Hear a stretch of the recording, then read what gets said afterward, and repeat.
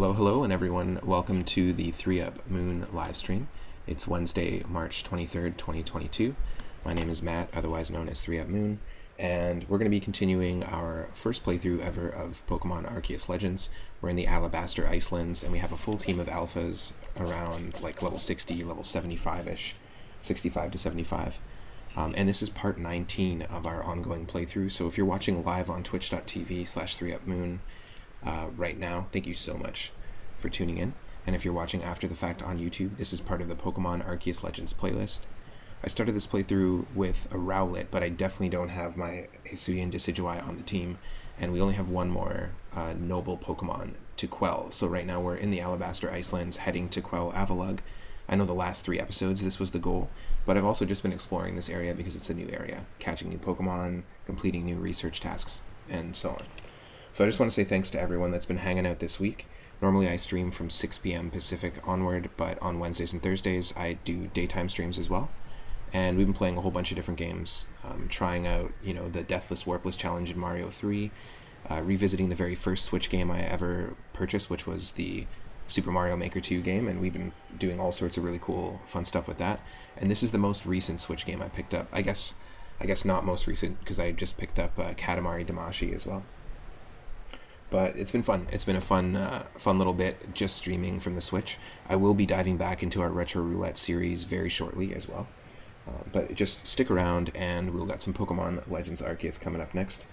I also want to just take a moment to thank the recent followers. Thank you to Stegosaurus McCartney and Tojiko-san for continuing your subscriptions. I appreciate that. Big time. And thank you to Cassie Vania for the recent follow. Thanks to the recent members of the Discord. If you're just joining the Discord or you're new to the channel, we've got a Discord, which is essentially just an area where you can kind of have an extension of the chat when I'm not live. A good place to share video game recommendations, to talk about game development, ROM hacking, all sorts of cool stuff. So stick around. We've got Pokemon Legends Arceus up next, and happy Wednesday.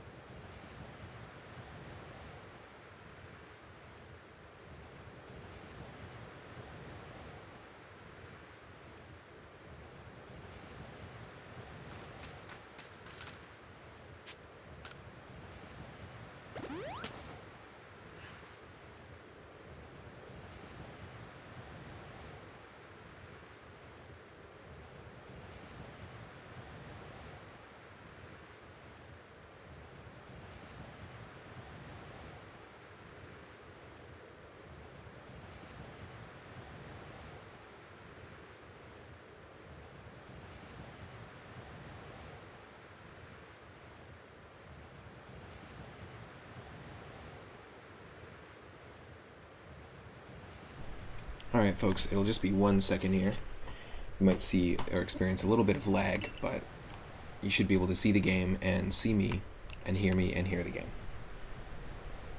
It'll just work itself out. It takes a little bit of time sometimes when we switch over there. But we're going to do a quick recap.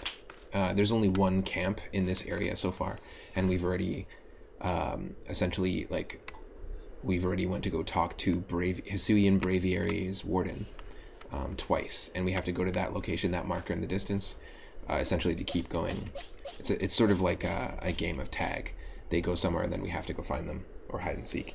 And then when we do, we're able to, I think we'll be able to call upon Braviary just like we can call upon Sneasler, or Ursaluna, or Wyrdeer.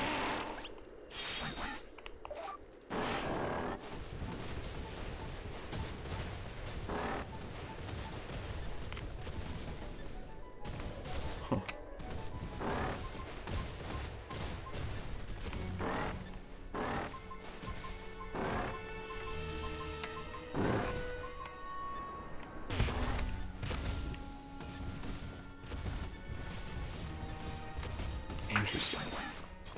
Where is it leading us then?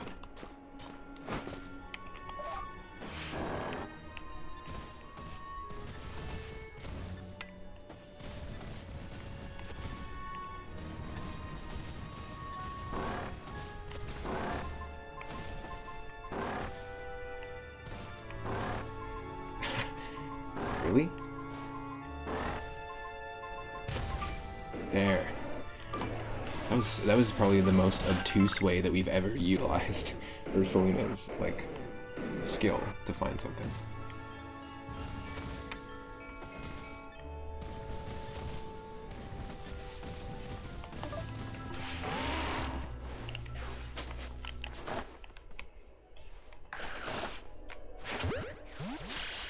Let's do a quick team recap here.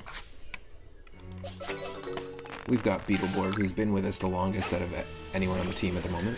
We found this Alpha Heracross in a space-time distortion. We've got Laxtos, a 2-tone Snorlax that we found sleeping on the beach.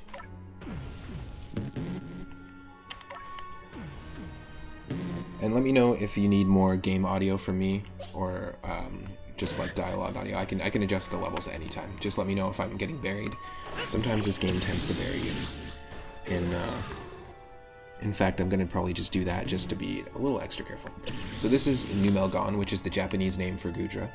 And this is the Hisuian Gudra, which has like a steel snail shell. We happen to catch it at level 70 as an alpha just recently. It's the most recent addition to the team.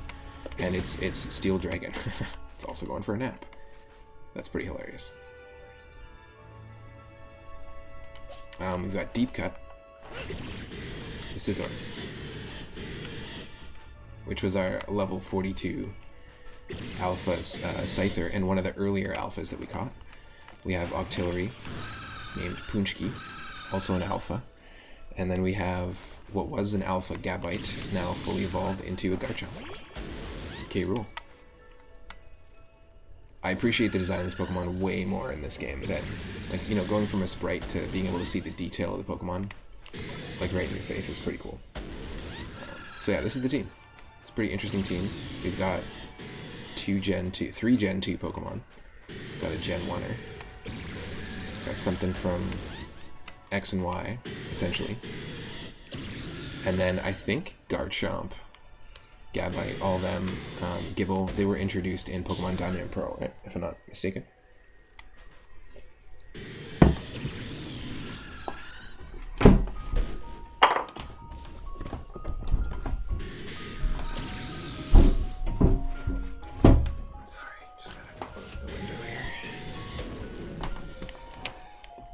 Yeah, literally all of them are falling asleep. That's hilarious. The way they all fall asleep is pretty funny. It's like playing Pokemon Stadium 2, where you see everyone's like individual like fainting animation. There's a lot of personality in those animations, even though the models are like super low poly, not a lot of detail. I think that's one thing those games really have going for them still to this day, is the personality of each Pokemon.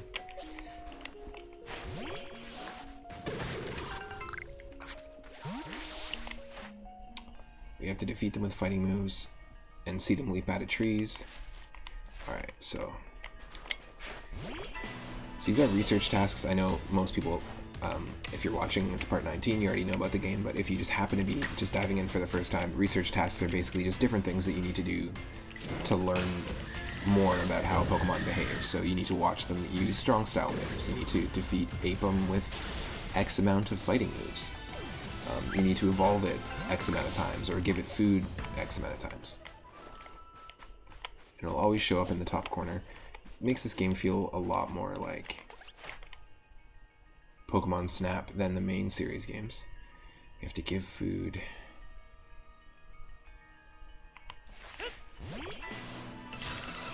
Interesting, there's no number defeated. We actually don't have to defeat any Snoruds for a research task. Most Pokemon have like, defeat this many of them, or catch this many of them. But this one's just all about catching and feeding it. So yeah, every Pokemon has its own unique research tasks.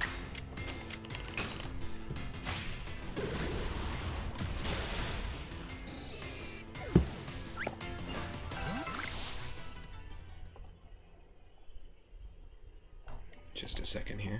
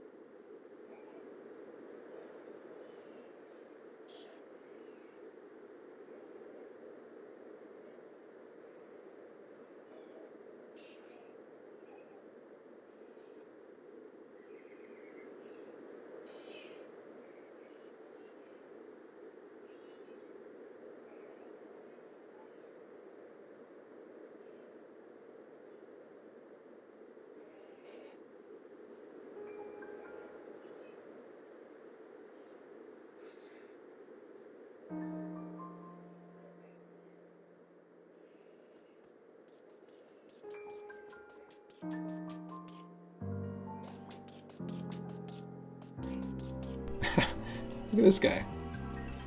What's he doing? That was funny. Thank you, Michelle, for the resub. 14 months. Love you. Thanks for supporting from the very beginning. Always. I appreciate it. Till the very end.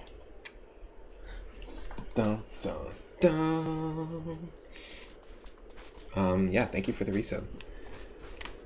Got a few people continue their resubs. It kind of blows my mind that one, people want to watch me, and two, that I've been doing this for 14 months. Pretty crazy. What?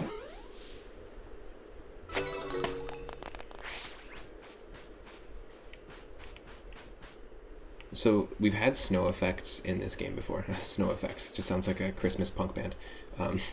We've had snow effects in this game before, but it hasn't looked this good yet. I mentioned this before. This game has a lot of really good moments where the lighting just perfectly hits the environment and the models, and you get some really, really great looking moments, or just like great moments to take screenshots and stuff. It's a really good looking game. But then there's times where the lighting just makes everything look terrible. Almost look like it's made out of clay, or like it's toys. I don't know how to describe it, but there's sort of like a little bit of a cell shaded vibe going on. And I like it, but it's interesting just how different this game can look at different times of day.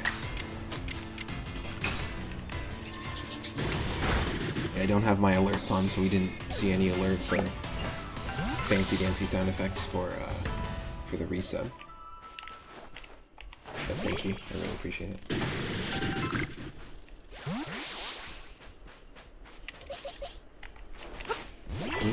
Beetleborg.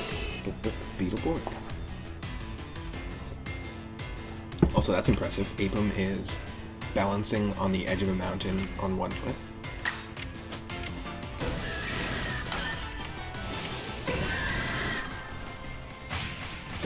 That's one little touch that I like as well, is that when a Pokemon, if you take too long to attack, or if you're in the menu for like fight items run in Pokemon in the middle of a battle, Pokemon will become impatient and they'll sort of like taunt or like snarl at the opponent, but so will the opponent.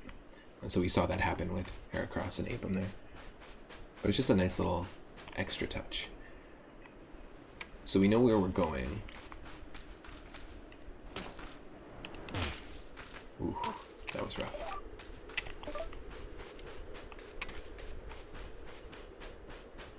We do know where we're going, so we might as well just...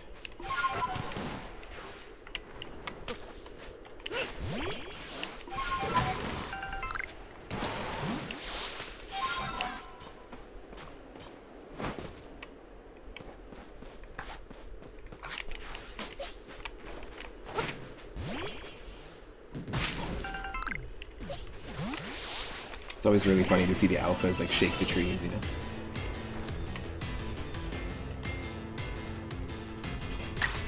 Now I don't think we actually have to do anything.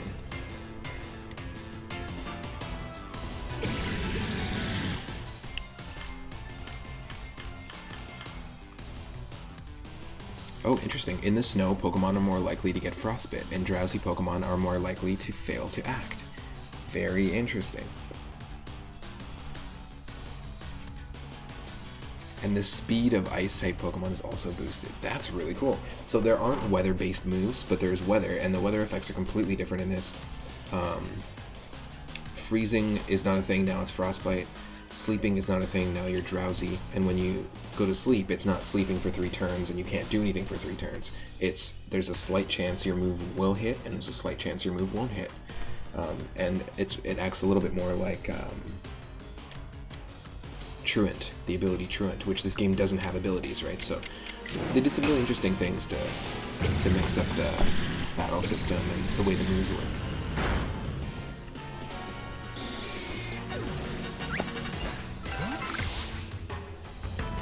Yeah, like that just looks great.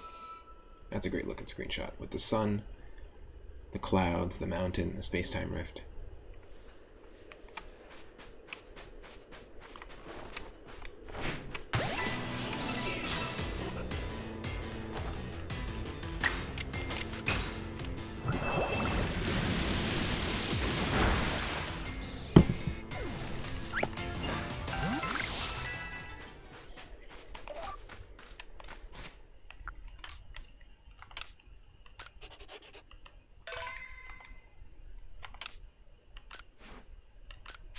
Oh yeah, we found 2 satchels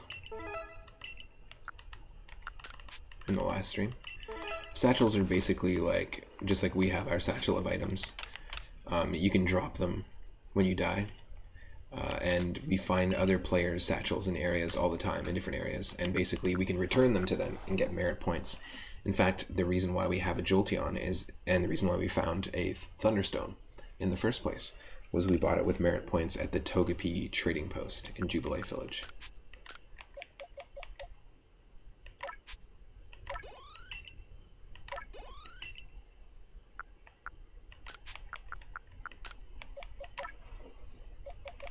Let's beef these things up.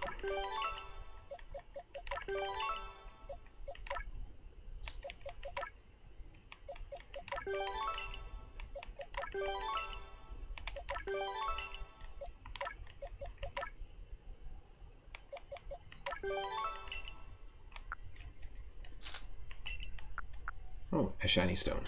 Nice.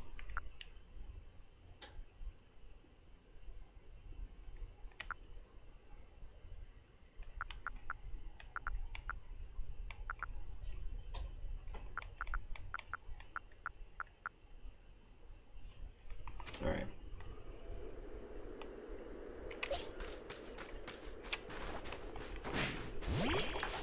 We do have to try and catch Binaries without them seeing us. Oh, come on.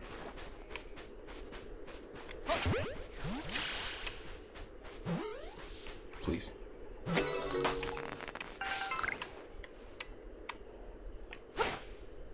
Fuck you.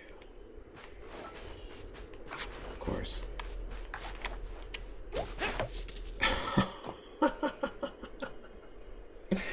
You're kidding me. Talk about timing. Boneri used teleport.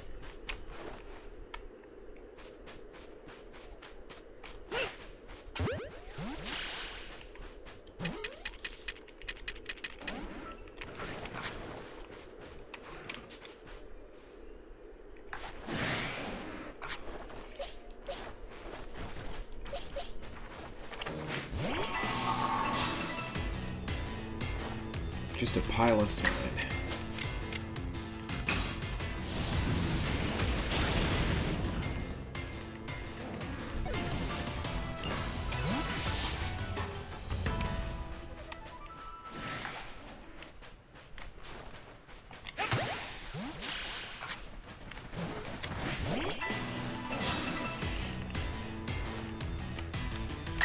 Drop that Snorlax emote if you got it in the chat.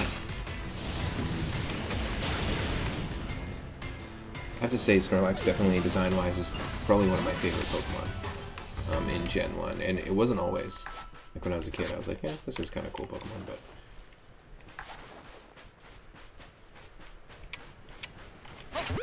Kind of sucks that we have these Ultra Balls. In fact, let's see if we can make some other ones. Yeah, there we go. I need more apricorns.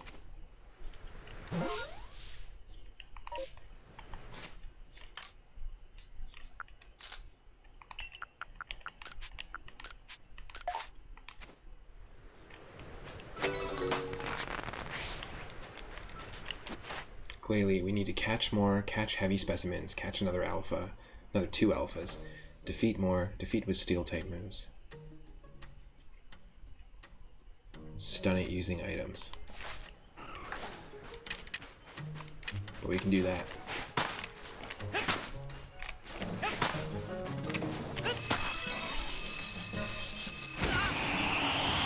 Or you still use the attack.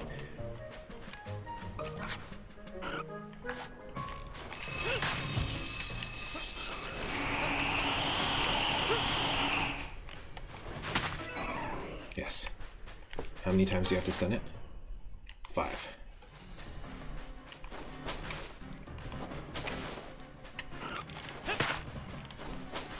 This would be a funny challenge, just to try and play this game without Pokemon. Like if you just gave yourself like infinite items to be able to stun Pokemon. Be an interesting challenge run. I know people have attempted Nuzlocke in this game.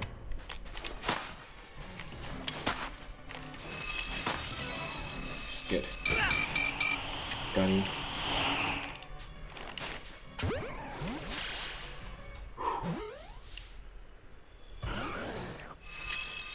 Really?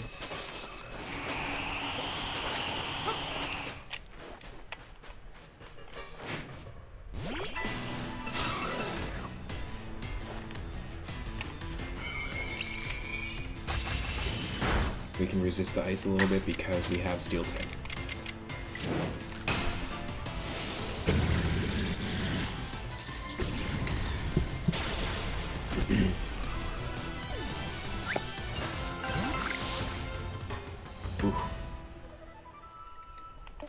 Let's heal up here for a second.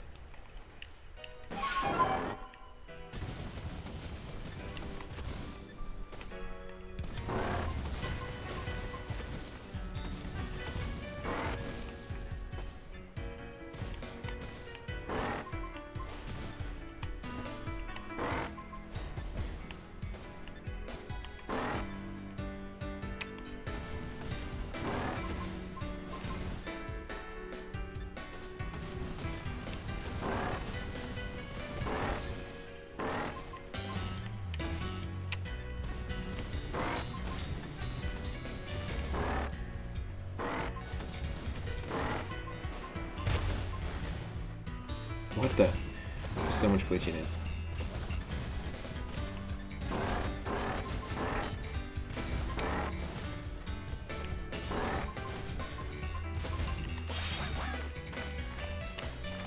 What an odd place to have.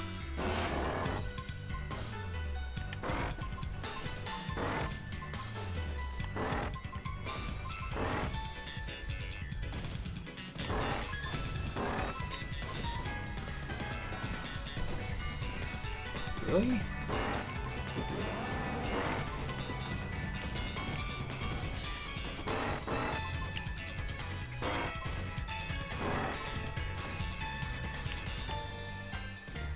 How is that so janky? I've never ever experienced this being so janky before. That's okay. It's probably gonna be nothing, like snowballs or something.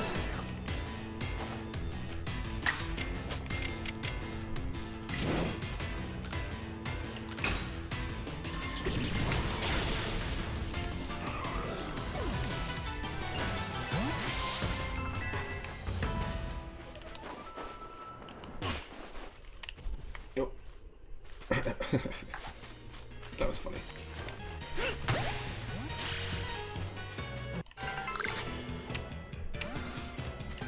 Really? Son of a bitch. Not cool.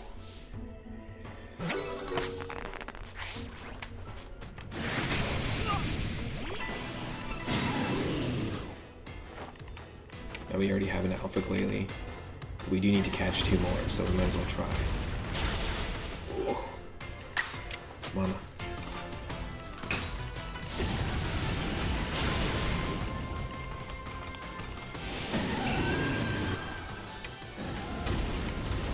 Oh, there goes Leafeon.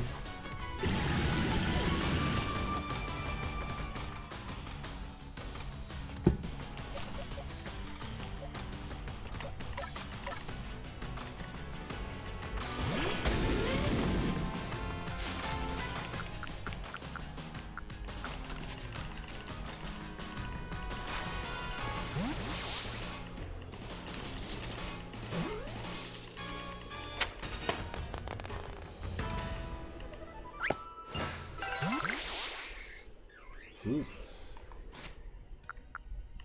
Grit Pebble is nice. Let's boost the speed of our Deep Cut.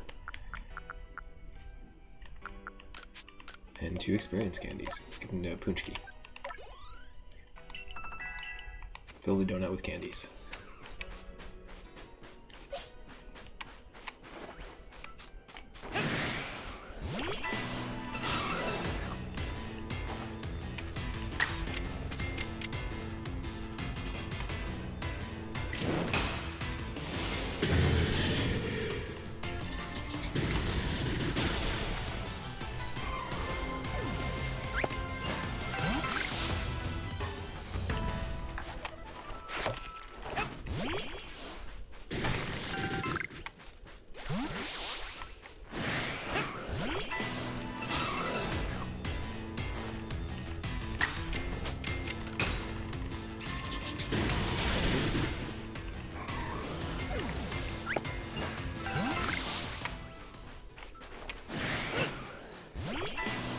just might as well take these out because we're almost done with the research task here.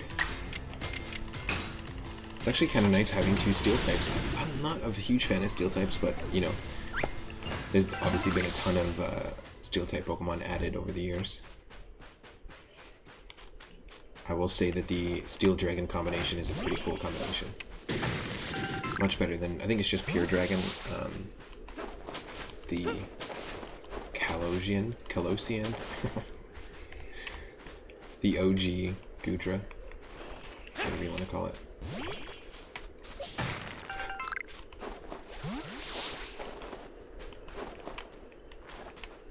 That is dirty snow. Ah, it's because of the mud.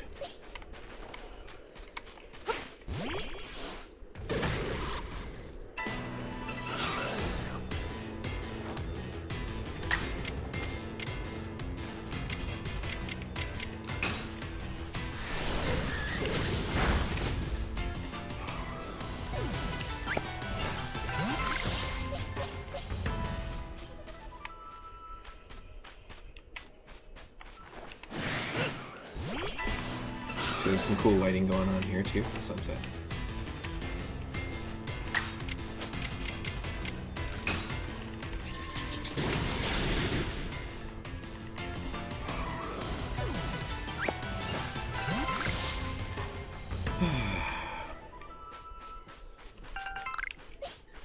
Yeah, this is a great game to just kind of chill out too.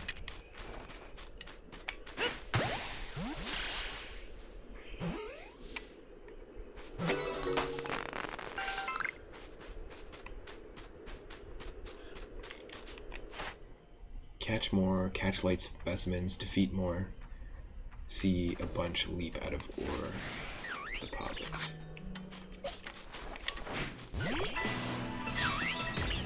I think Bergmite is a little cute design for a Pokemon. It makes sense. It's like the tip of the, literally is the tip of the iceberg, and it kind of looks like a little bit of a bug, like a termite.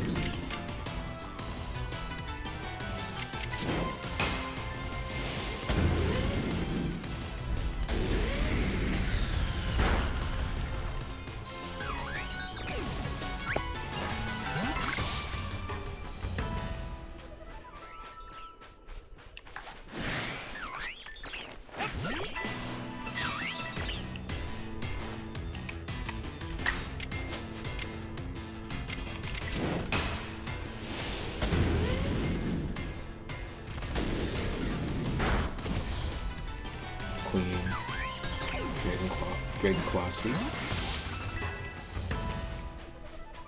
Yeah, this is cool too. The lighting here.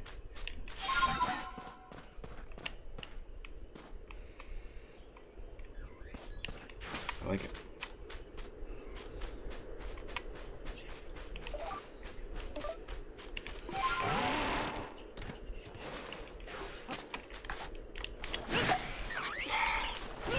Of course.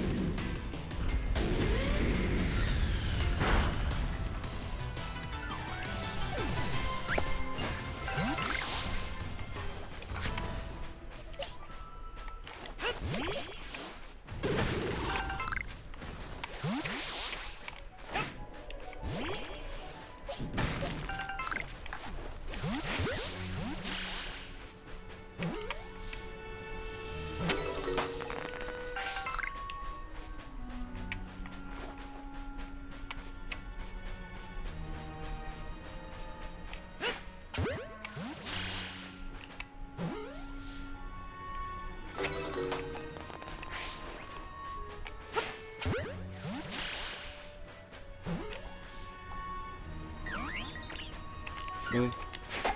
Oh my. What a waste. Waste of a Pokeball, waste of an Ultra Ball.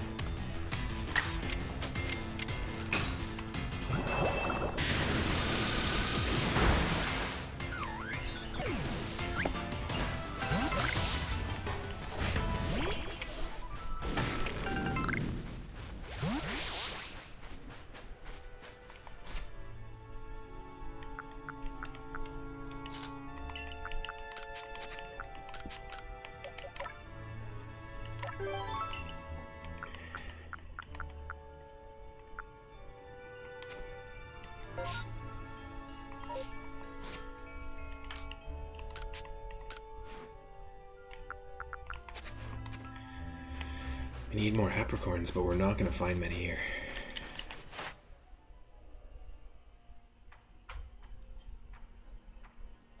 Catch and defeat. Well, we can defeat this thing, for sure.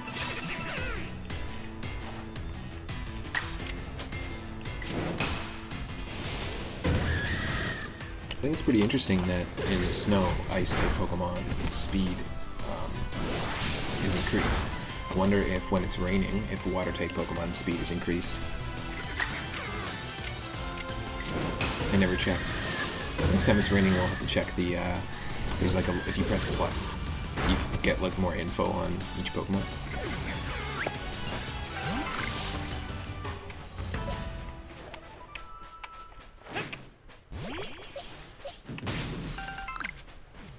Ooh, Ice Stone. Thank you. We already got ourselves a Glaceon in the last stream. I'm trying to remember, let's just quickly look it up again, which Pokemon evolved with Ice Stone. Because it was only recently introduced. Glaceon used to evolve in a completely different way. The Ice Stone makes certain Pokemon evolve. A Alolan Sandshrew into a Alolan Sandslash. I believe it's Alolan Vulpix into Alolan Ninetales. Is it? Yeah, it's Alolan. And then Eevee into Glaceon, and Galarian Darumaka and Galarian Darmanitan. So it's a fairly recent item, and it makes sense that you would have an Ice Stone if you've got all the stones for the different types.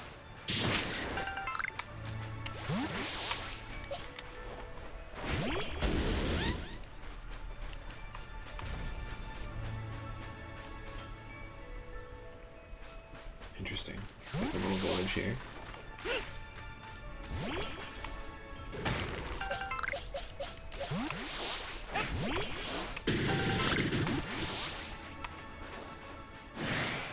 Looks like someone's satchel. We'll pick that up and get some merit points. Yeah. Now, I've died multiple times, probably like 6 or 7 times, and dropped my satchel a bunch of times. Nobody's returned one of my satchels. So I'm not sure what happens if you get all the items, if you get some of the items. Oh nice, just sent that one to Nash. I wonder if that's actually Nash. Like our buddy Nash, Moosebones. Speaking of, because he's been playing this game as well. So shout out to Nash. He just made partner actually. He plays a lot of Monster Rancher, Monster Training style games. He also plays fighting arcade games as well, like 1v1 fighting games. Guilty Gear and that kind of stuff. But he mainly plays Monster Rancher 2 and runs a battle league, which is very fun to watch.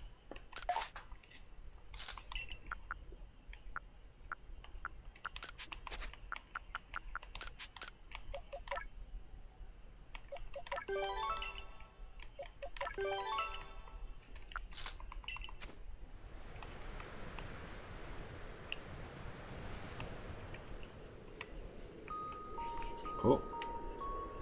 Hello there. Can we just fight you? Are you a brand new one that just spawned in?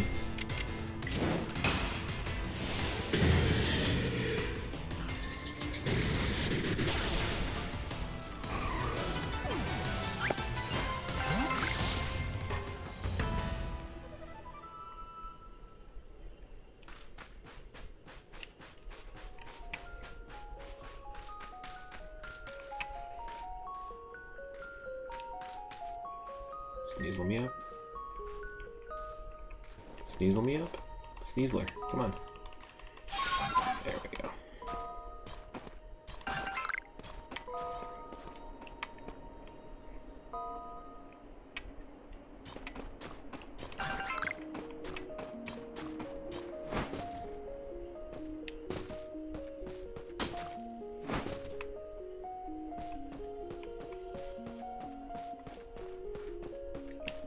I'm very curious about what's going on here.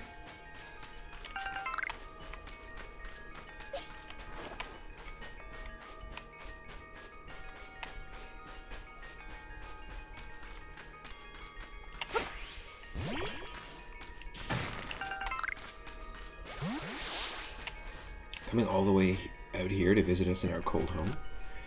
Even Arita must have her doubts about how best to lead the Pearl Clan.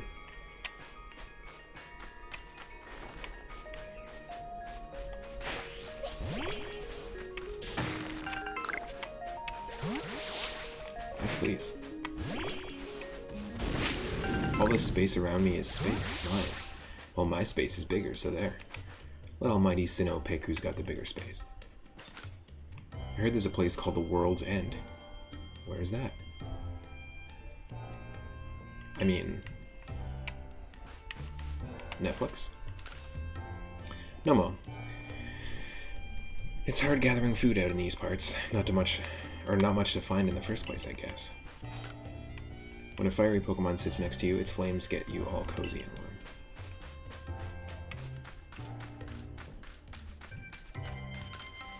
Cleavor and the other noble Pokemon watch over and protect us humans, while Pokemon like Ursaluna let us ride them and take us far and wide across Hisui. But did you know that these Pokemon are all descendants of the 10 companions of the ancient hero of legend?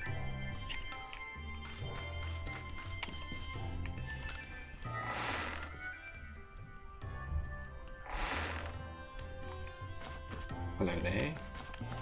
Herb. Like one of the Sims in the City? Herb's Sims in the City. Do you remember that game? It was awful.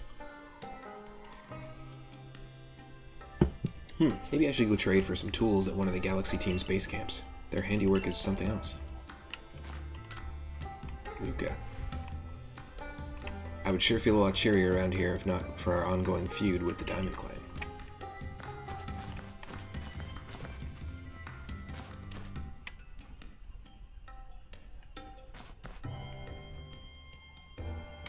These look like human forms of Ganondorf. Both of these paintings look like human forms of Ganondorf. Ganondorf after he let the evil take over. Ganondorf before he let the evil take over. Young Arita started training to become the clan leader when she was barely out of infancy. She's never had anyone her age to play with. Oh nice, Moosebones was recently streaming Monster Rancher Battle Card, which is a card-based game. It's pretty fun, actually.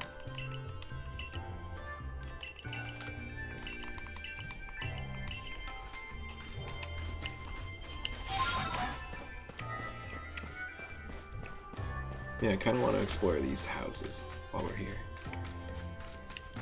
It's not like there's often, like, towns or anything to explore in this game. It's more like settlements. They say Almighty Sinnoh watches over us from somewhere beyond the skies.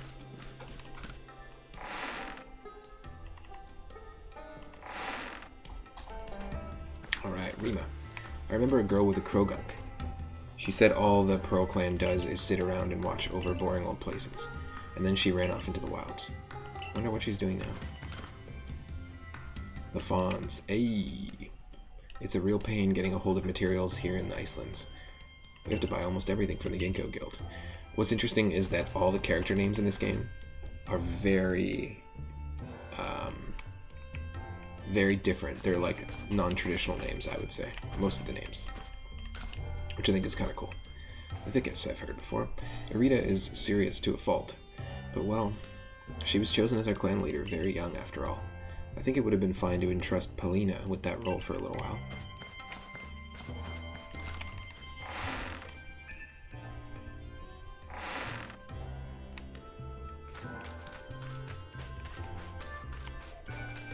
Arita is certainly giving it her all. Do they really have Pokemon in those little contraptions?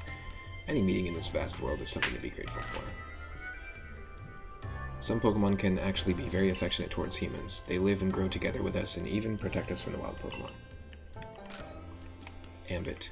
Ingo is unbelievably good at battling with Pokemon, don't you think? I mean, it's like his knowledge of Pokemon is on a completely different level. Collium. After journeying to Hisui from across the sea, our ancestors met Almighty Sinnoh in this place. That is why the Pearl Clan decided on this new location for our home.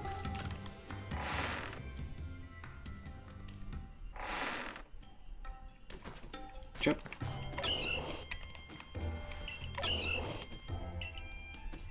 Okay, I'm gonna take a short break. I'll be right back. and then we'll continue our exploration of this. I guess this is the Pearl Clan settlement, because we had the Diamond settlement that we've already encountered, so this is the Pearl settlement. Stick around, it won't be long. Thank you again to Michelle for the resub at tier 1.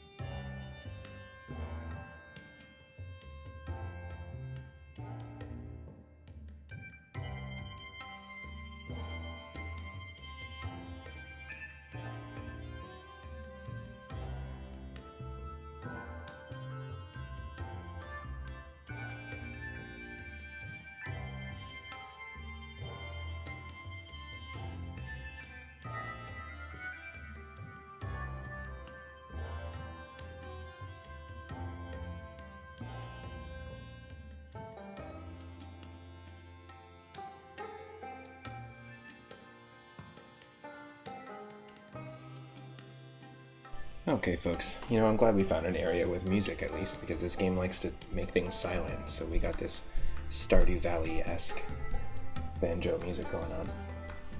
But I'm back. I just wanted to make sure. My partner had a meeting for work. I wanted to make sure that she had some food before the meeting. So, just wanted to take a break, have some food with her, and then she said got her meeting going.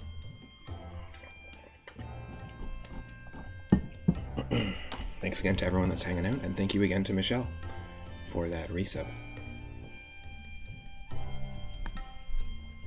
You should be able to see me. Now, you know, between me and the Machop in that staring contest, I'm pretty sure the Machop won. Not gonna lie.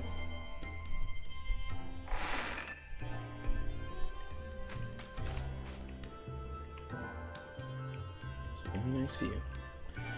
Really big view.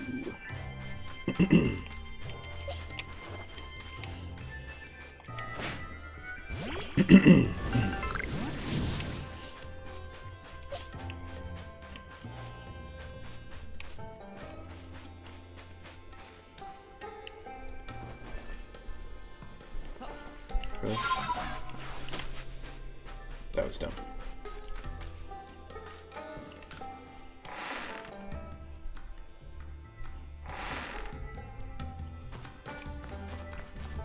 Inman. Snowy terrain reflects a lot of light, so it's even easier to get sunburned here than at the beach. Though we don't go about exposing much skin here in this climate.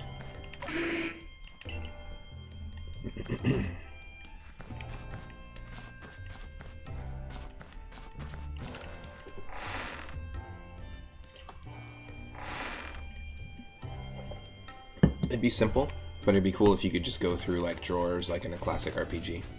Or like check garbage cans like Game Freak likes to always deke us out with. There's nothing in this garbage can. Meto, if we didn't have Pokemon to help us, there's no way we could survive in this frozen land. Komi, though Lord Avalugg may not move about much, he keeps the wild Pokemon in check and watches over the safety of our settlement.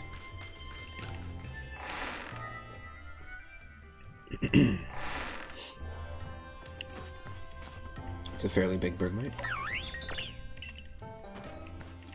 Lati, Irida was so young when her mother left us, and the poor girl can't even recall her mother's face.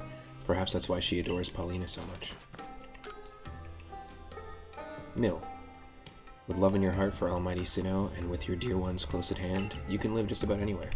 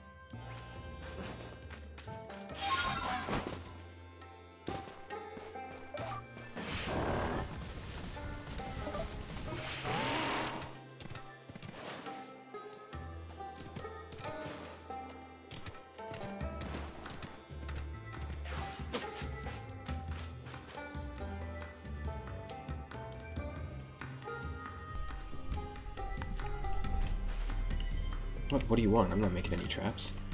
Even we in the Pearl clan might start moving to new areas if our clan gets bigger. Topark. Yeah, the names are really interesting in this game. They're not regular. If only the founders of our clan had met Almighty Sinnoh somewhere a bit more warm or safe. I'm sure many of us could live longer. They're just chilling out in the hot springs.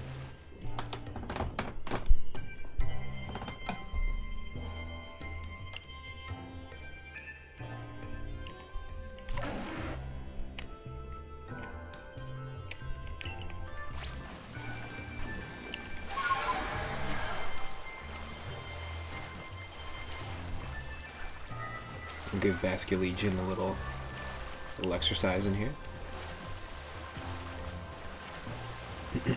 Not too long, because we don't want to cook Basculegion.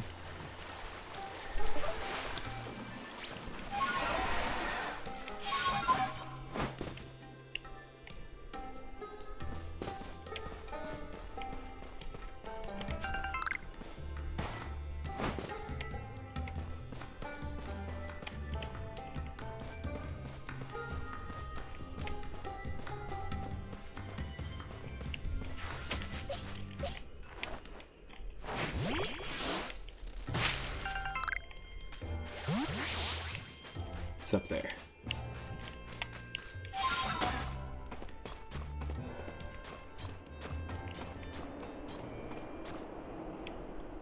Is it just gonna not let me? Huh. Well then how do we get up there?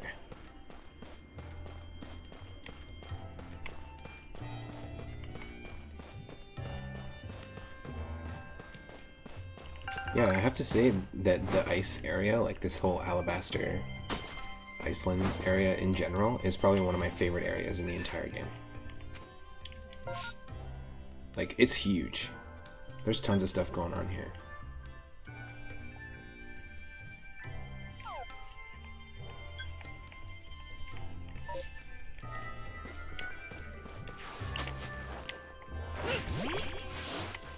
It's very, very fun to explore. And it could easily be vast and empty, but it doesn't feel that way.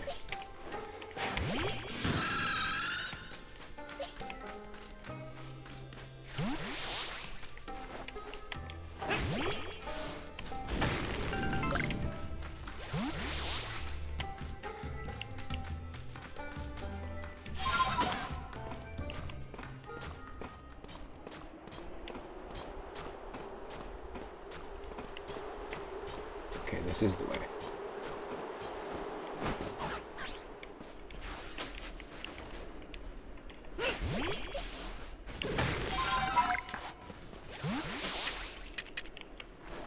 And we already have a Rufflet. Ah, damn. We already do have a Rufflet on our own. Pretty cool Pokemon, though.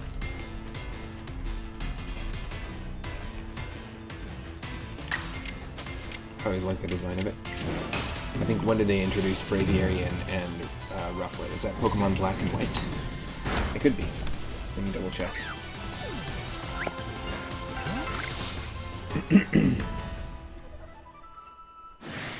Generation 5.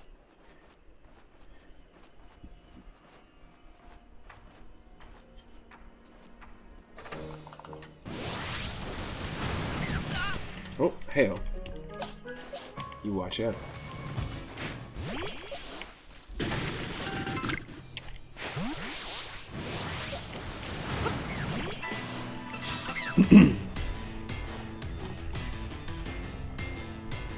Yep, Pokemon Black and White.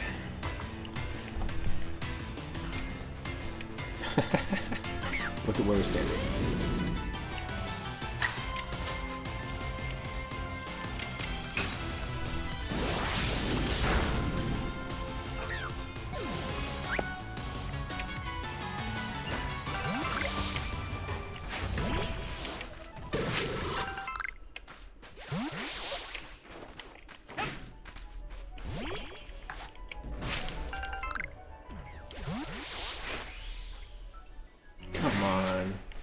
Really? That was a jet ball, too.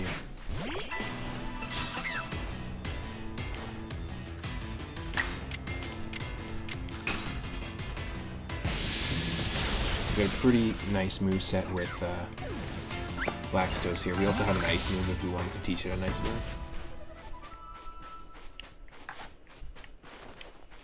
We have a Kadabra already. But we have not caught a wild one. We've got 2 different forms. Oh, we have caught a wild one. Okay. Defeat them. Defeat it with bug-type moves.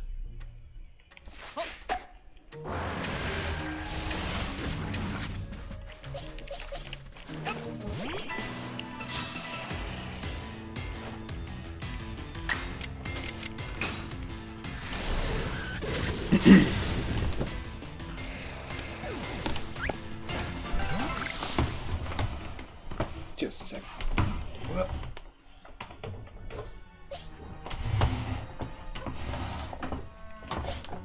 Okay.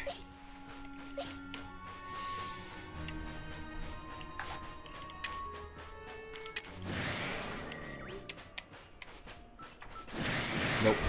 It's a triple battle.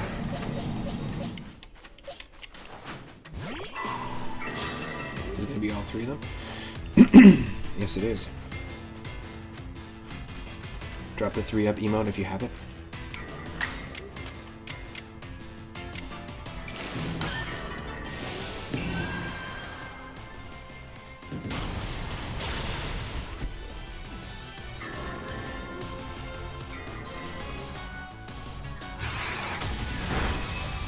Oh yeah, we're beefy. We can take it.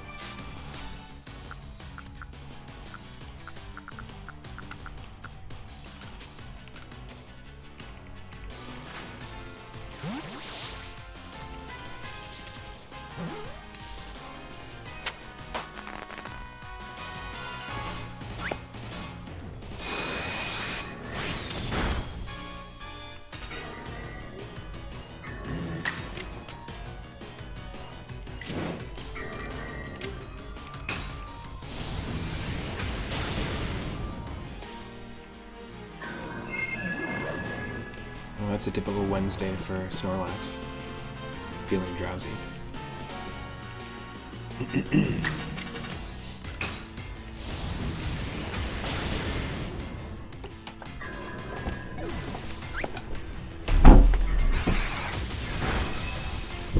gonna get some airflow in here. Thank you. Alright.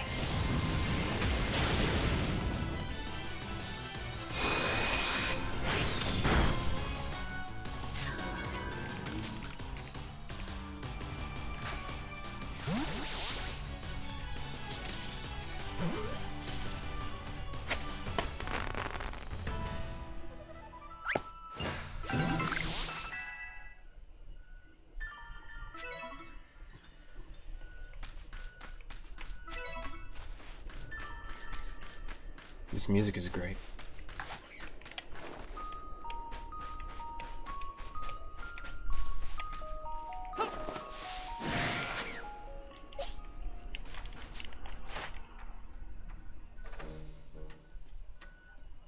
Catch and defeat with electric type moves.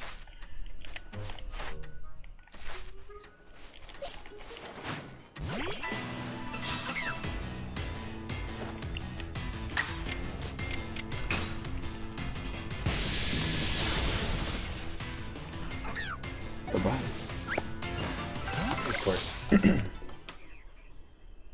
That's exactly what I want when I open the window is all I wanted was fresh air, but instead I just get super crazy noise, so forget that.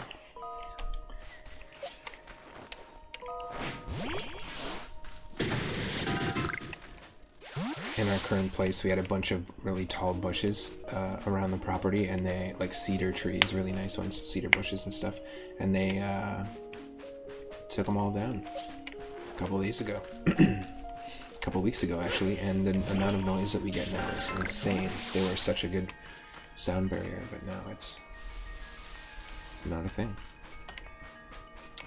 We are looking for a place, though, and we should find one this week, I hope.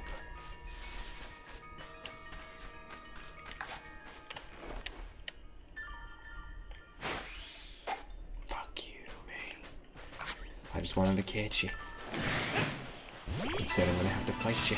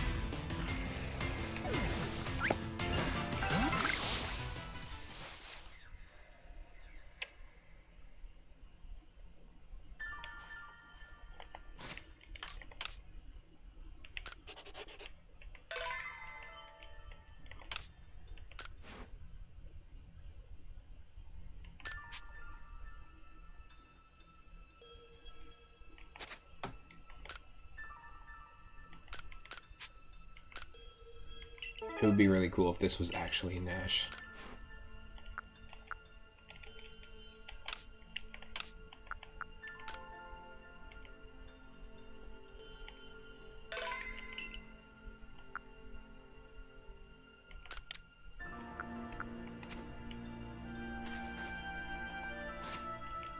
Great music.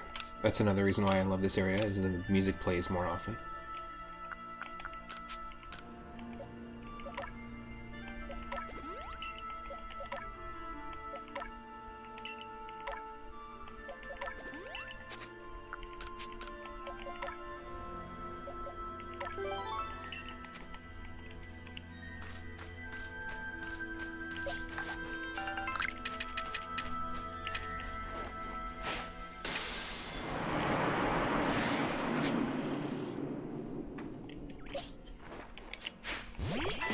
I tried.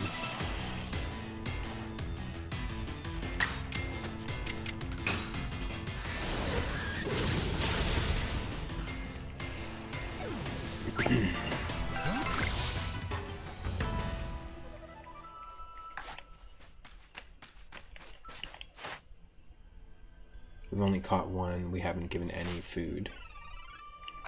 I wonder if we can... Oh, never mind. Wow. All the rufflets are super aggro. Super aggressive. Bye-bye. Get electric. You can just call Snorlax Bob Dylan because he just went electric.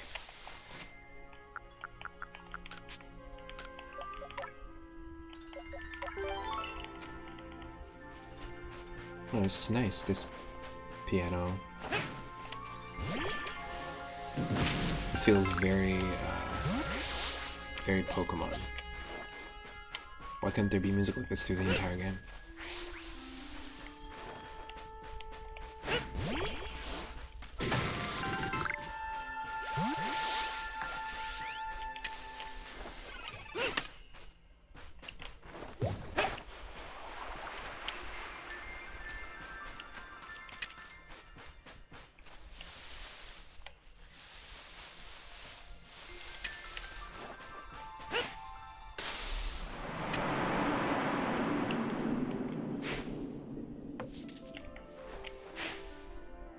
Oh, what the? Kidding me?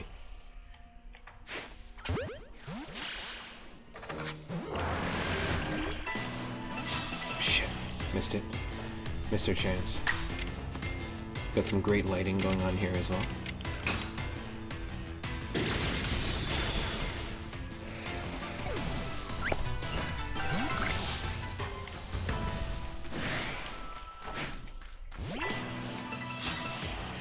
Right? That looks great.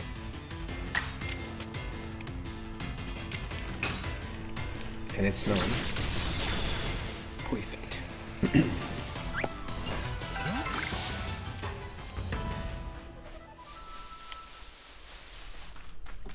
And just another reminder that we've got our brand new Discord space, and if you're not a member yet, feel free to join. It's called Moon Space Zone.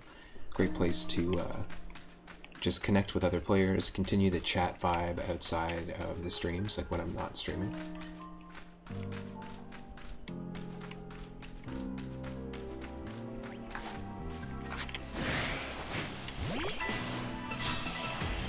And a great place to recommend and get recommendations for games, music, comics, TV shows, film. A good place to chat about things you've watched recently, to share stuff that you've created, whether it's music or art, or you're a streamer as well. There's going to be lots of changes because we're moving soonish. So there'll be lots of changes here. Also potentially changes with the schedule as well. Coming up very shortly, so I wanted to be able to keep connected with everybody during all those changes.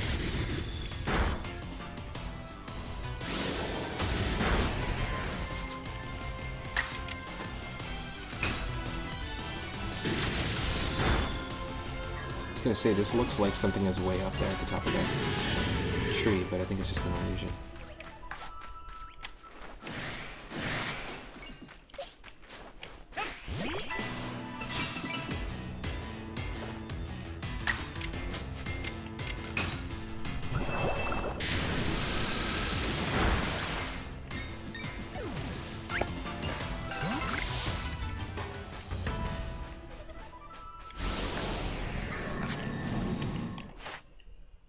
catch an alpha, defeat more, defeat with ghost type moves. See it use a strong style move. We just gotta catch in general. Okay, let's try this. Just straight for it. Right away a Great Ball. No.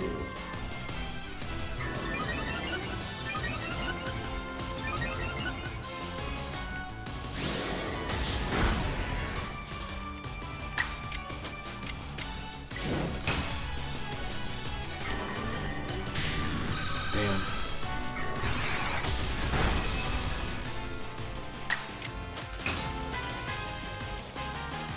Shit. Double avoid. Dodge. It is a little bit loud, so I'm gonna bring it down just a touch. Just don't want it to be too loud in the battles.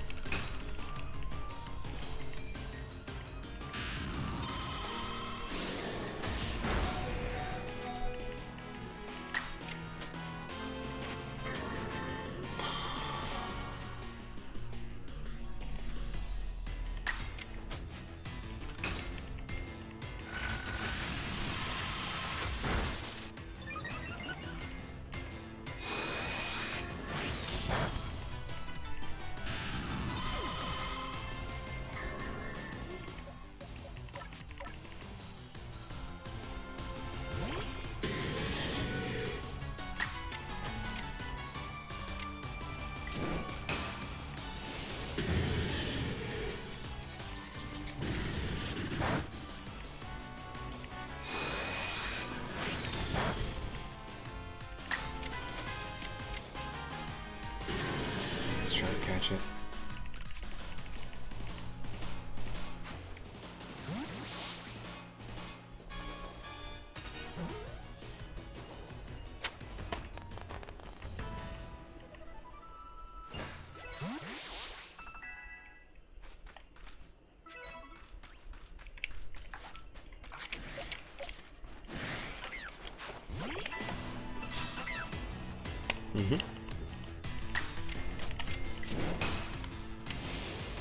It's really awesome to have a team of alphas, I'm not gonna lie.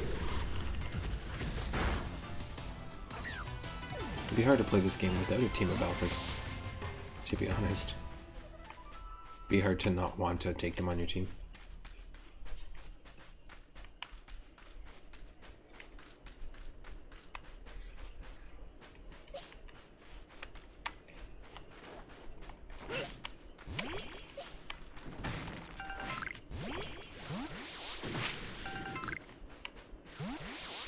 Oh, let's sneak in this way. What's up? Yeah, I like the design of Hisuian Braviary's like front crest because it kind of reminds me of Arbok. Hi again, 3-Up Moon. It's nice having someone new out here to play with. Safety in numbers. Oop, I didn't read that line. Anyway, here's Snowpoint Temple. I've opened the front door for you. Just a little more chasing left for you to do. But the real question here is, am I really having fun playing with you? Or am I bored? This is a cool character design. One of the cooler character designs in the game, in my opinion. I heard what Warden Sabi said. If you have Warden Sabi's approval to enter, then by all means do so. But be warned, those who cannot solve the temple's puzzles won't get very far within. I've heard that the trick is to pay attention to which way the stone statues are looking. Come to think of it, I believe the statues have some sort of patterns on their chests, too. Alright, it's going to be really difficult, but here's the exact answer and how you're going to beat this. So, is this like our answer to like Silphco? Or doing the game corner? Is this our like first dungeon? Because the other temple areas that we walked into were very different. Much smaller. This actually kind of reminds me of some of the dungeons in Dragon Quest VIII. Very cool. Is this supposed to be like Regigigas? Investigate. There are faint traces of a rock pattern on the statue's chest.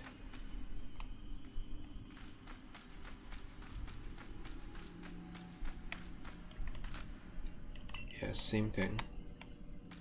Same eye pattern as well.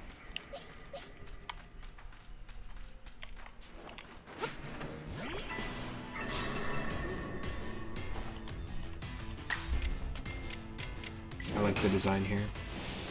The sound design.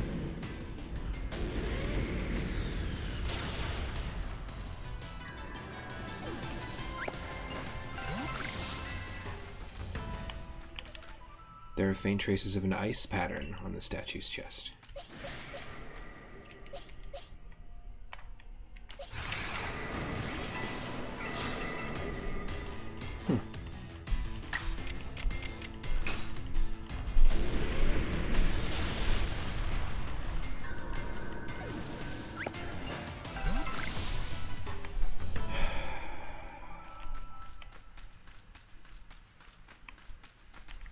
Oh, this is a rock pattern? I gotcha.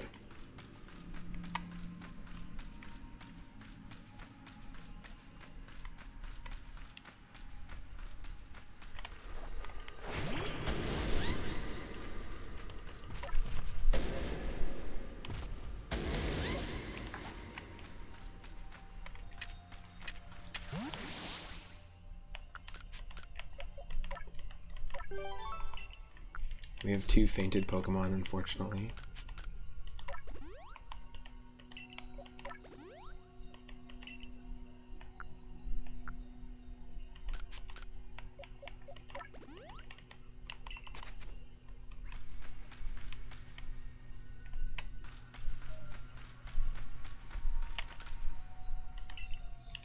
Faint traces of a steel pattern.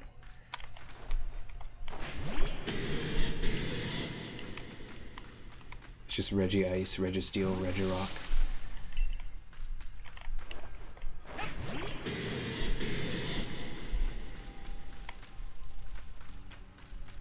Follow the way that the statues are pointed. Very confused.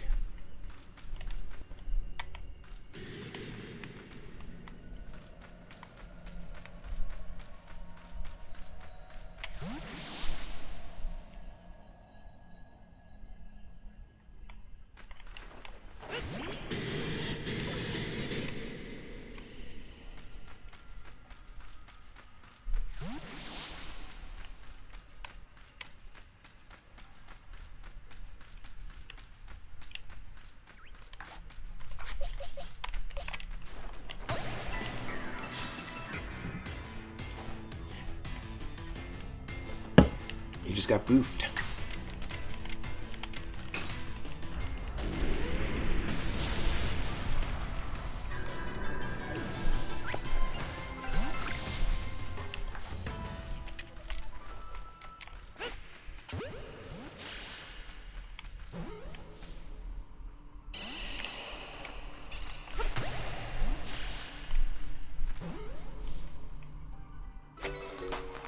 Look, we're not even on the ground. Now that is game design, folks.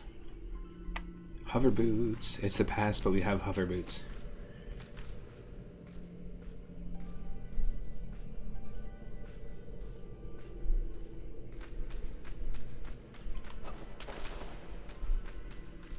Yo, Dr. Artham Holland, Mr. Hyde. Great new name. What's up? How's it going? Loving the beast emote. Yeah, this is essentially like as close to Hollow Bastion as Pokemon Legends Arceus is going to give us. There's some good design in this game, but I was just pointing out the fact that we're not even touching the ground, which is pretty funny. Welcome to the stream. Yeah, join the Discord if you aren't a member already. I think I might have sent you an invite, but we just opened up a brand new Discord. Hope you're having a good Wednesday. It is my Saturday. And I was pseudo considering starting Dragon Quest 1 soon. Because I just picked up Dragon Quest 1 through 3 on the Switch. That could be a lot of fun. Just trying to figure out what we gotta do with these puzzles here. Oh, nope, not that.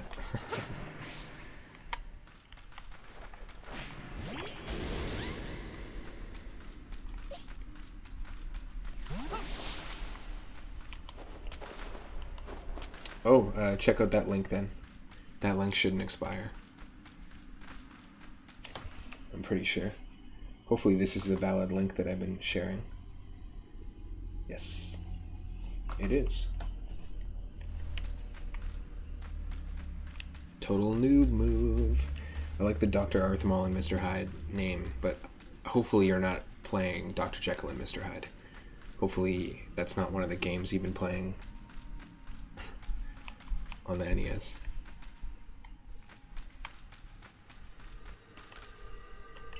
Okay, I guess the idea is follow the statues. That's kind of dumb. You know what game did this type of like temple exploration area with puzzles much better? Final Fantasy X. Final motherfucking Fantasy. Yeah, okay. That was hard. This wasn't a puzzle at all. That was just that was literally like follow the hallway. You didn't even need to have the statues there whatsoever. It wasn't confusing. Like this isn't a maze. They could have at least made it a maze. I mean, the friggin' 3D maze screensaver on Windows computers was more confusing. AKA every RPG ever. There are 3 panels fitted into the door. Each panel has a pattern carved into it. There are faint traces of words carved on the door as well. Whither the statues gaze, which panel will you press first? Baby. Well, let's do a poll. We're doing it.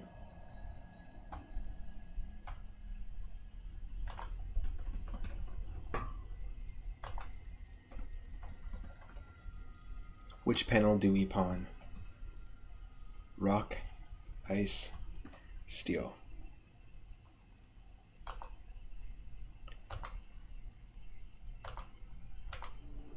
Okay, we're gonna start the vote. And go. You can use your moonstones. Everyone gets 1 vote, but you can use your moonstones, 50 moonstones, to add more votes. But which one should we press first? Rock, ice, or steel? I'm assuming this is like a Hitmonlee, Hitmonchan situation, and we're gonna encounter one of these.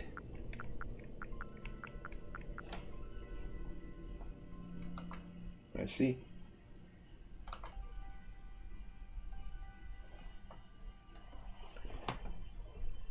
Alright, we're gonna have like 30 seconds here. I'm gonna take a second to have some coffee. Do the same if you got something to drink.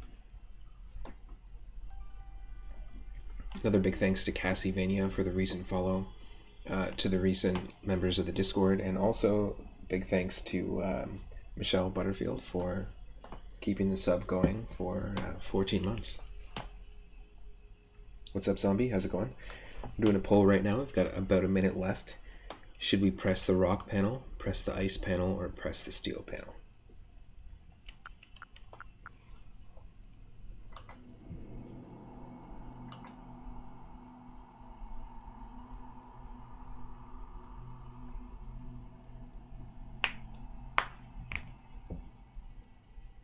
Oh, 30 seconds left, folks.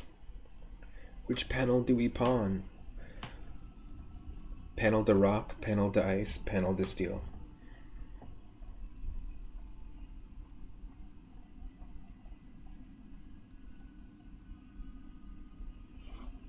You thought ice is gonna win? Oh, oh. Oh.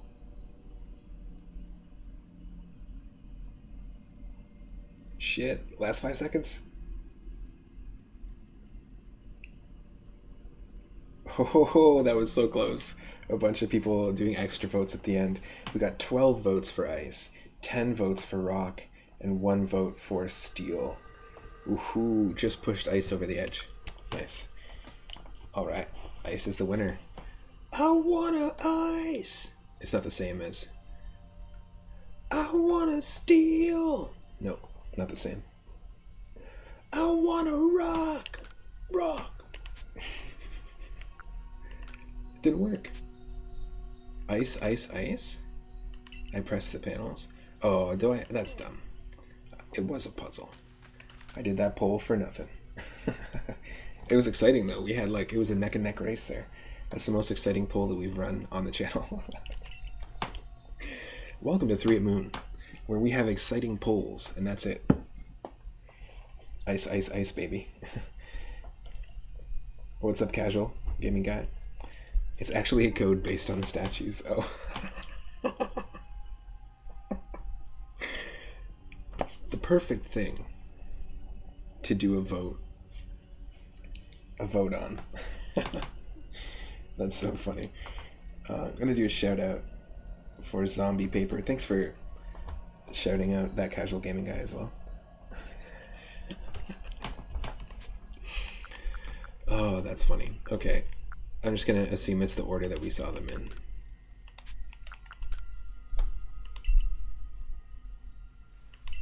What?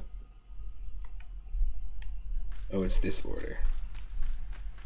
That's freaking stupid. Stupid. Stupid. That's freaking stupid. Stupid. Okay, it's rock. Zombie Paper spends so much moonstones.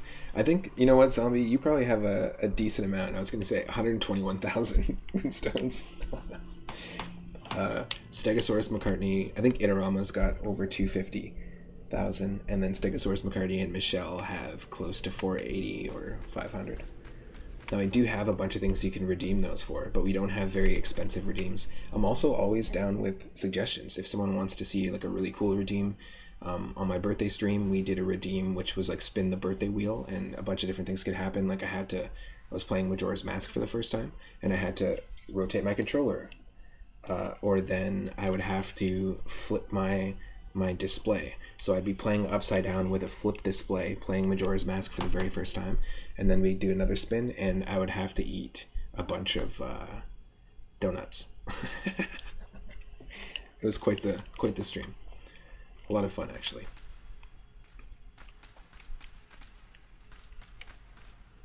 You'd have 200 plus, but you redeem silly emotes.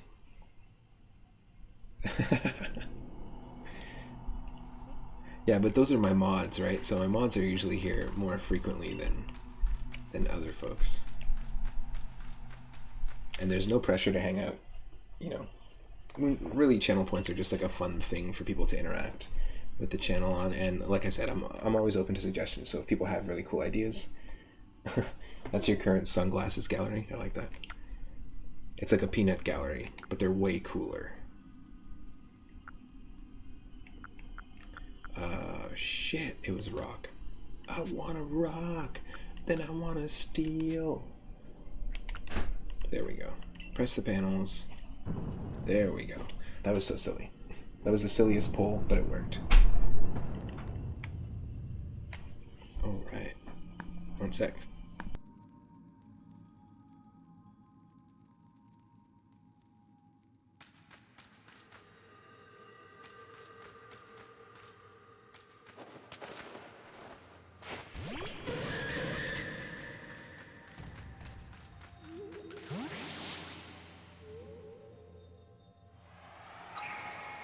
I actually really like this quest. I know it's a simple thing. You just collect all the wisps that you find. There's 109 or 106 of them? So good.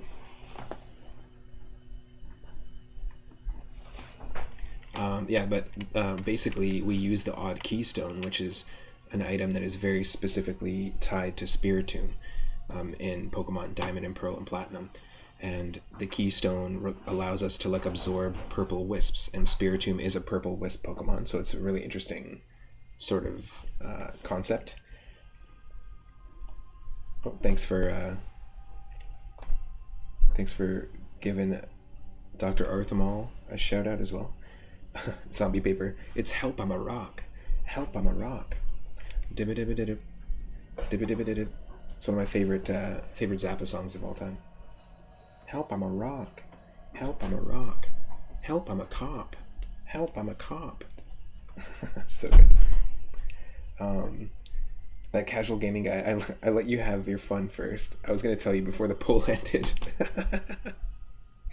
But thought, nah, that's hilarious. Although it does say that you streamed retro. Arthemol.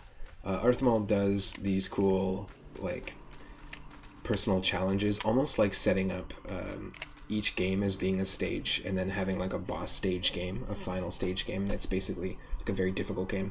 And they set goals to beat like there's like different tiers, so they have to beat 3 different like NES games, and then a very difficult NES game as like the boss battle. They don't stream it, but they do those really cool challenges, and I'm always inspired by challenges like that. You know, we were doing the Deathless Warpless challenge in Mario 3 recently. We had a couple of really fun streams hanging out over at K-Broman's channel, where he was doing the Super Mario Bros. 1 Pacifist challenge, and I've attempted that as well. But yeah, it was a lot of fun doing those little challenges. I think that's a really neat idea, to give yourself a boss battle. Right, there's nothing over here, right? Just making sure. So we've got ice. No, ice, rock, steel. It's very odd. Is this the pickup window or the order window? Ancient Hisuian drive-through. You now just do very hard games. Then when you beat enough hard games, you'll beat a very, very, very hard game. Cool, it's like training a little bit. Oh, I gotcha. This is a dumb puzzle. Ice, rock, steel. I was hoping for something like Silphco, with a bunch of battles, but nope. Ice, rock, steel, rock. Ice, rock, steel, rock, ice. Boring. Least favorite part of the entire game, I have to say.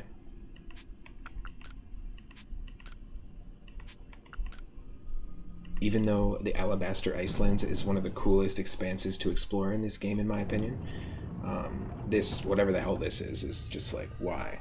Why do this at the end?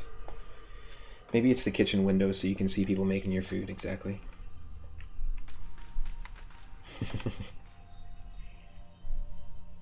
Bro, I'm just good. I want that as a shirt. I'm just good. Okay, where are we starting? What are you doing to me? Now you're trying to make some stupid ass little dumbass puzzle? Alright, obviously we gotta start here. Steel. Steel. Ice. Rock. Earth. Wind. Fire. Steel, ice, rock.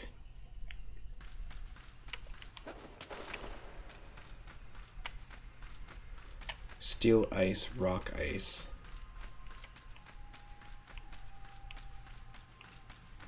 Steel, rock. Steel, ice, rock, ice. Steel, rock. First you steal the ice, then you steal... Oh! I screwed it up.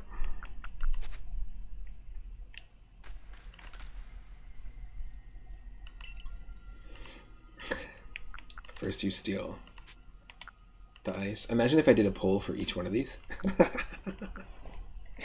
Be so dumb.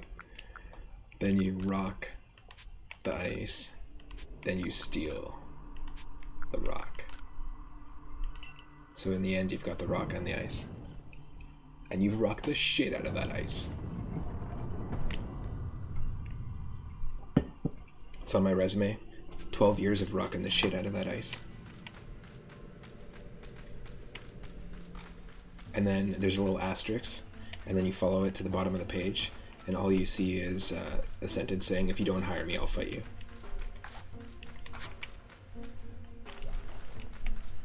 Cool. First time seeing a Gallade, and it's an alpha. Yeah, see, give me fights.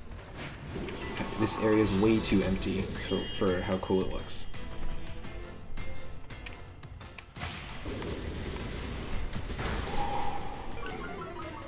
Need to catch this thing. Don't know if we'll have it on the team, but I do need to catch it.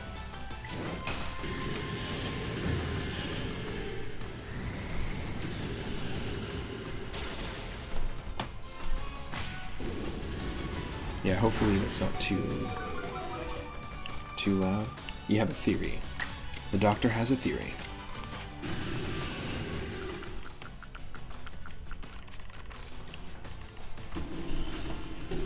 Dr. Jekyll and Mr. Hyde drank the personality disorder juice. Oh, I thought they drank the personality disorder. I thought they ate the personality disorder fruit. The Jek fruit, like in One Piece. The Jeki fruit.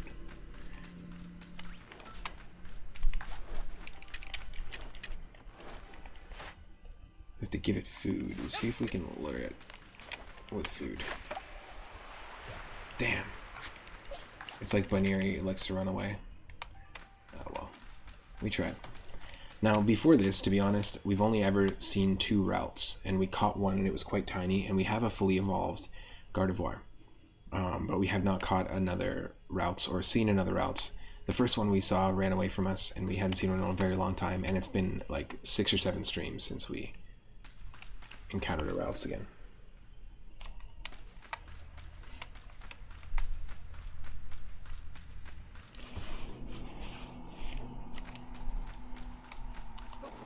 Yeah, cool area, but there could have been more stuff going on for sure. And yeah, I really do think this is one of the coolest designs in this game, is Sabi.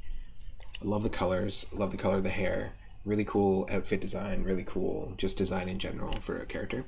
Everyone else kind of feels a little bit samey, except for, you know, you've got Adamant and Irida. I guess they're kind of unique looking, but this looks like something designed outside of the Pokemon games, which I think is interesting.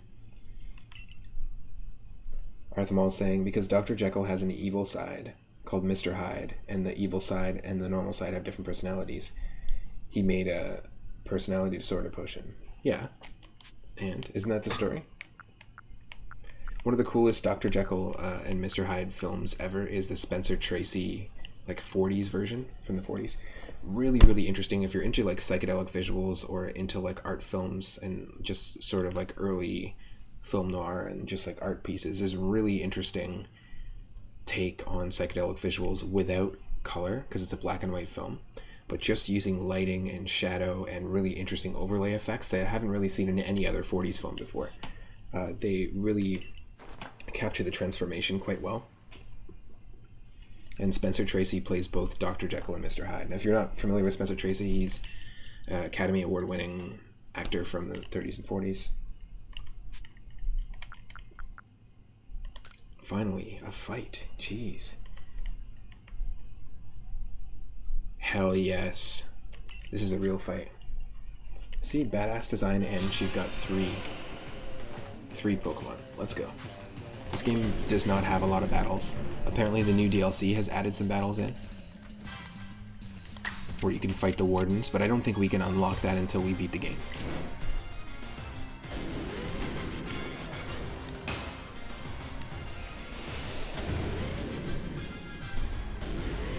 But this game doesn't even have, like you can do online trading, but we can't do online battling, which is a shame.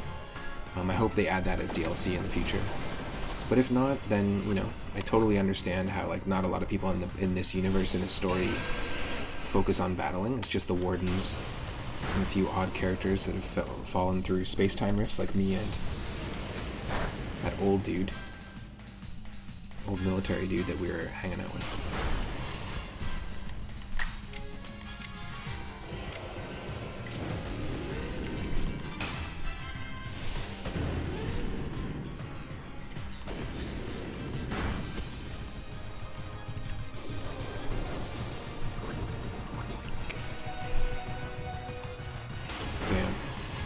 That's okay. You think Stevenson was just like, let's make a potion that shows your evil side? Stevenson? I'm confused. Me when there's no online battle. I do really like the online battle concept. I used to spend a lot of time doing online battles in Pokemon X and Y, or specifically Y. And actually, speaking of Y, right now there's a playthrough going on over at Saber's channel. Saber's a good friend of the channel. also a streamer from the UK. He's recently been playing some Final Fantasy X HD, like doing the remaster. We were talking about that earlier, Final Fantasy X. And also Pokemon Y doing a Rainbow Lock. I have no idea what a Rainbow Lock is, but I know it is a variation on the Nuzlocke challenge. I actually really feel like revisiting those games. Pokemon Y and Omega Ruby. Be fun to play for sure. It's been years since I played them. Wow, you caught us and you beat us? You've won all our games so far, but Braviary still wants to get to know you even better. Up to the roof we go.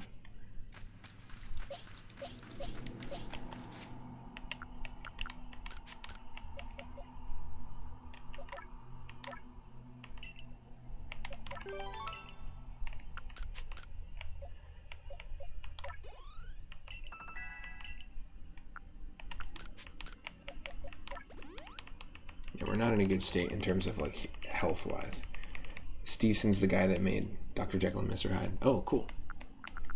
The OG.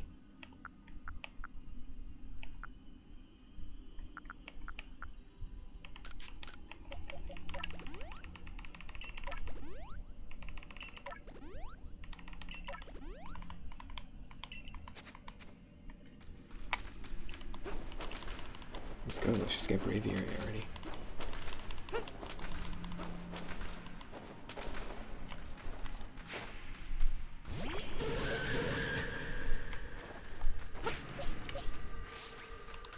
That's dumb too. We're not even gonna walk all the way down the hallway. Very, very like lazy design, I have to say. That was probably the jankiest area, the worst puzzles in the game, and very lazy design. It feels rushed. It feels like they did this to just add more content, but this game already has so much content. Like in terms of pulling you in different directions for mini quests and stuff. This could have been handled a little bit better, in my opinion, just from a game design perspective. Alright, Braviary, why not test out 3-up Moon Strength for yourself? Can't catch it, of course, just like the encounters with Ursaluna and Wire Deer. So we can attack it. We're definitely overpowered for this area too, because level 54, really? And level 30s earlier? Robert Louis Stevenson. Nice.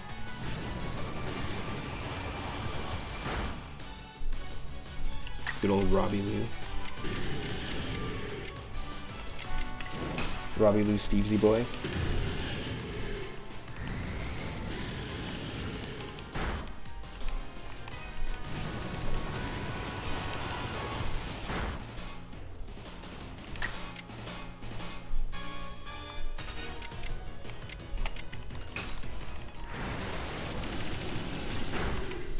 Yep.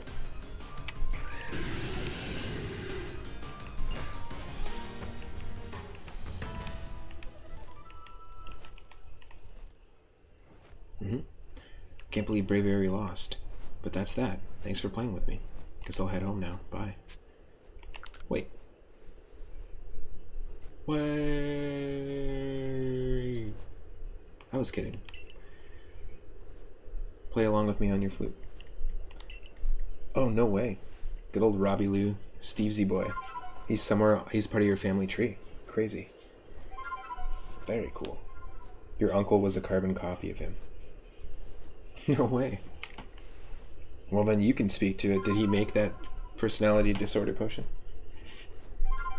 In reality?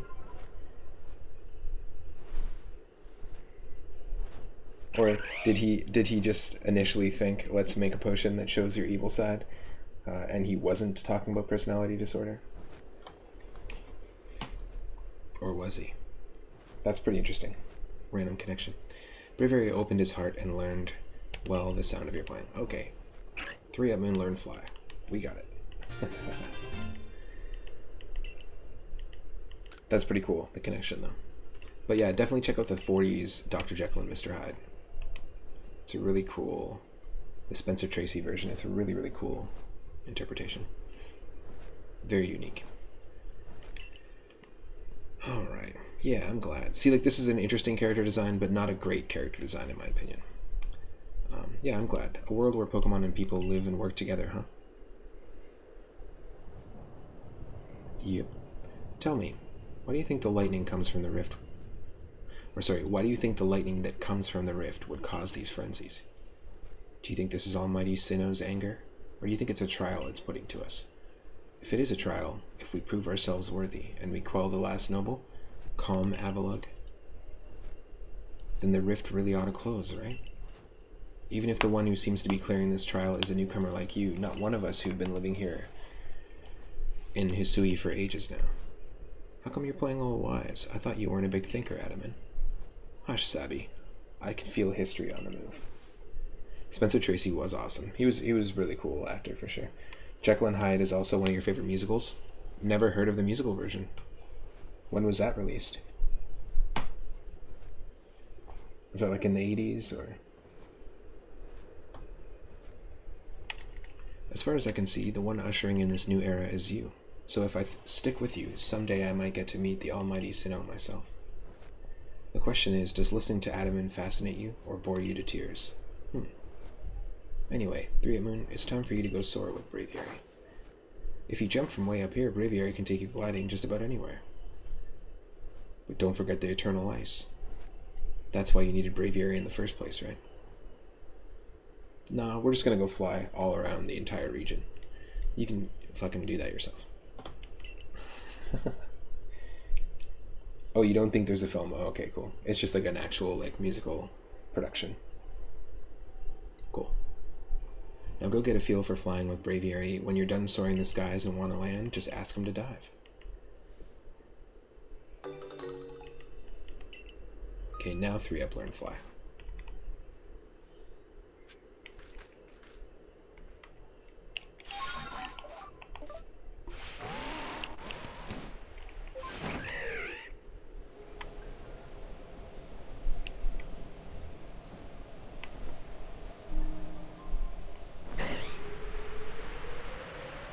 Very cool.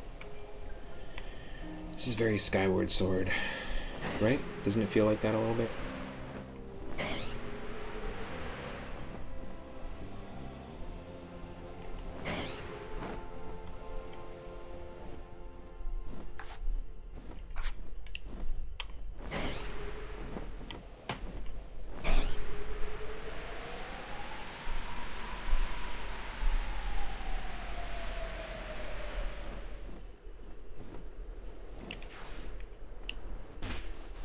Nice. Hey, it was our first time. In 1990, it was a hit on Broadway. Nice. Oh, that's when it hit Broadway. Very cool. I'll have to check it out. There's lots of those that have been, like, recorded, like, the actual play and stuff. So there might be something like that out there. Very cool. How did you find out that Robert Louis Stevenson was part of your family tree?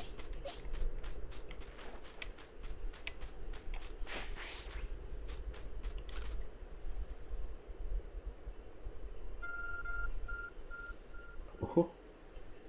Finally, God finally sends us a text again. It's been a long time since we got a tweet from God, PokeGod. Thought we were ghosted for a second. You obtained a piece of eternal ice. Oh, yeah, God just texted it to us, no big deal. A type of ice beloved by the Lord of the Tundra, Avalugg. This ice is said to be fragments of ancient Avalugg that lived long ago. Ooh, that's... Hopefully he's not eating its ancestors. Oh, it's something you've been told by the elders. Nice. Very cool. Wahahaha. At last, this summit is conquered. Oh yeah, this crazy guy who doesn't mind the cold. And I say you made it too. See, the names are like really obscure. They feel almost even more obscure than the names that you encounter in Kingdom Hearts games. Like Xemnas and Roxas, you got Gayrick and Thorath. Like weird names. Flew down to this place and obtained the eternal ice, did you? What drives that burning zeal of yours, I wonder?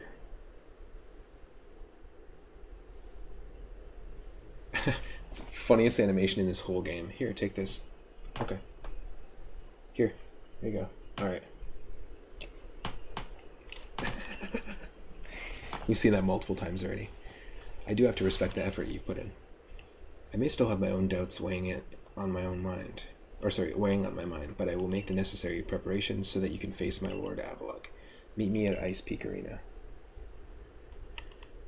for a Poke Hockey game. Now don't try to repeat the wondrous feat you're about to see me perform. A tall leap like this can only be managed by highly toned bodies like mine. Till we meet next.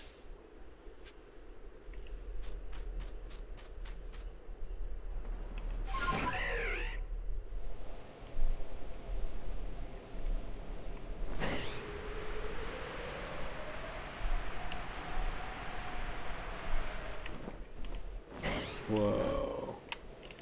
Yes, please.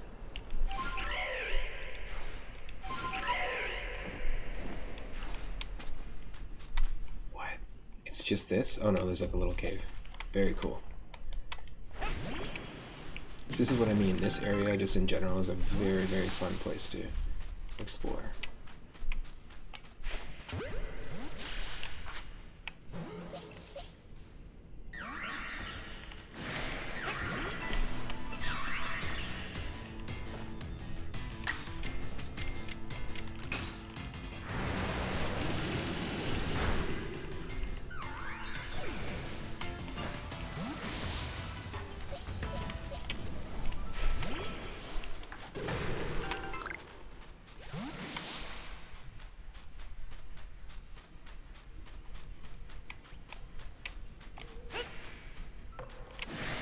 Damn you. You dang old ghost.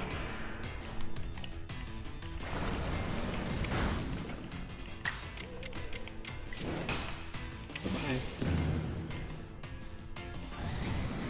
Yeah, we got a really versatile moveset for Snorlax. If you're one of our subscribers, drop that Snorlax emote in the chat. Just to show your support for how hyped this thing is. The hell? Is that a friggin' Avalok?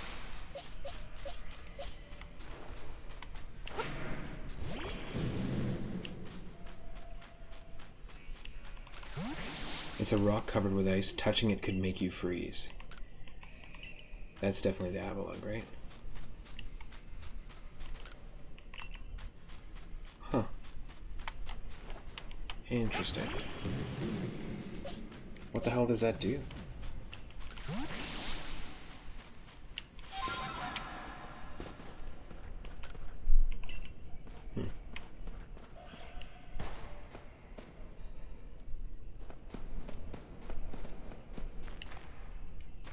It's totally unnecessary to travel this way, but it's also awesome.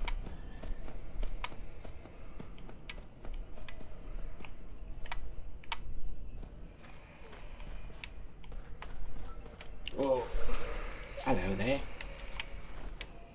You going?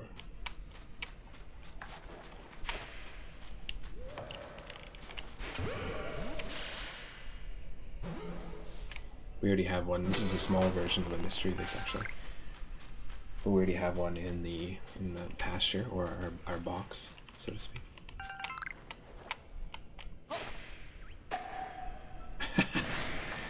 That sound effect with the reverb and everything. All right.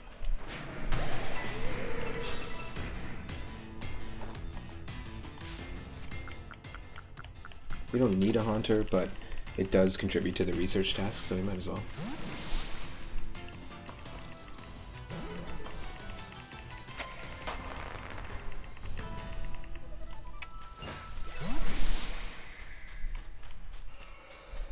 We also, I don't think, have any more Pokeballs. Not enough apricorns. I really need more apricorns. We might end up having to just buy them instead of hunting for them, because there's just not a lot growing in the Alabaster Icelands.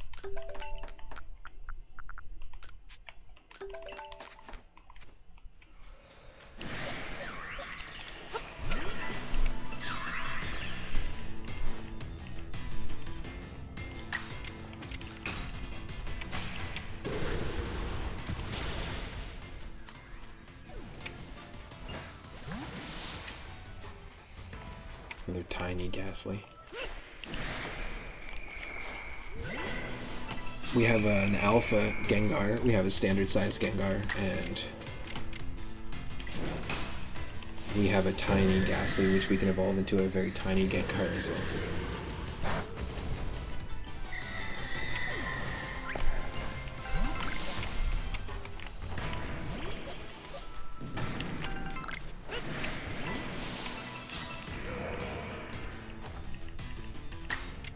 See, this is pretty cool that there's more wild Pokemon down here than in that temple.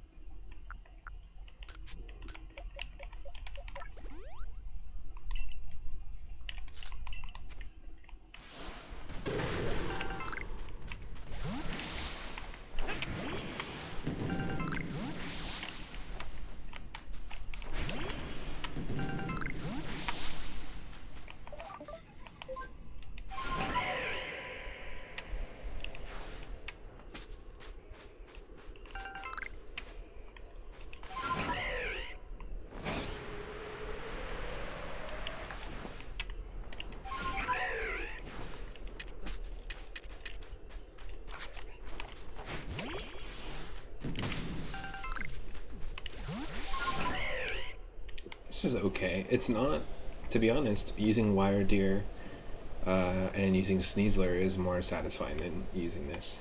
And Basket Legion, just from a player perspective. It doesn't feel great in terms of the control for Braviary. It's alright. It's much better at least than the, what do you call it?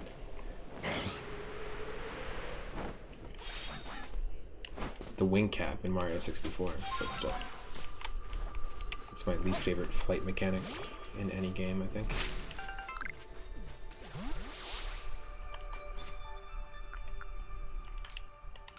We got Nintendo Wii menu music now? What's going on?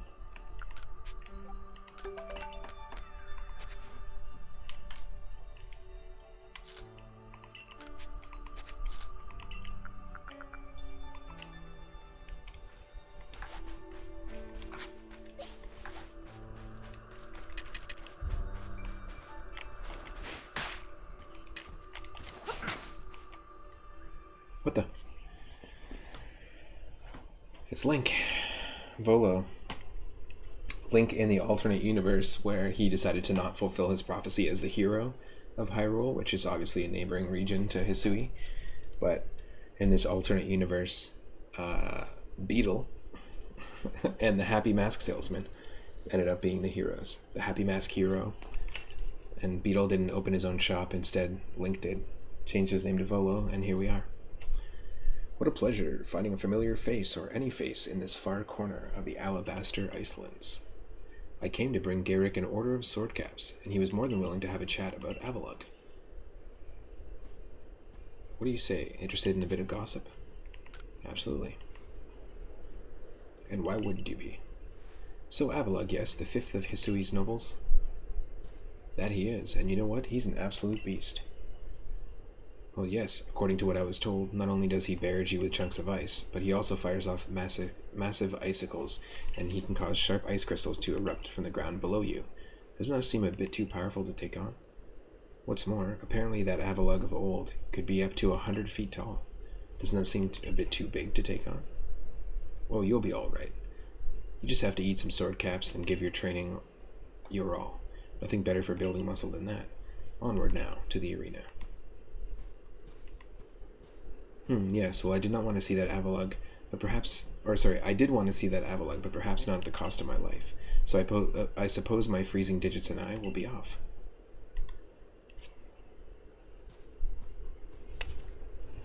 Okay, Link.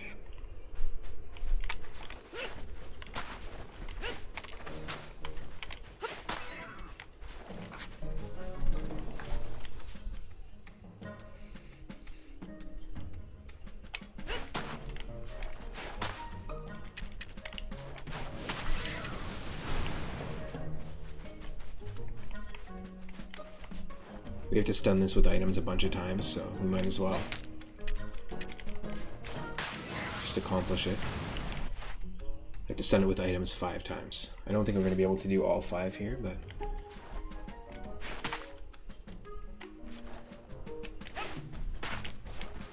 You son of a bitch.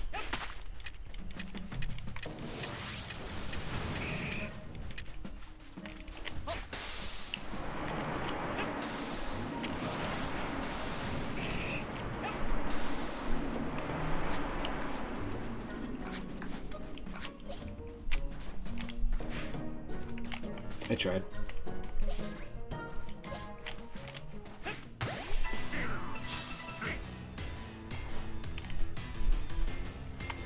Tried to use smoke balls as items, but it didn't work.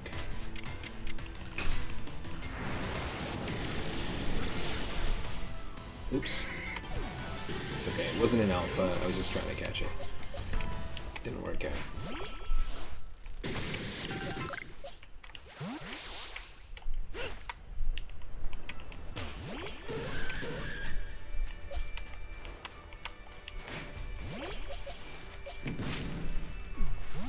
Wormadam.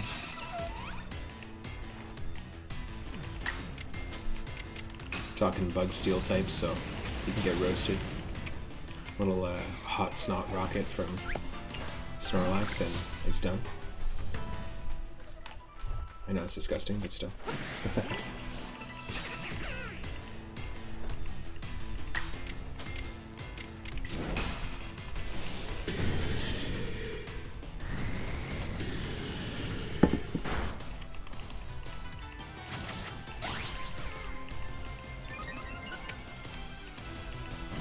Oh. Easy there, my boy.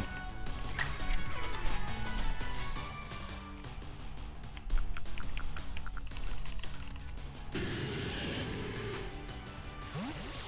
could go back to the camp to heal, but not yet. We will soon.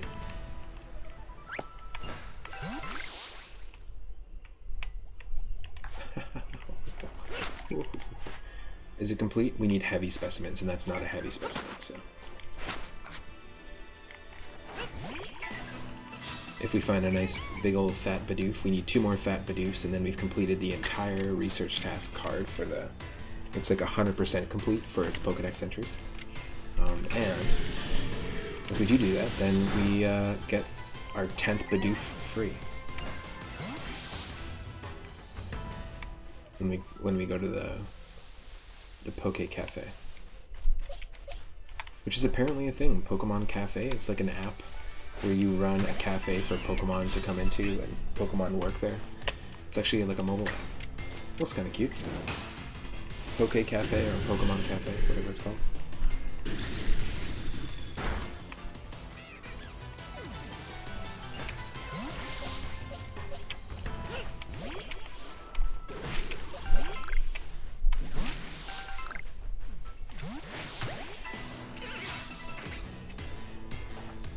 For a second I thought that was a shiny, but nope.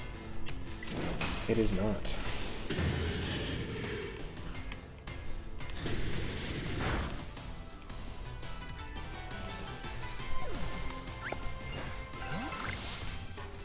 There's something above the frozen waterfall. Now this looks like the frozen waterfall to me.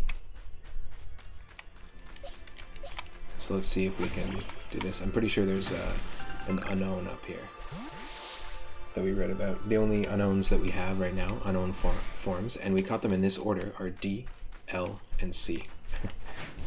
Unintentionally, but a Hisuian Sneasel. It's poison fighting type.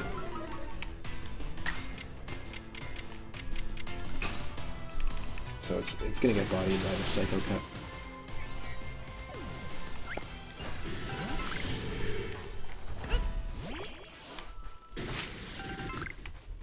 We already have an Alpha Sneasel, Alpha Hisuian Sneasel, I think.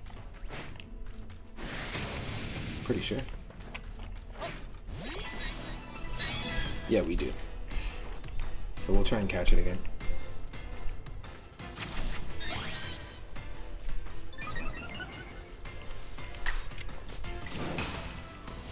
This shouldn't take it out completely. It might though, because it might be actually double effective. Yeah, it's poison. It's poison and fighting. Both poison and fighting are weak against psychic, so that makes sense.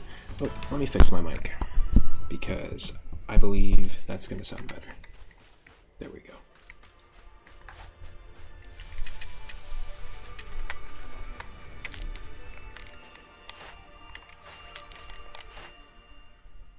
Catch more, defeat with fire type moves. Got it.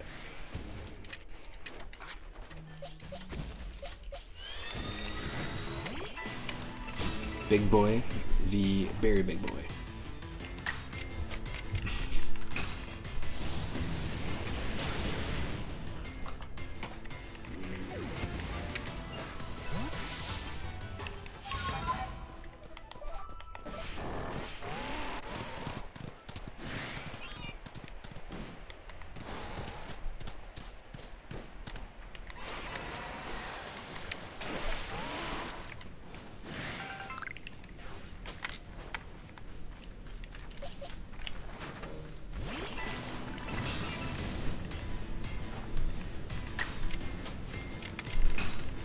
Nice.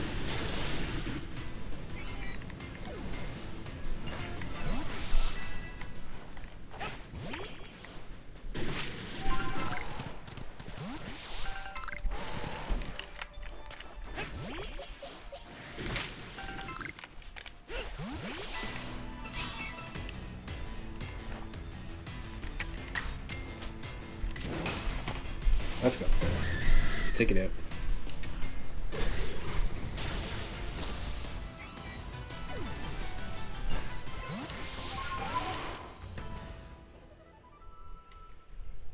That's where we gotta go, but we want to go up the waterfall.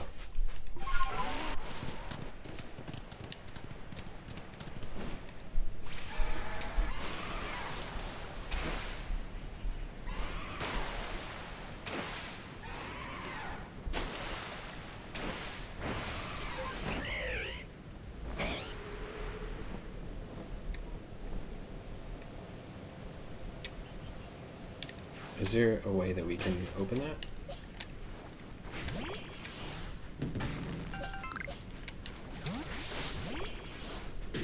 Yep. Hell yeah, my boy. Let's go. We're not healed, but I like this area. Can we set up a secret base here, like in Gen 3?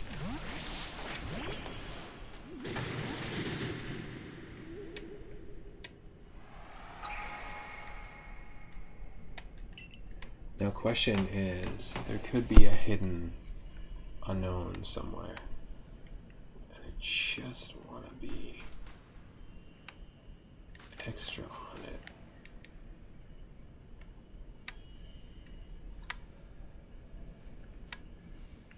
Yep.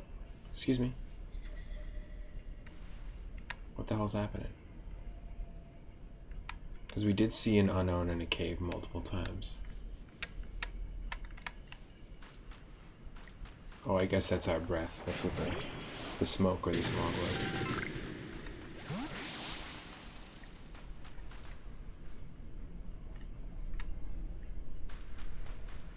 Nothing, eh?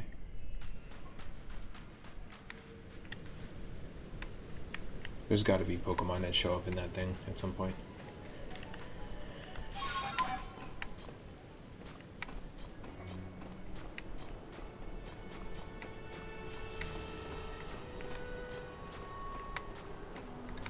It said something like above the frozen waterfall.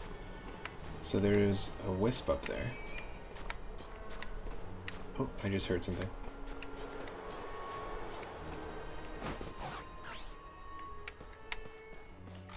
Oh, it's that.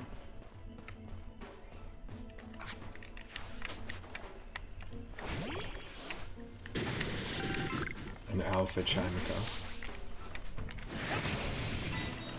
Which we don't have. We do have a Chimico, but not an alpha one.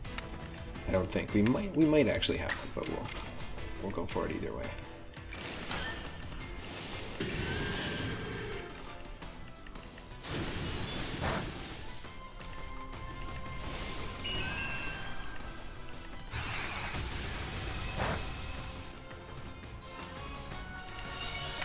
Great.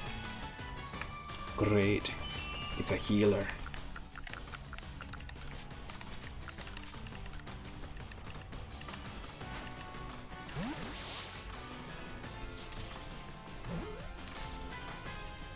Yes.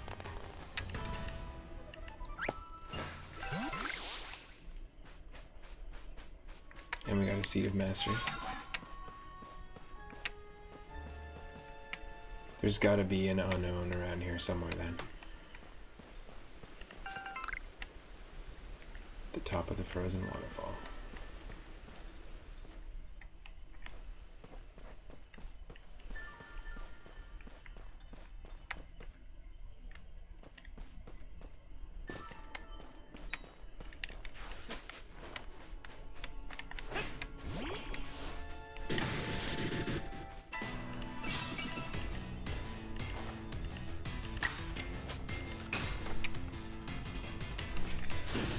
Yeah, we're not in a good state with Deep Cut right now. We don't have good health, and we have barely any PP. I see a few more awesome streamers hanging out right now. Welcome to the stream, Lord Loki and Bella Beluga and Little Mixer. Of course, that casual gaming guy, Thunderfoot Bros, Tony Uncle Al, Two-Headed Squirrel, Toya Hachijo. Welcome. Thanks. That's quite the roster of streamers. Everyone has their own unique channels in their own right. I really appreciate you dropping in and hanging out. Hope you're having a good Wednesday so far.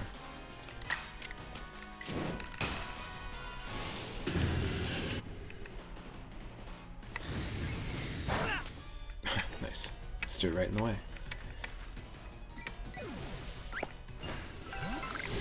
So I'm going to do a little more exploring to make sure that I'm not missing out on this unknown here.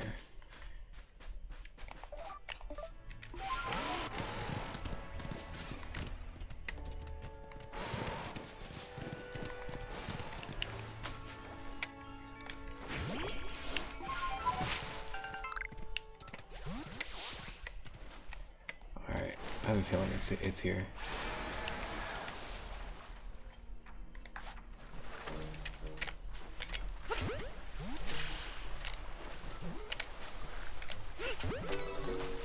Got another Rufflet.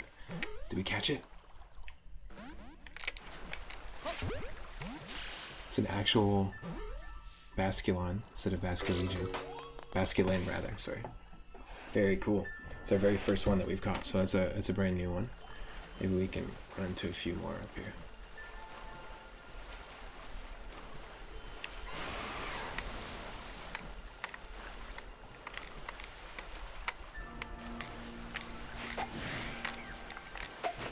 Damn near. Maybe not.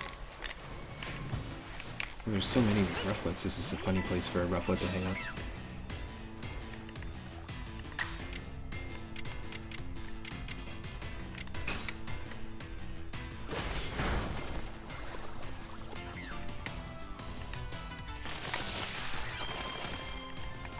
Damn. So yeah, maybe this is just like a really healing space. Every Pokemon here has Recover. It's a cool idea to theme the wild Pokemon based on that. Yo, Daryl, welcome to the stream. Hope you're doing well. Whoa, what do we do?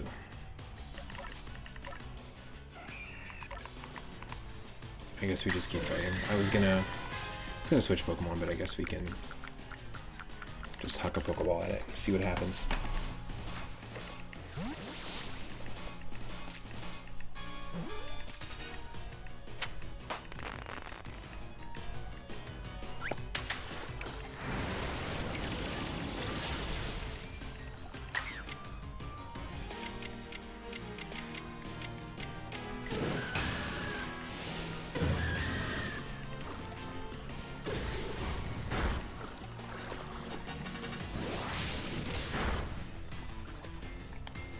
Let's go for it again. We only have a few more Pokeballs. Actually, one more. Wow. Just before it heals.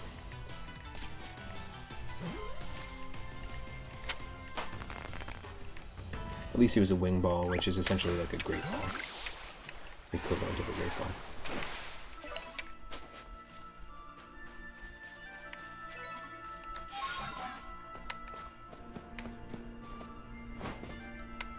I just have a feeling for some reason that there's an unknown here. I don't know why. We read about it. Then again, it said ascend the frozen waterfall.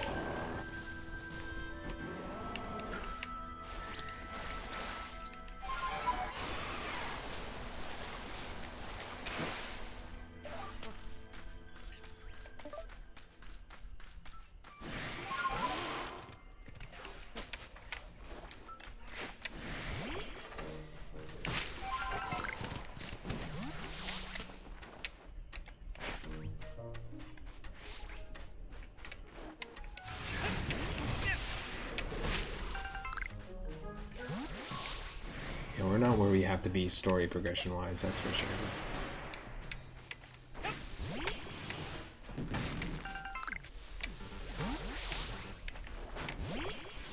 Feels like we're in a space-time distortion, and actually I'm kind of shocked that we haven't run into one all stream so far.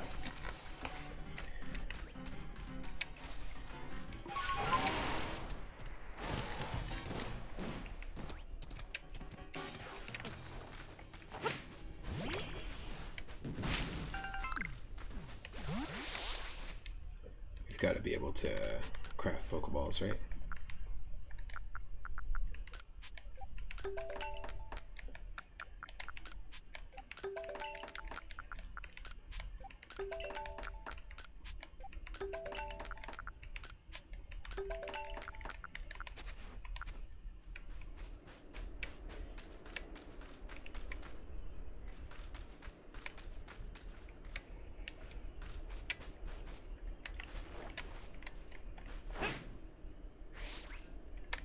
Oh, that's dumb.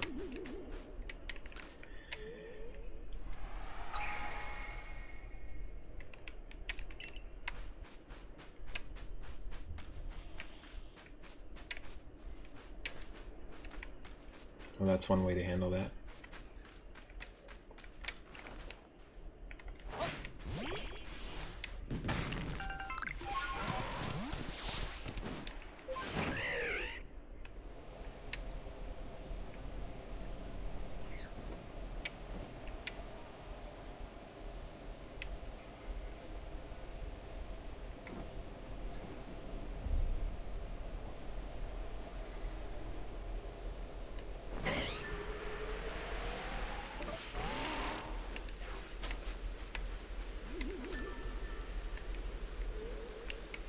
Which direction are we going? There.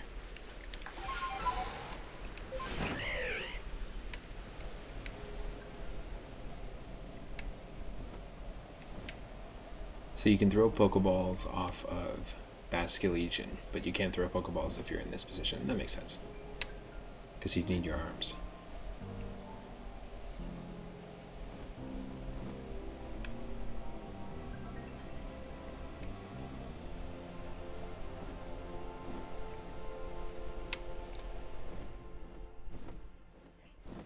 What is that? Licky tongue?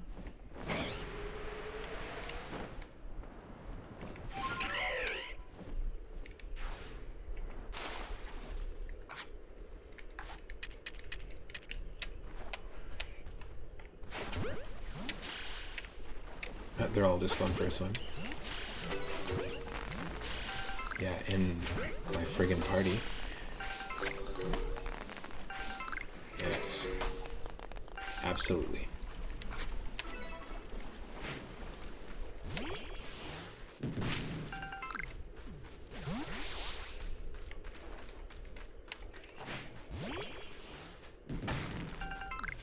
The hell is that? Never seen that before. The sand radish. That ain't sand, that's snow.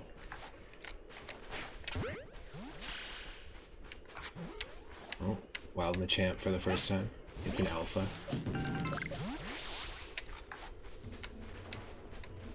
He has back abs, that's very strange. Hearts and Fights, welcome to the stream. Thank you so much for the 100 bits. Hope you're doing well. Can we get a shout out for Hearts and Fights? Oh. really cool channel where you can go watch co-op Pokemon content. Hope you're doing well. Hope you're both doing well. Yeah, Machamp has back abs. That's a thing. Now we do have an Alpha Machoke that we can evolve into a Machamp, but if we can catch this thing, then why not? Why not just use this?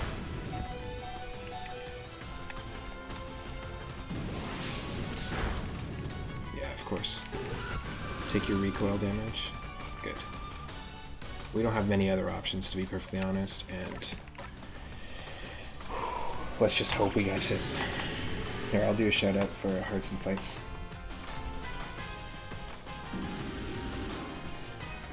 I've also got a brand new Discord as well if you wanted to join.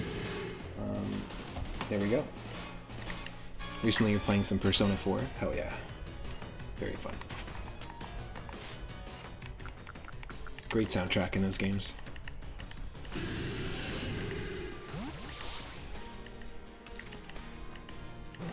Oh, oh. Yes! No! I almost had it. I thought I had it. Preemptive celebration. And we done. Bye-bye, deep cut.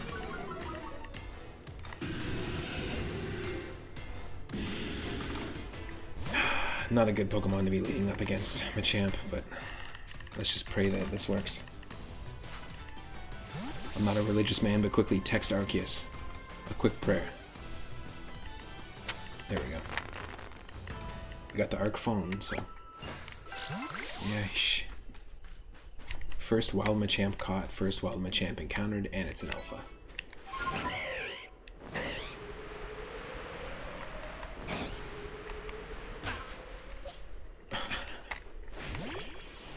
Wasn't very smart.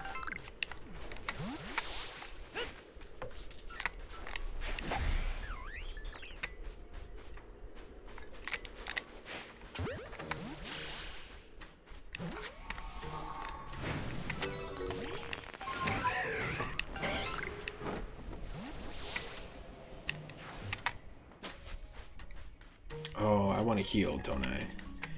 Yikes. We can teleport to the Pearl Settlement if you want, but that's not really helping us. And we need to heal, so we have to actually do this. Even though we're right at the arena, we have to heal. We just don't have enough Pokemon that are, you know, viable in terms of battle and stuff.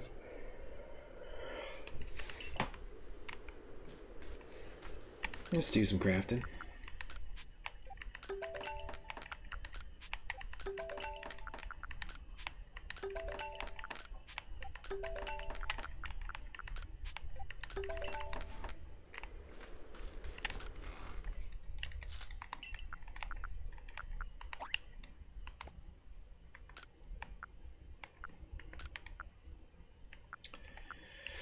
Dusk Stone.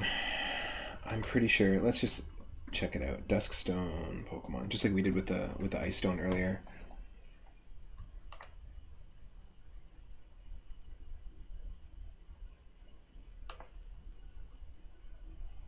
Dusk Stone will evolve Miss Drevis into Miss Magus. This is our first Dusk Stone, by the way. Oh, we got a rare candy though. As you can see, we've got Dawn Stone, we've got Oval Stone, Reaper Cloth we've already used to evolve our Dusknoir into Dusclops. Protector we've already used to evolve our Wild Rhydon into Rhyperior, but we also have an Alpha Rhyperior, and we've already used... Actually, we haven't used Electrizer yet. We've already used Magmarizer to get ourselves an Alpha Magmortar, but we caught an Alpha Electivire already, I'm pretty sure. Just a wild one. It might just be a standard one. We have a ton of these, yikes. A ton of unusable ones.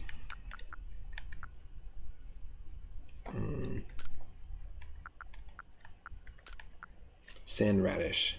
This bitter root, originally native to sandy beaches, can now be raised even in frozen soil. It's pickled to make a sweet and spicy treat known as the twice-spiced radishes. Doppelbonnets, mushrooms that when consumed make the eater feel nimble and agile as a fleeting shadow. They are one of the materials needed for crafting ox evasions. Okay, we're going to move those, these.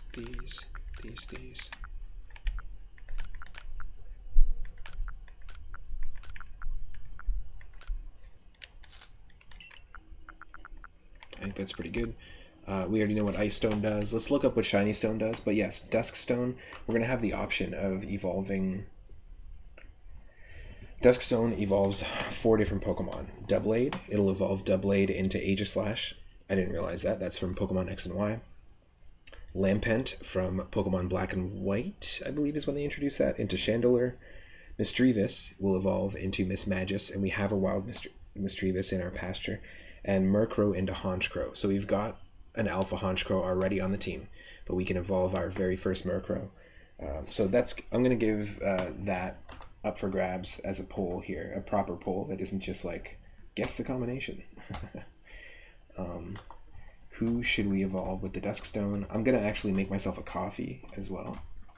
But we have the ability to evolve Misdreavus, and we have the ability to evolve Murkrow. I will not be long. We're going to run it for just 5 here, because I'm just going to go make a coffee and be right back. But then we'll continue with an evolution as soon as we get back. I will quickly do this, though.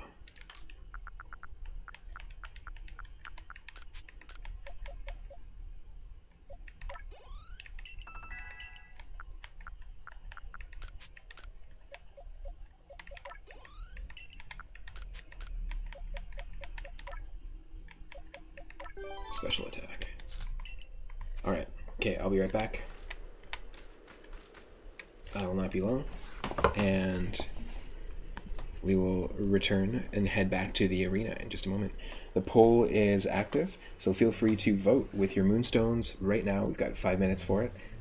When I'm back, then we'll decide who we're going to evolve. Misdreavus or Murkrow with our very first Dusk Stone. Stick around.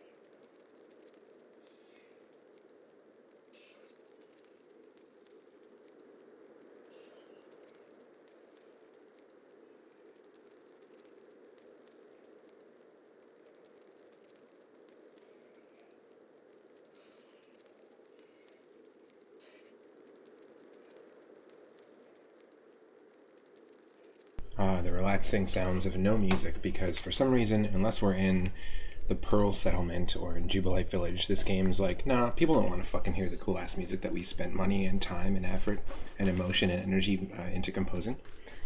People don't want that shit at all.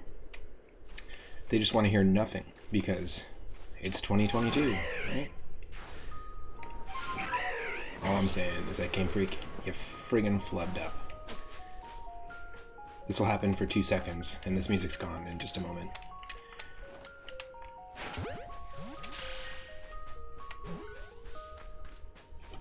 Let's take a look at the poll.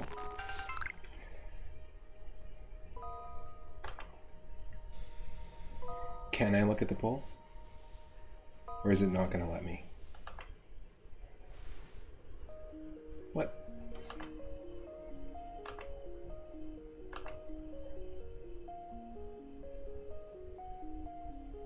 Oh, that's dumb. So does no... I don't even know who won the poll. That's really dumb. That Twitch would even do that.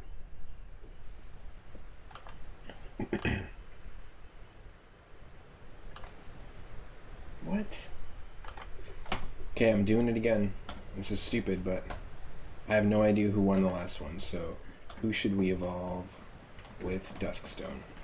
What's the point of doing a poll and then having it disappear and not even show the results? Misdreavus. Or Murkrow. We're doing it for 2 minutes. Let's go. If you voted before, sorry. Too bad.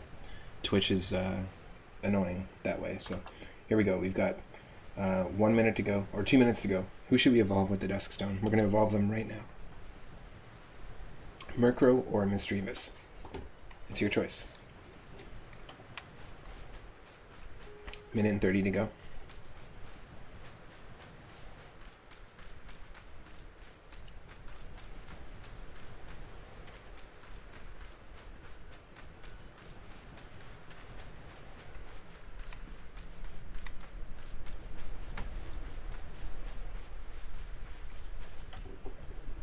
Any suggestions at all? Do you want to see a Mismagus? Do you want to see a Honchkrow, even though we already have a Honchkrow? Either way, we have to evolve one of them for the research task.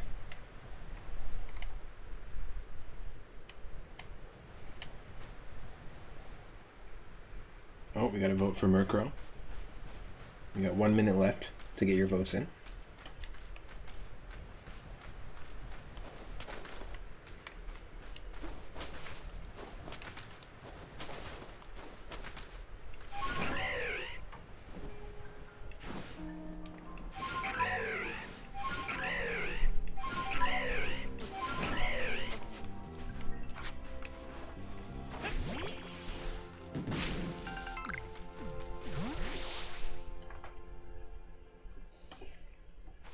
Okay, we've got 30 seconds left. Murkrow or Misdreavus? Who should we evolve with our first Dusk Stone?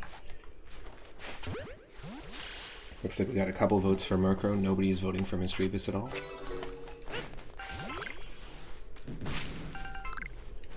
Twenty seconds left.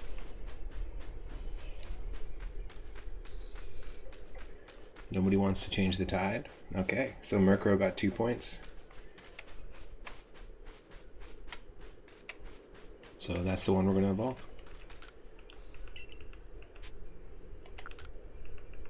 Just temporarily. These are all mons that we want to keep, except for, I think, this one. Yeah.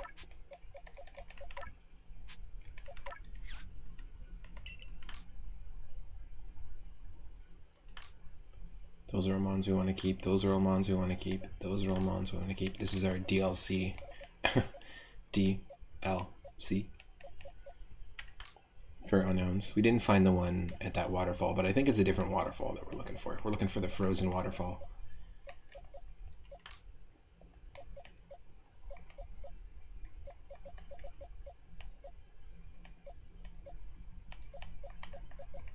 I think it's gonna go, we got Voorhees, we got Sam, Sparks, Watson, the Arc.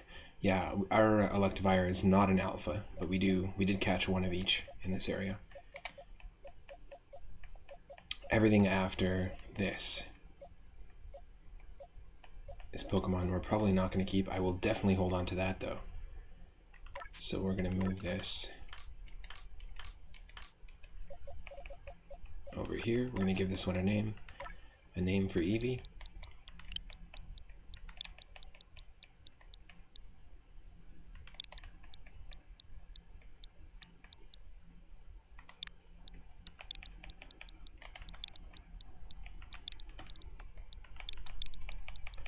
I'm going to go with Fantasia. We have a bunch of interesting names for our EVs and our evolutions and stuff. Like we've got Foxy Lady, Espionage, and Fantasia, who have not been evolved yet. We have Crystal Queen, or Glaceon, which we got last episode, and we caught ourselves Marijuana a couple streams ago, Leafeon. But the first Leafeon we ran into, which is a regular on the team, I mean, you can see it's pretty close to the levels that we have right now. Leaf Thought we found in a space-time distortion, and it appeared with a standard Sylveon. And still to this day, we haven't found a Sylveon. So we were able to catch these two in the space-time distortions. Same with Umbreon, which I'm surprised we haven't named.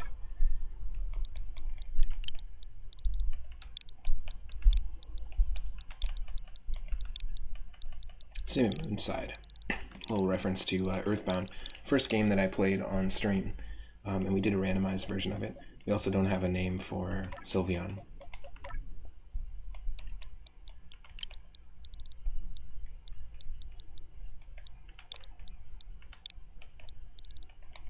We have one called Danky Kang. There's an Eevee that got evolved into a Flareon and became Danky Kang, and that was named by Henny Blank in the chat. Remember, you can name any Pokemon as well with 420 Moonstones. You can redeem the name of character. And we have Candy Kang. How about that? That's Candy Kang, along with Danky Kang. We've got Water Doggy, the very first Vaporeon that we caught in the wild, and then McCloud. Same with Fantastic. These were two Eevees named McCloud and Fantastic that we evolved. Danky Kang is the very first Eevee that we caught, that we evolved with our very first stone that we ever got. And then we've got El Torcho, which was a wild Flareon, and same with these two. These two were evolved Eevees, just to get those research tasks. So we don't necessarily need to keep these ones. But yeah, we have a good amount of evolutions. This is the one, Craven, that we're going to evolve here. So just for now, we've got a boxed Garchomp. And it's really funny when you have a team of alphas and then you bring a non-alpha into the mix. Because when you send them all out,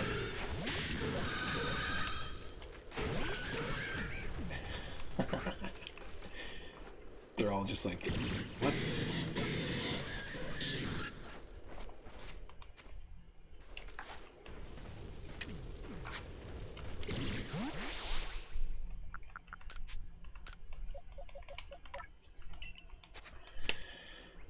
Because the animation didn't finish. There we go. Boom. This is our first time we're evolving a Murkrow in the game. Got ourselves fresh coffee as well, and a smoothie. A nice smoothie of mango and spinach and frozen grapes and frozen bananas and orange juice. It's actually quite good. So there it is, there's Craven. Not much of a difference in terms of the size.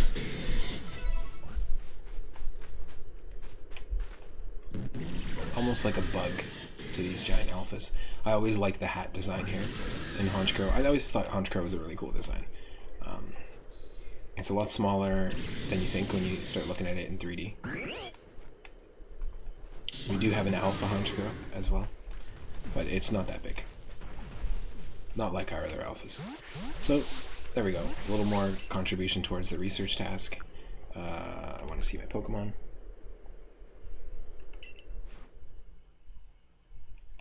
And I'm going to bring this one back on the team. Now, at any time, if you see a Pokemon here on the list that you want to see us take on the team, then by all means, just let me know.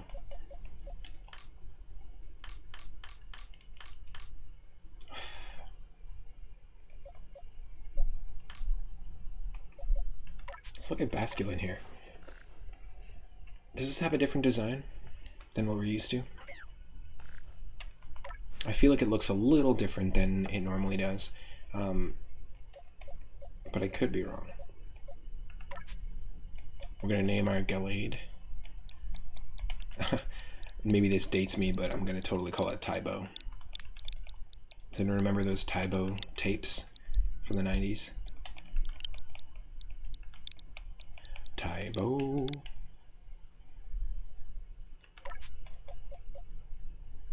Just gonna mark this as an alpha while we can.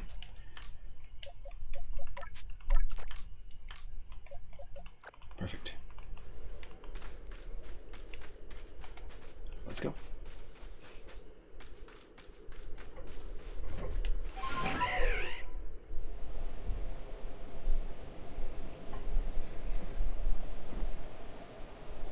Very cool. Yeah, it's kind of bittersweet. My partner and I have to move out of here soonish, and it's such a great place. It's the first place we lived together, so it's really bittersweet. We both really love living here, but we can't afford to stay here unless we find brand new roommates, and it's a little bit of a task to do that, and there's a lot of shared space here, so we are kind of on the hunt for a place. And so I've been really enjoying doing these streams these last couple days, but it's really bittersweet because this is where we started the channel as well. Was in this area, in this house, and I don't know, it means a lot to me, and it's not going to be the same. Like, the channel will be the same, but our living situation is not going to be the same.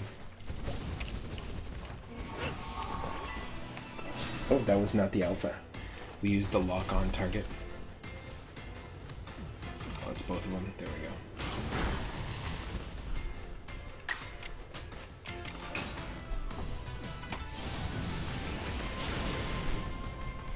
I'm trying to enjoy the time that we have here. Not that I didn't up to this point, but enjoy the time that we have left here. And I think that that's something we should do with our lives. Everybody should.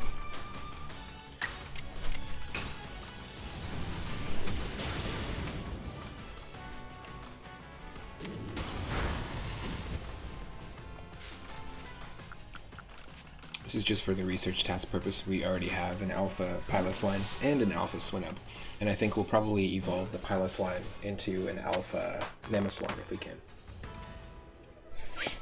I've yet to see a Mamoswine in this game, and you know, it was introduced in Diamond and Pearl, so I know we will see it. I know we will. Oh, a non-alpha Ambipom.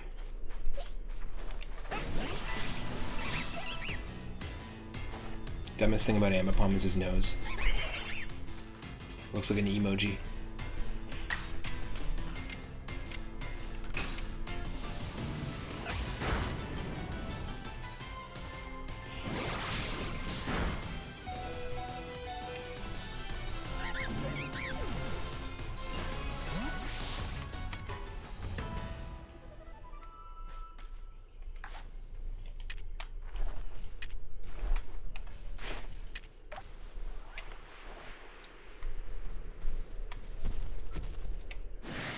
Dude, really? You telling me you're not gonna eat that food? You telling me Abomasnow doesn't want to eat that shit?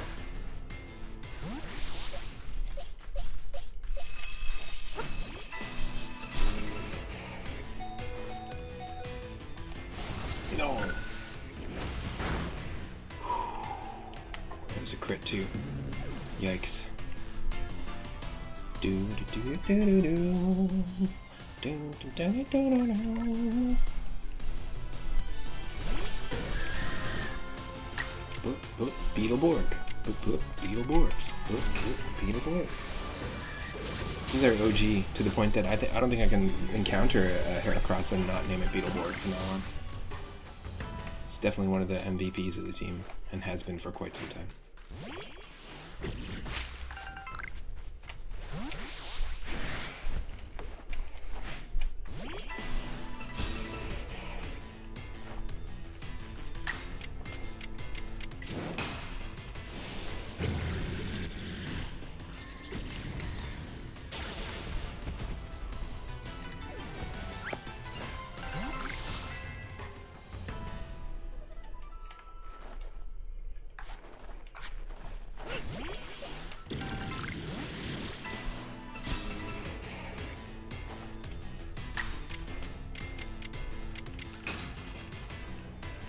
very effective against Abominable Snow as Deep Cut.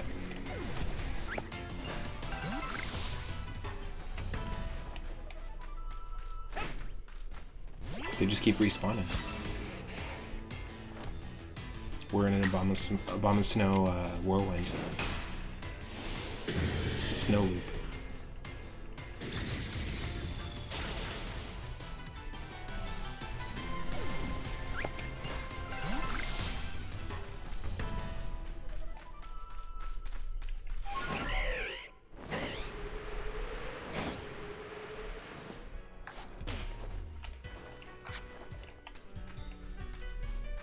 See, I love the music. It's like an 80s anime.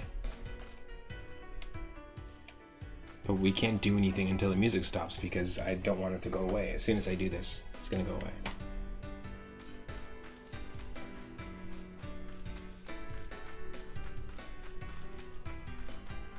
Because I want to hear it.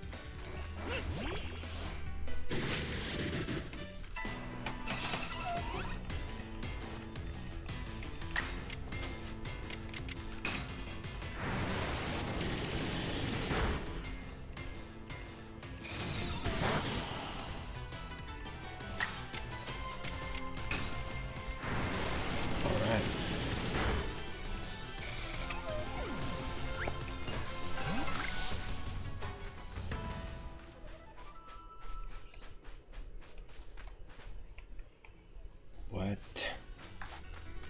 Y'all see that friggin' Blissey? Are you kidding me?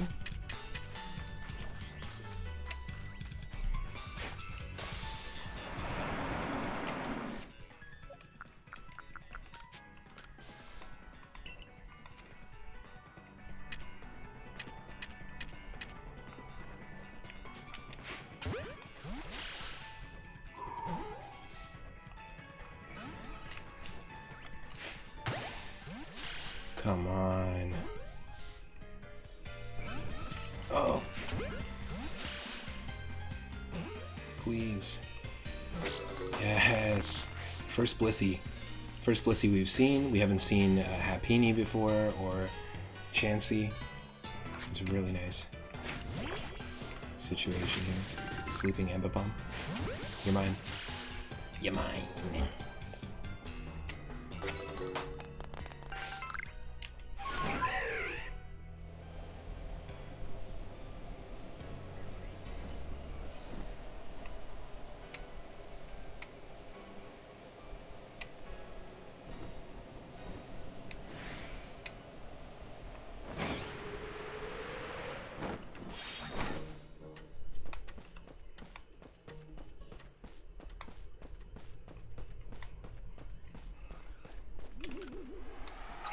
Thank you.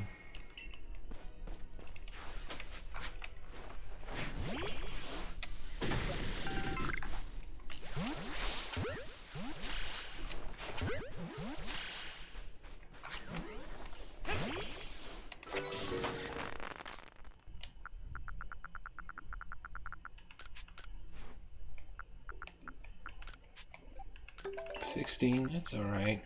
We really need apricorns though. I should have bought some from that guy. We were there.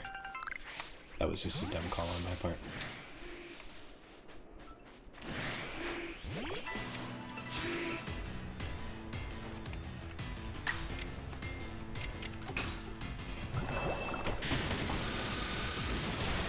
Heck yeah. Hope everyone's having an awesome Wednesday. Or as best of a Wednesday as you can. I know that everybody's got a lot of things going on in their lives. And it's easy to be overwhelmed by stress, but I hope you're able to de-stress and hang out here. And you know what? I can't wait to start a Stardew Valley farm once we are settled in the new place on my Switch version of Stardew Valley. Start one from scratch. Really, really excited for that. Such a fantastic game. and that game to me is a big de-stressor. Here's a great question of the day. What's a game that for you can play and it helps you to relieve stress? Whether it's a puzzle game, I know some puzzle games for me can be stressful, but some can also be very, very stress relieving. Playing Animal Crossing is one for me. Of course, I know that's for many people. It's the same. And with Stardew Valley, that's another big one. Also, a short hike. If you don't know what a short hike is, it's kind of Animal Crossing feeling. And the idea is it's sort of like an exploratory, low poly. It almost looks like Animal Crossing Wild World on the DS. But it's very low poly, and it's an exploratory game where you're like an animal, anthropomorphic animal, exploring a mountainous area. It's very simple. It's very fun. I have it on Steam. I haven't been able to stream it, but with a new computer, we might be able to stream it. I definitely recommend checking it out, and there is some, I believe there's some DLC for it, but it's a very interesting game. Highly, highly recommend checking it out. A Short Hike is the name. And I'll post it in Planet Mobius in our Discord, which is our gaming channel, where we talk about all sorts of different, all the channels are like related to space-related things, so we just talk about all sorts of games that are coming out, games we've been playing recently. It's a great game recommendation channel. We've also got the Game Lab, which is a great place to chat about level design, maybe even share your experience as a player playing a new game for the first time. Maybe you're working on a homebrew project like some of our followers do regularly, or you're making a ROM hack, which a bunch of our followers do regularly as well. So it's a great place to showcase stuff or just to talk about a ROM hack that you played. In fact, recently Itarama was saying that they tried out Super Castlevania 4. I think it was just called like Hard Edition or Expert Edition. And basically it was just all new levels in Super Castlevania 4, all new enemy placements, all new level layouts, and you know, that was a fun thing to chat about, and it's a game I want to play. I added it to my list just from hearing about it. We've played Super Castlevania 4 and a couple of ROM hacks of it that make it so that you can use sub-weapons quicker, or that you can do a little bit more damage, just like tweaks like that, like quality of life improvements. But we've played through pretty decently far in those games, but haven't beaten it on stream. I'm always down to try out new hacks of that game specifically. If you truly wish to quell Avalugg, then walk on. The path lies before you, but know that Avalugg will hurl chunks of ice at you without relent. You'll need unrivaled dodging ability. I'm going. I'm going. I'm going.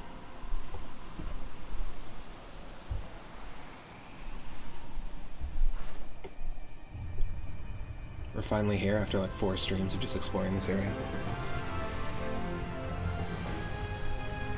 Nice. Nice rendition of the Pokemon theme. The Pokemon battle theme. Holy shit, he's huge.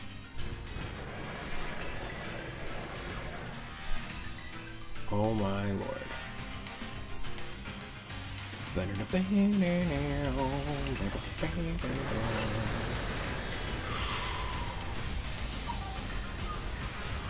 It's bullet hell.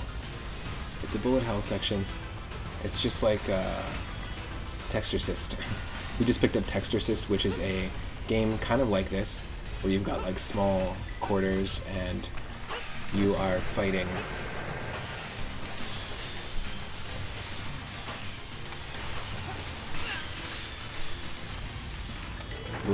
enemies and avoiding and dodging bullets, but at the same time with your left hand you're typing. No. You're typing phrases as an exorcist to attack the enemies. What are you supposed to do there? Shit. Get up.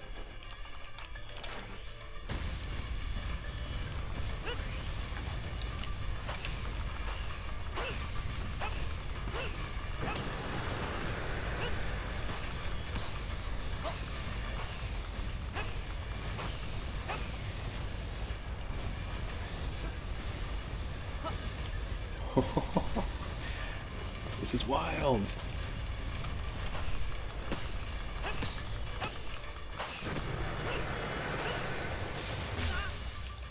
No.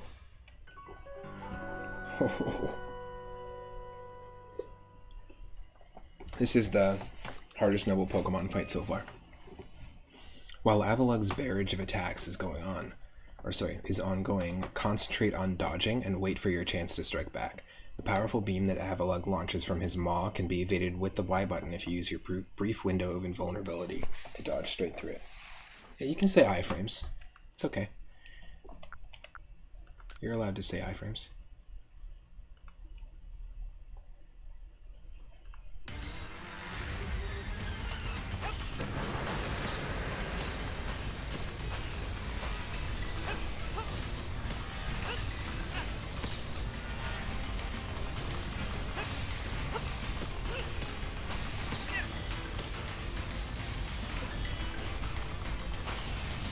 Shouldn't be taking these hits.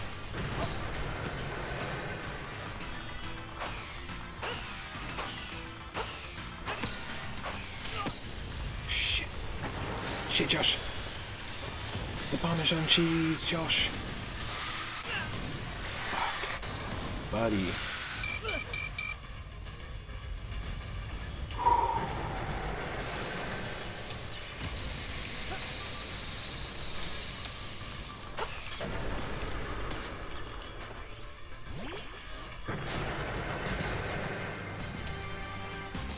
Here's your chance. Show Avalug your power. Oh wow, look at our level compared to Avalug's level.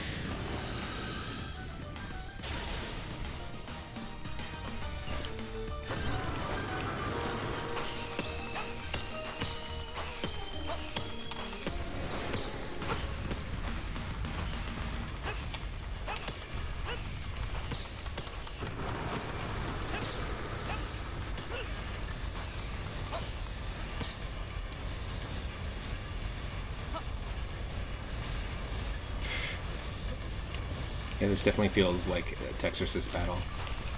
Just because of all the dodging. Oh, God. Damn. Avalug is pure ice, but Hisuian Avalug is a different type. Ice rock. That's why Hydro Pump is strong against it. Hell yeah. I feel ya. I feel ya. Mm-hmm. We'll do it again.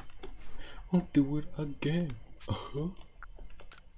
I do like that you can continue the battle here. And keep the previous gauge. Thank you. Maybe you could argue that it makes this a little bit easier than it needs to be, but you know, it's a Pokemon game still. I know that Breath of the Wild is a little tougher than this game. And I'd like to play that. I'm really, really intrigued to pick up that game. Lots of really cool Switch games I want to pick up.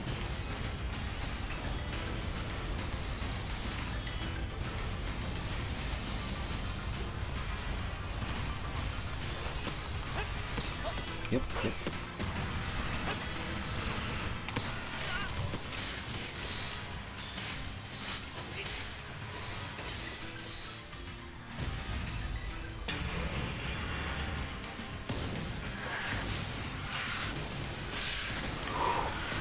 Jeez. That is anxiety inducing. I like it though.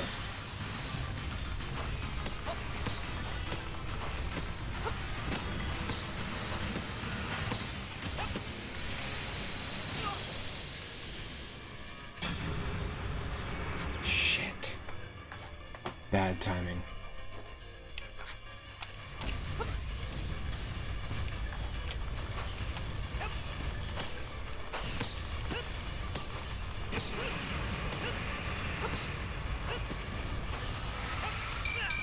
Oh, we're so close.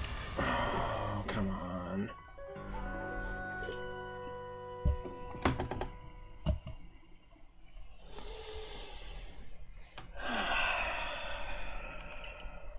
You're just tuning in. Oh, buddy, what's up? I saw you were lurking. Hope you're doing well. Hope you're having a good Wednesday so far. We were ripping some good exploration in here. We unlocked Braviary earlier. So Hisuian Braviary, which I think is psychic and flying. Normally this is a sort of like Fearow or Pidgeotto. It's like the fully evolved form of the bird type Pokemon from Pokemon Black and White. But the Hisuian form, it makes it psychic flying, which is cool. And right now we're taking on Avalugg finally, after like the 4 streams of us just exploring this area. We checked out some really cool hidden caves.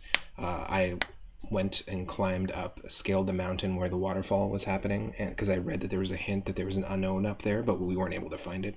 So a bunch of cool stuff. Definitely no Mega Pokemon, thankfully, but this is the biggest noble, and this is Hisuian Avalugg. Normally it is from Pokemon X and Y, I believe. That's when it was introduced, and it's normally just pure Ice type. It's the evolution of Bergmite. Well, the Hisuian form actually has these like crazy mandibles. It's like 4 or 5 times as big as a standard Avalugg, and it's Ice Rock type. So we're pretty close actually to defeating it. Let's see. I would have gone for Ice Steel based on the design, but yeah, this is basically a text assist battle, as I was saying earlier, Daryl. It's a bullet hell battle, which the other ones have not really been like this.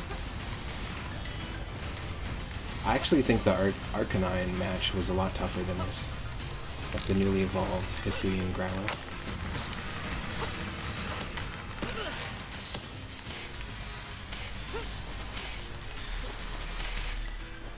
That's not cool.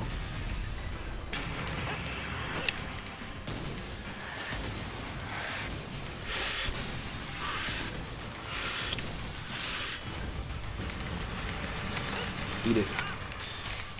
No.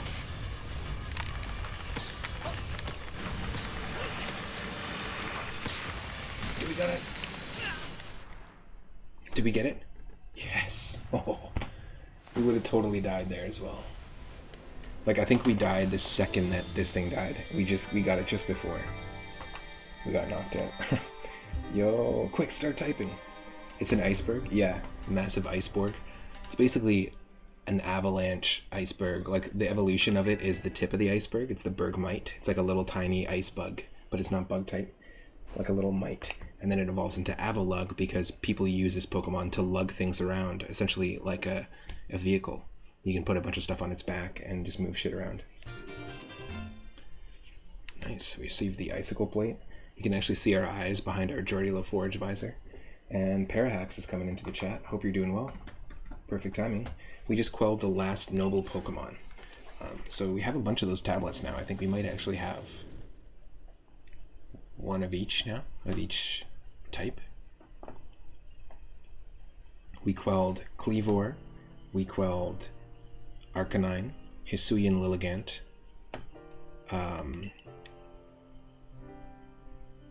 Avalugg, and then there was another one in there. I'm just trying to remember which one it was.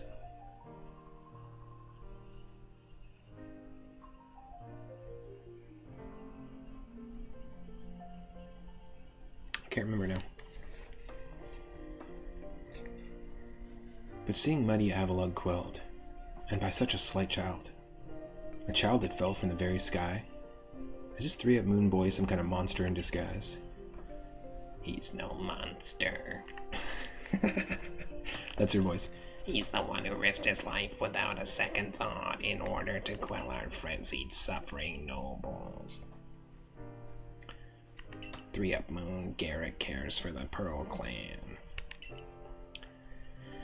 Blah blah blah blah blah blah blah blah blah blah blah blah blah blah blah blah blah.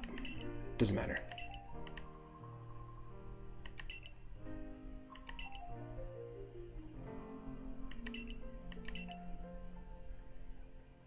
It seems you've already changed to Rita. I knew you could pull that off. 3-Up Moon. Yeah, like, look at the designs here. Best designs on the left, easily. You quelled every last frenzied noble. So is that space-time rift going to start closing up now, or what? Right? Don't you think Sabi's the coolest design on the left? I feel like the other 3 look like they're a derivative from all the other Pokemon games. But the one on the left does not look like it's from a Pokemon game. Design-wise. It kind of reminds me of, like, Dr. Slump. A little bit of an Aurel vibe, if you've seen Dr. Slump, which is an anime and manga made by Akira Toriyama before Dragon Ball, the original Dragon Ball. There's even been crossover episodes in Dragon Ball Z and Dragon Ball Super with the characters from Dr. Slump and Dragon Ball. There's little way of knowing for sure, though the rift does seem perhaps a little smaller somehow. Well, let's hope so anyway. Well, with any luck, things will settle down now. Although even if the rift does start spitting out more of that strange lightning, we should still be alright as long as we got 3-Up Moon. Indeed we should be. It's good to have him at our side. You know something, Arita? We may never agree on who's got it right about Almighty Sinnoh, but you Pearl Clan folk aren't all bad in my book. Not you, Arita, you're one of the good ones. Look who's finally seen reason. Keep 'em coming, Gleepglop. Keep 'em coming. Oh, we get to use Hydro Pump 2 more times and we'll complete a research task for Octillery. Sabi, seeing you take on Avalon was intense, even from up in the sky where I was watching. Anyway, now that we've quelled the last noble, I say we pay grim old Commander Kamado a visit and see if he'll finally crack a smile for us. What are you going to do now that all the nobles have been quelled, 3-Up Moon? You quelled Avalugg. We may not yet know for sure if it was right or not to do so, but it was certainly a fine battle.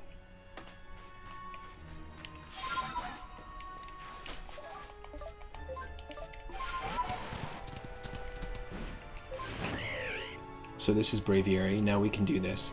I was mentioning it kind of reminds me a little bit of the flight in Skyward Sword, because I haven't played Skyward Sword or Breath of the Wild ever, but I watched a full playthrough of Skyward Sword HD over at Miss Kylie's channel, who's a Nintendo ambassador and friend of the channel and follower. Actually, in fact, they were playing every single Zelda game and just before the release of Skyward Sword HD, and their channel, as well as Squidville Live, is where I was hanging out and watching pretty much those 2 playthroughs of the game. So let's do a quick shout out to Squidville Live and to Miss Kylie. Oh, is that how you spell it? I don't know. I don't know if it's, I don't know how to spell it, of course. But they're a partner, so it's all good. They don't necessarily need the follow-up, but they are really cool. They got a cool space, and they also are big Zelda fans. So they were playing Minish Cap and finished it and raided us with like 100 people. It was crazy. After they defeated Minish Cap and raided our first part of our Minish Cap playthrough. So you can actually go back on YouTube and see.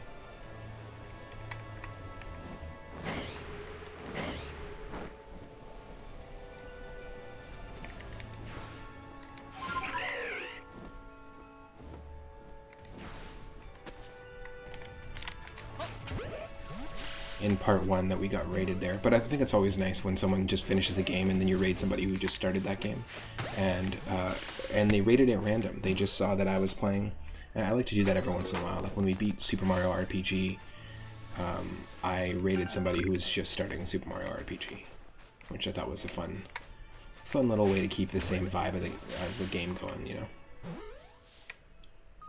Especially with a game like this, because you really can't predict how people are going to play this game. I feel like everyone's experience of this game is going to be a little different.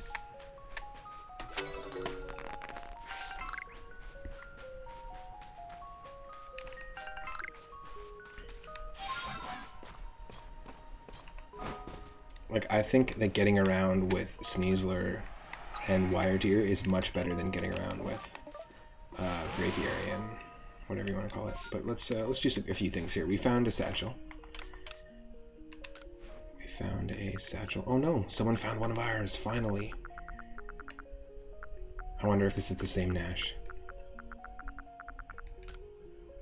Ooh, we got a bunch. Alright. Lost satchel from the Alabaster Iceland somebody returned. So this is the first time somebody's returned one of ours, but we've returned a bunch to earn merit points in the top right.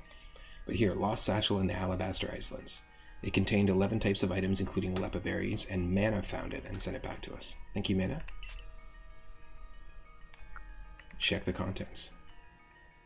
Oh, we're gonna get all this back? Hell yes. So you do get it all back. Claim. A satchel containing items that you dropped had been delivered to you by Xavier. Ooh, nice. Yes, that's right, the dubious disc. So we already had one, but we lost our second one that we found. We're able to actually get it back. That's awesome. And I love that we're picking up some of these. These 5 jet balls here, I just watched the brand new Pokemon Direct when they announced Generation 9, and they're like, as soon as the stream is over, just put in Arceus Adventure in Mystery Gift, and you'll get like 20 jet balls and 20 heavy balls, or whatever you want to call them. And basically it was, and 20 great balls. So if you don't have this game and you want to have a really good head start to the game, you can get it right now, purchase it, and then you go to Mystery Gift right away and put in Arceus Adventure. I'm pretty sure it's still active. Dubious. Exactly. Is that the name of that wizard? The wizard version of you with the familiar that you showed me the other day? Dubious. Alright, let's claim it. I want to check these to see what they are first. Just to see what we're getting. Getting a leaden ball. Yep, more Pokeballs, the Dawn Stone. I am down. I am Dawn.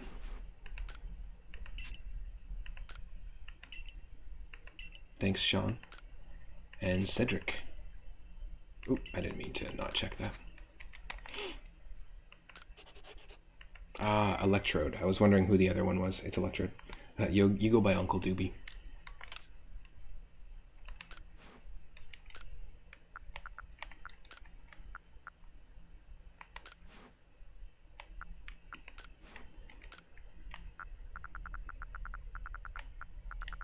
I'm very lost. The notification is still there?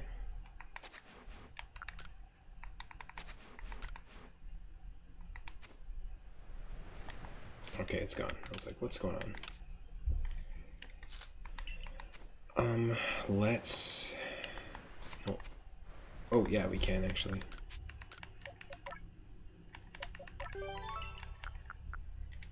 What we'll do is... we could go to the Pearl Settlement eventually and then do these new requests. But I think what we have to do is... we'll do that later when we come back to this area. In that order: weed, swim, exhale, inhale, swim, exhale, have some watermelon, then take a nap. I feel you. Well, we haven't talked to the professor in a long time, so let's see what Professor Oak thinks about our photos. I mean, let's see what Laventon thinks. Oh ho, it seems like you've now caught a considerable number of Pokemon in total. Bravo, my boy.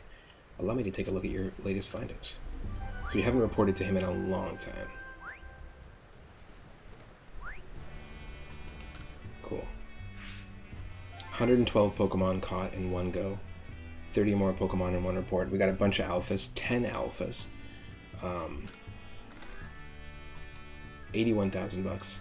32 different Pokemon species caught, and 15 for the first time. A ton of new ones. We're at 171. Very cool. And these glowing check marks are the new research tasks that we've been able to complete.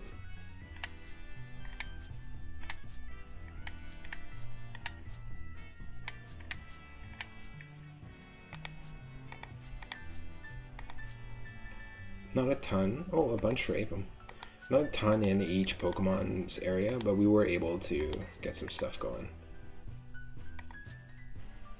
This is Hisuian Quillfish, which will evolve into Overquill, which we haven't evolved yet, but we do have it ready to go in our box.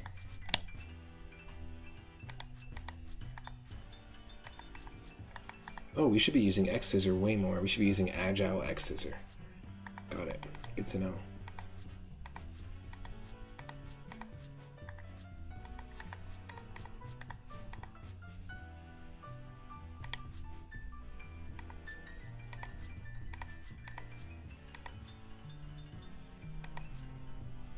Yeah, look at that. Boom. There's some progress. We fought a lot of Glalie, though. Glalie, Rufflet, Electabuzz. Absolutely.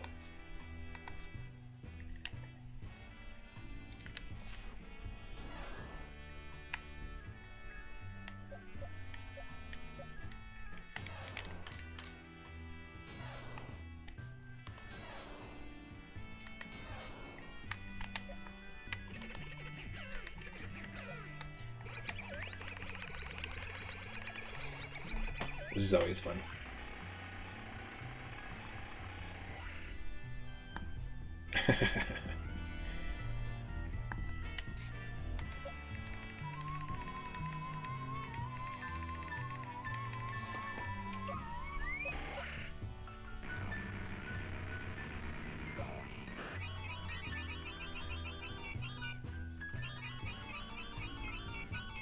It's like jamming along with the jazz music.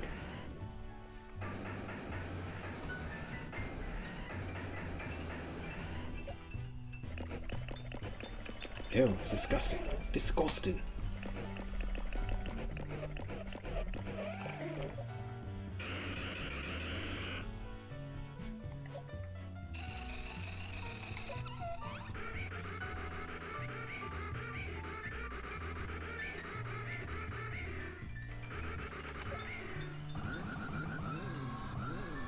Did he just dab? Honchkrow friggin' dabs. That's ridiculous. I like this Pokemon a lot less. So, looking at Pokemon in 3D like this in this game, you get a lot of completely different contexts of some of the Pokemon designs, because I used to think Honchkrow was badass, but just looking at the sprite, it's like, yeah, it looks badass. It looks a lot bigger than it normally is, but this is a pretty like boring looking design in my opinion. When you start to really like analyze it, be like, wait a minute, this isn't that great of a design. But then you look at something like Garchomp, which I was impressed by the sprite of when I first saw it, when it first was introduced. But damn, it's badass in this game. Okay, 4,000 points, not quite at the 10th star. Still got a ways to go. He managed to quell Lord Avalugg? Fantastic stuff. As always, I'm sure the commander is eagerly awaiting your report to the village. Alright, I'm going to take a short break, then we're going to go report to Commander Kamado. And just very, very short, like I said. We're in Jubilife.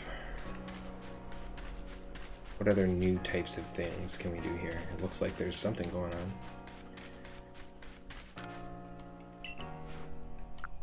Can't buy apricorns from them. So this is the selling. Let's do it. Let's sell a bunch. Sell some of this stuff.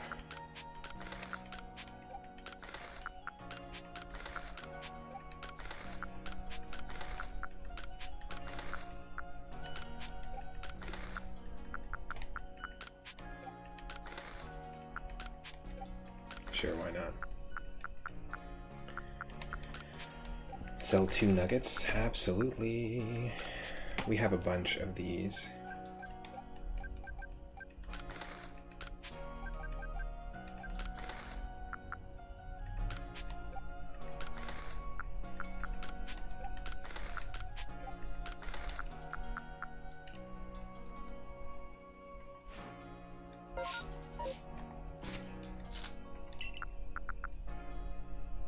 We need apricorns. We need to use this. Let's buy some apricorns. This guy always has good deals. Ginter. Hi there. We've got some great stock in at the moment. Here's all the goods I've got right now. Anything catching your eye? What the? Cakes? No thanks. We can make those. Unusual shoes. I'll take it. You have a good eye for quality. Seems these shoes will fit you just right, too. I think they'll be a great match for your style. So that is just going to be, we're going to see that if we go change our clothes. But yeah, we have the Flame Plate, the Splash Plate, Zap Plate, the Meadow Plate, Icicle Plate, Toxic Plate, Earth Plate, Sky Plate, Mine Plate, Insect Plate. So we have a decent amount of them. Not all of them, but a decent amount. And those are going to be directly connected to, what's-her-face? Not what's-her-face. I just saw her and was like, I called her what's-her-face. They're directly connected to Arceus. Arceus is what's-her-face now, from now on. Oh. Just now, in this short period of time, a few seconds ago, somebody found both of our satchels in the Coronet Highlands. Thank you, Venus. Yep.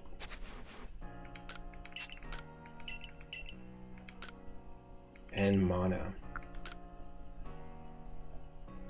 Yes! Oh, I've been wanting this for so long. We lost this so long ago. And the Razor Fang, we basically had it ready to go to evolve a Sneasel into a Weavile. I'm pretty sure that if we look up Razor Fang right now,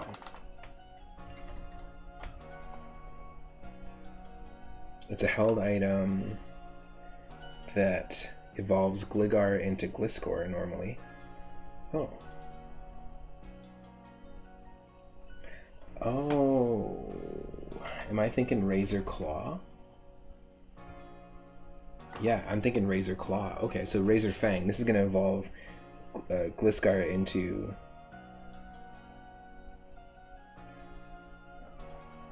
Gliscor. Very cool. Or Gligar into Gliscor.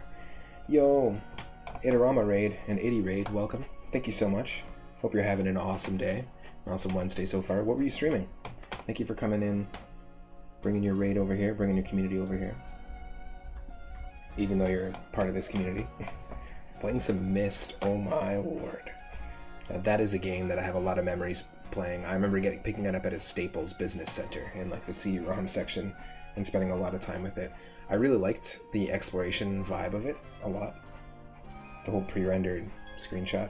Thank you so much for the follow, The Curious Worlds, and welcome to the stream. My name is Matt, if you don't know me, otherwise known as 3up Moon, and I stream every single day, usually from 6 p.m. Pacific onward. But today and Thursday that's my weekend, Wednesday, Thursday, so I usually stream during the day. Right now, this is my very first playthrough of Pokemon Legends Arceus, and we just quelled the very last noble Pokemon, Avalugg. And yeah, a lot of cool stuff. Staples CD-ROM Center, exactly. Exactly. I did pick up a lot of cool PC games over the years and places like that. Welcome to the stream, Zombie, and welcome, Idarama. I hope you're all doing very, very well. But yeah, check out my Discord if you're not a member. It's basically the extension of the chat community when I'm not live. I'm going to be doing this for a little bit longer, and then I think what I'll probably do is end up playing... I was considering it, playing some what do you call it? Some Dragon Quest 1. Either that or maybe doing some Super Mario. Yesterday we tried the Deathless Warpless Challenge in Mario 3. Basically, I play a ton of Mario 3. It's one of my favorite games. I love doing different challenges, like randomizer challenges of retro games, doing Nuzlocke challenges of retro Pokemon games as well.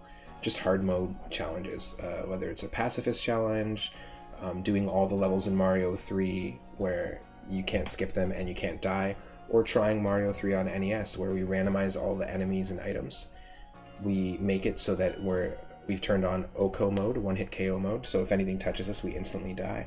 And then we have to use Frog Suit Mario in every stage. So weird challenges like that. So yesterday we were attempting Deathless and Warpless. Curious Worlds. Oh my god, I'm a dingus. I read that as Bup Moon. B-U-P Moon. It is a good alt name, actually. Yeah, I mean, what do you bup? You bup the 3-up. Bup to the 3-up. Bup to the thrup, to bang, to bang. Buppy, buppy. So we finished in terms of like the story. We've quelled all 5 of these. See these stamps here? We quelled all 5 of the nobles. Cleavor, which is a brand new evolution to Scyther. Hisuian Lilligant, so a new form of Lilligant. Hisuian Arcanine, Hisuian Electrode, and Hisuian Avalugg. All completed. Yes. Amazing. Thank you to Omni Paper. Oh, Idarama coming in with that name redeem. We're going to name a Pokemon Bup Moon. Bup _ Moon. We already have 4up _ Planet, our Magnezone. And we got a ton of Pokemon. Also, I only realized this recently, but yes, I noticed the Magikarp on the top of Galaxy Hall. Obviously, that's the reason why our Pokemon channel in the Discord is named Galaxy Hall. It's named after this place. But I never realized that the smokestack is designed after a Galarian Weezing, which was only introduced in... It looks just like a Weezing. It was only introduced in Pokemon Sword and Shield, so that's pretty interesting considering that this is like this ancient version of Sinnoh that we're in, that they have reference to Galarian forms, which we've never seen yet. It's the only reference I've seen here. I haven't played Sword and Shield or Sun and Moon, so I don't know too much about those games. Is this new? Did they build this streetlight? Yeah, the streetlights are new. They were not there before. Interesting. Let's buy some apricorns if we can. I believe it's here.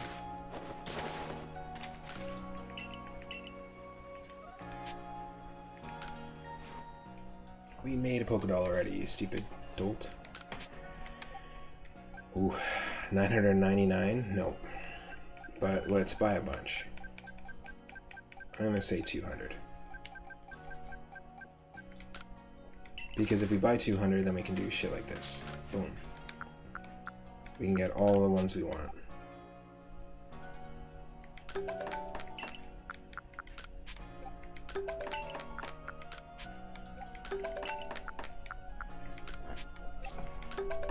There.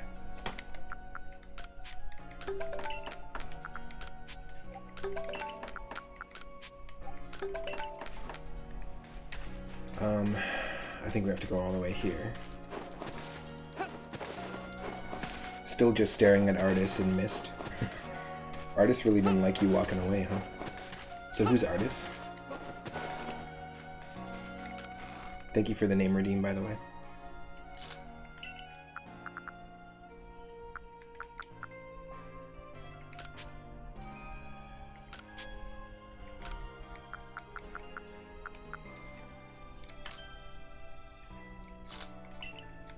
Wow, 9 fire stones, 3 water stones, 4 sunstones, 2 shiny stones, 4 dawn stones. I'm gonna move that to Satchel because we can evolve it right now. And I'm gonna evolve, even though we don't necessarily need to, I am gonna try to evolve our Gliscor, or a Gligar into Gliscor, sorry.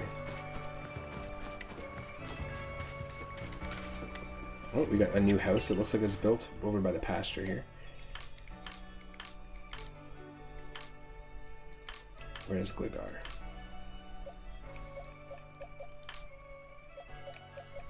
We've got Scorp, and we've got Io. We actually don't have a Gliscor yet. We haven't caught one.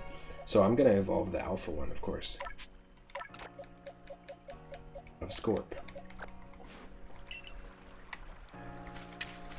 Yeah, this is all new. Very cool. Someone actually has a Chimeco as a wind chime. Amazing. It's a living, like the Flintstones animals that are all doing. They're all the appliances. The Flintstones dinosaurs. Atris, not Arceus. Okay. He discovered the mist ages and made portals to them. You guess. Atris was someone hogging up Iggy's time, so Iggy walked away, and Atris was like, "I'm a soft lock you, Iggy." And Iggy was like, "Do it!" Still adding mist to your beaten games list. Soft lock at the very end. Oh, you got all the way to the end? And it soft locked you? How did they release a game like that? It's gonna soft lock you like that.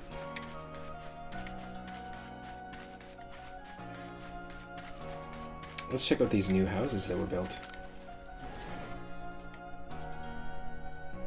It was a swinked and a mist. What's up? Midi Rama. Gonna play with Pokémon. Pokémon, not Mon. Alright. Do you mean Lunatone? That was the original name for Galaxy Hall in our Discord channel, was Pokémon. Zombie says, no one ever expected anyone to be bored by minutes of dialogue, I guess. I mean, maybe that's just how the game ends. Oh, it's possible. You definitely interrupted the final speech, though. Interama. Last place I saw the Will-O-Wisp. Oh yeah, we know who you are. We just have new houses to explore. So I'm going to explore these houses, and then we'll go to Commander Kamado in just a second. But thank you so much, Interama, for the raid. I really appreciate it. I'm just going to go on mute for just a second here, and then I'll be taking a break in just a second. But thanks for choosing to hang out here.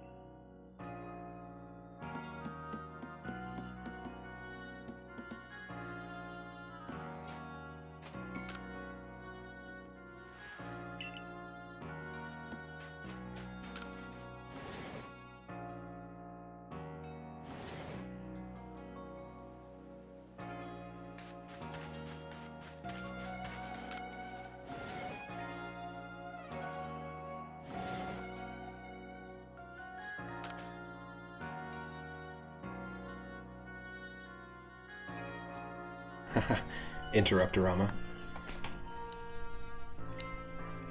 Apella. The more people gather, the more their dreams and discontent gather as well, filling a place, and among so many, surely some must carry grievances against the Pokemon surrounding us. Sumi. The Milkiwa River runs through the village. But where does this journey end? I don't know, but you got lots of corn, you got lots of sand radishes. You got lots of, what are these, apricorns? Dried apricorns, maybe? Peaches? I don't know. Pretty cool. Lots of good food. What the hell is this? What is that? Does anybody know what that is? Is it like a tool? A farming tool? An old agricultural farming tool?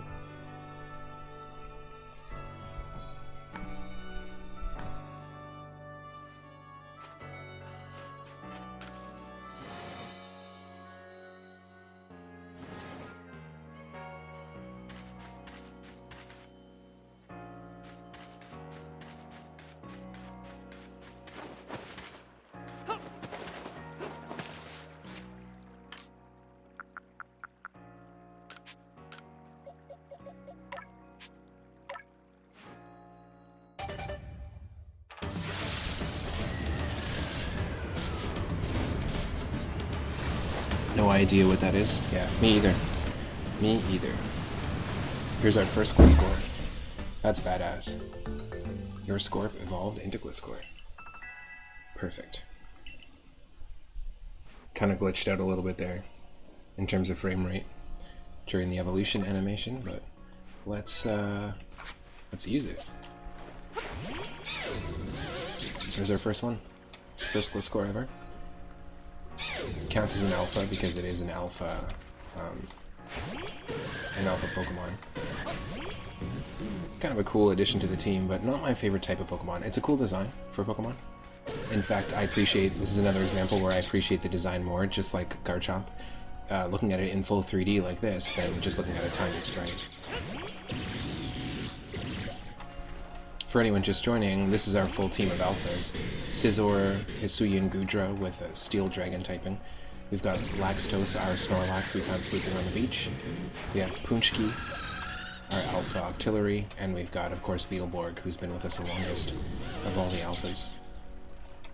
But yeah, we're gonna return Gliscor back. Because we don't need to have it on the team at the moment. Bring it back over here. We'll swap these. And yeah, we'll keep Garchomp on the team. The next one we have to evolve, just because we haven't evolved it yet. In fact, let's keep Watson.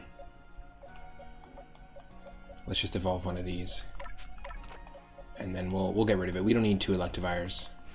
We do not need it.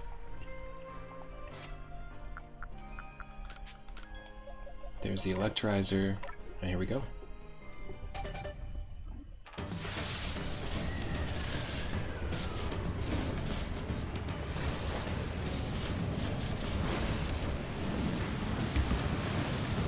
Let's start evolving this. I'm not a huge fan of the design of Electivire. I think it's a cool design, but I'm not a huge fan of it as an evolution of Electabuzz. I much prefer Electabuzz design. Same with Magmar and Magmortar. I much prefer Magmar's design. But I do really like Kleavor and Scizor's design, so they did a great job with evolutions for Scyther. Yeah, we're gonna release that.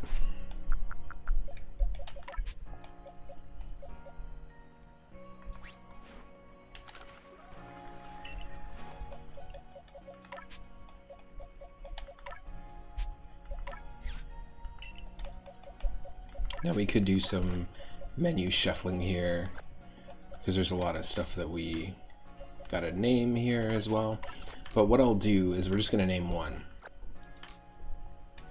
So basically up to the arc, all the Pokemon after that are the recent catches that we caught in the last 2 streams and this stream. Now these are all doubles, every single one of them. Is there one here that isn't a double? Let's take a quick look. So let's release these. We might as well just do the organization now. I didn't want to spend too much time on the menu stuff, but we don't need these, any of them.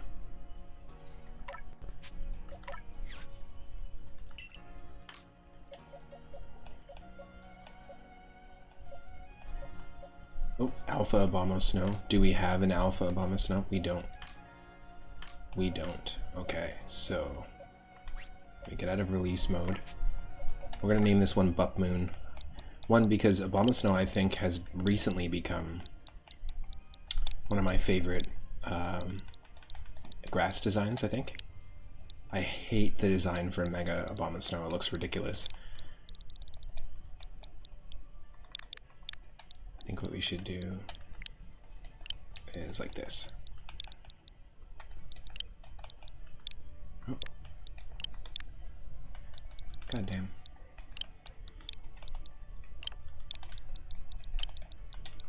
So we've had 4-up Planet, we've had Bup Moon, we've also had 3-up Moo, a Tauros in our Pokemon Leaf Green run. I want to name this, or sorry, not name it, I want to mark it as well. And we'll move it over here. Oh, what do? We do this, we do this, we do this, and we do this. Yeah. No. We do this, and we do this. There we go. Okay, there's the organization I want. Keep going. Is there anything here that we need? We already have Hisui and Sneasel, right? But we don't have an Alpha Hisui and Sneasel. Alright. Baskets. I recently watched that show Baskets with Zach Galifianakis with my partner. It's a pretty interesting show. Intriguing show where Zach Galifianakis plays a pair of twins named Chip and Dale.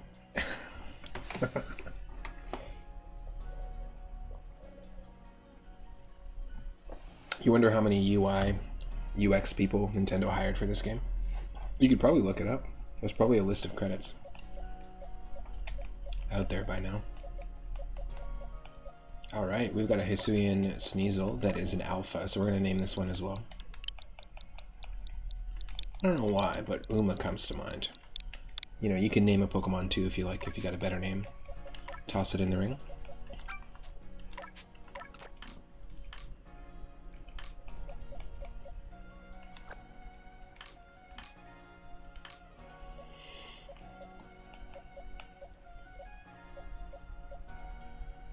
Yeah, we have Bergmite.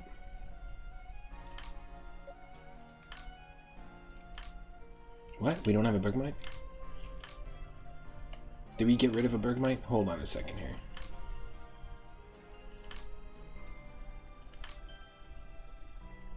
Is there like a secret Bergmite hanging out? Yep, there he is. Stalagmites. Okay, we have Bergmite, and we also have Glalie and Snorunt. And we don't have an Avalugg.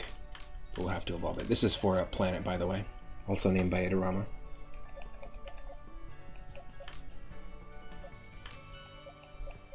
Okay, we have Bronzong.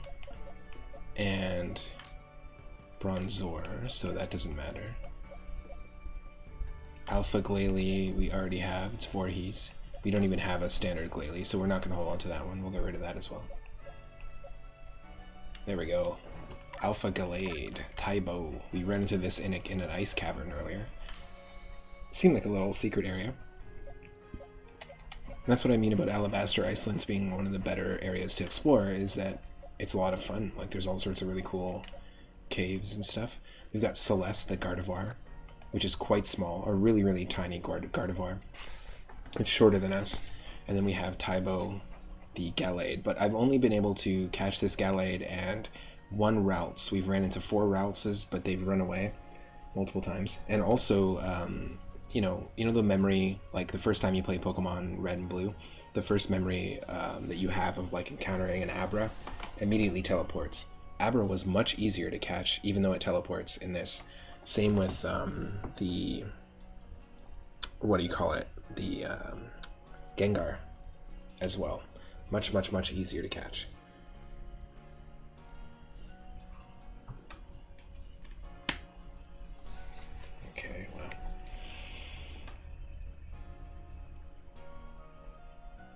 I wonder if program applications team is for UI and UX. Probably. Oh, you found a staff list on Bulbapedia.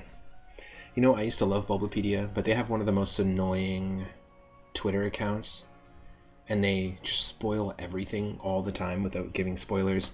One of the most annoying Twitter accounts that I've ever encountered in my time on Twitter, which is a very short period of time, is IGN.com, and the second one is Bulbapedia. Whoever's doing their Twitter is just like, there's such obnoxiousness there in the writing, and I feel like there's this entitledness, and also it used to feel more like a community. It doesn't feel as much like one. I also don't like the new look of like wiki pages these days. I like the way they used to look. Just my 2 cents.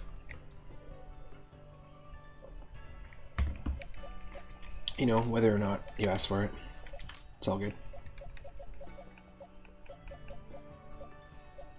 These are all doubles.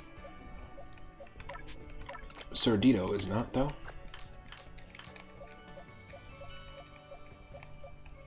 We've got a Chimico, and I don't think we actually have a Chimico at all. Oh, we do. Just not the alpha Chimico.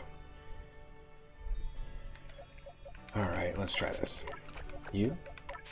I think Chingling is the smaller form. We're gonna name this one here. Just as a reference to Chuck Berry and his ridiculousness. My ding-a-ling. We're gonna mark it because we gotta mark all of the alphas so we can easily search them.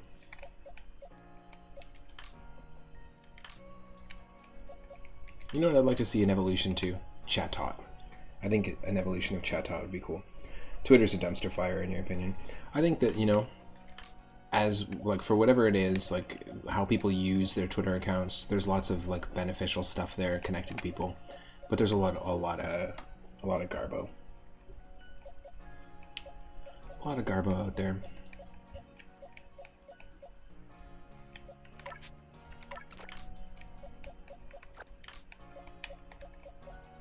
We have Rufflet already. Basculin. We need a name for Basculin. This is our first Basculin that we found. Pretty badass fish. Lickitung, Apum, Machop, Machoke. We have all these already, right? If we go back to our Machop, Machoke page, we have Nicholas, Machop, we have Dwayne, and we have Machamp. So Dwayne is our alpha Machoke. We also have Machamp, which is a very, very tiny Machop that we found, that we evolved, so it's a very small, like smaller than standard size Machoke, and we could evolve this as soon as we get a link cable. I think we're gonna evolve it into a small Machamp. And same with this, with Dwayne. We could easily evolve that into an alpha Machamp. We do have an alpha Machamp though, so we'll get that in just a sec. Right here. Do you want to name this thing? This thing's got back abs, so I think I'm going to name it back abs. Too slow if you want to name it. It's a very funny design.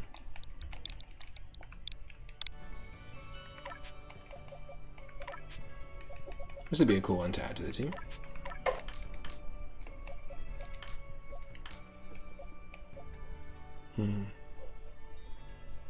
If we do that...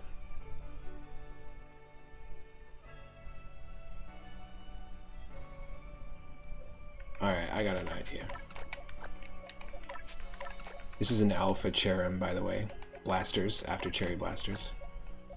We have Ambipom and an alpha Ambipom.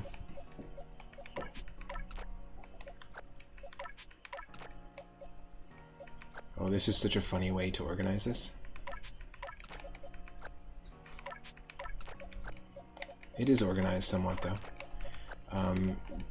Slick was our Lickitung that we evolved into a Licky, so we don't need to keep the other Lickitung. So we definitely for sure can release these.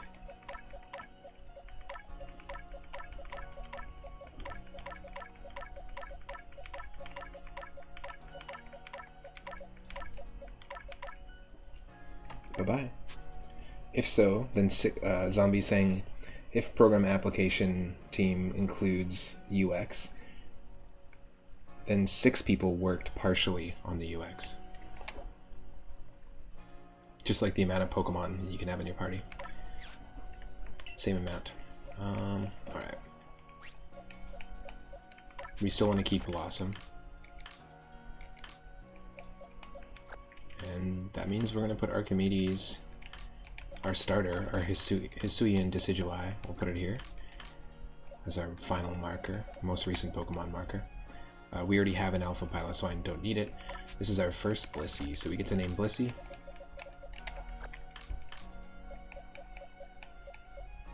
And yeah, that's it. I mean, we can release these ones. Oops, sorry. Touch the microphone there. So in total, 13 people could have helped make the UI and UX for this game. 7 people worked on the application design team, which might translate to UI responsibilities. Yeah, I mean, it could, but that could have also been like, you know, application design for the battle system UI and stuff, which is cool.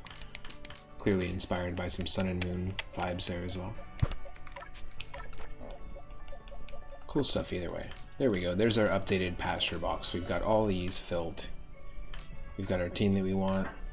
The only shinies that we've encountered ever is a Staravia, which we evolved into Yellow Sun, our shiny Staraptor, and this Badoo, which has a name Brazil. It has a little purple, like, flower petal bib. Normally it's green. Yeah, pretty cool stuff. We got a good haul of Mons. We're gonna get a bunch of Grit Dust and Grit Gravel to boost our effort values.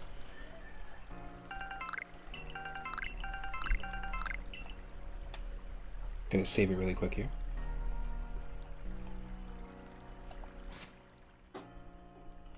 Oh, we should probably use this stuff if we can. Yes, we can. New Melgon, let's go.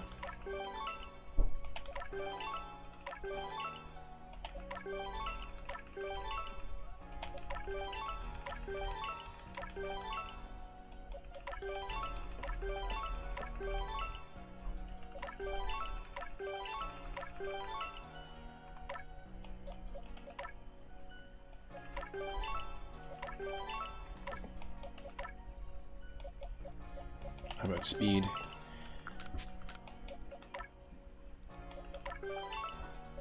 So Beetleborg and Laxtos, I think, have their effort values at 10 across the board.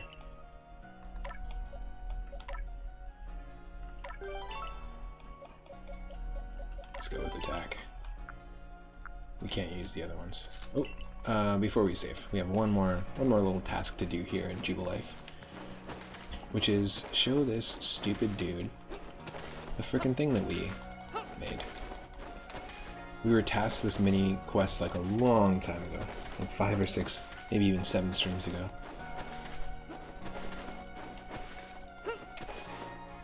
You just gonna accept this? Finally, jeez. Yeah, I've made like 14 of them. Just relax. Better give me something that's worth it.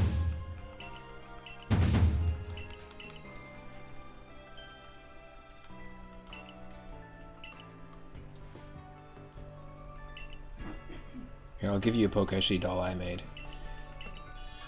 What? You fucking kidding me? You're kidding me.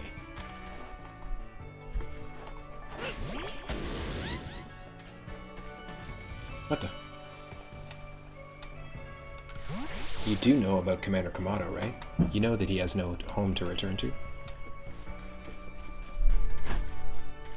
Interesting.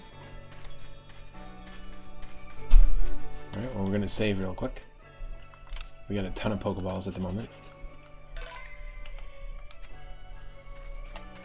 Just gonna hang here. I'll be right back and take a short break, and I'll return. Thank you again, Idarama, for the raid. I really appreciate it. Thank you again, Michelle Butterfield, for the resub at Tier 1 for 14 months. Thanks to Tojiko-san for resubbing for 4 months at Tier 1. And thank you so much to those that have been hanging out on the regular. Thank you to Stegosaurus McCartney for the resub at Tier 2 for 14 months. Thank you for supporting the channel. If you're new to the channel, click that follow button and check out my Discord. I'll be right back. It will not be long.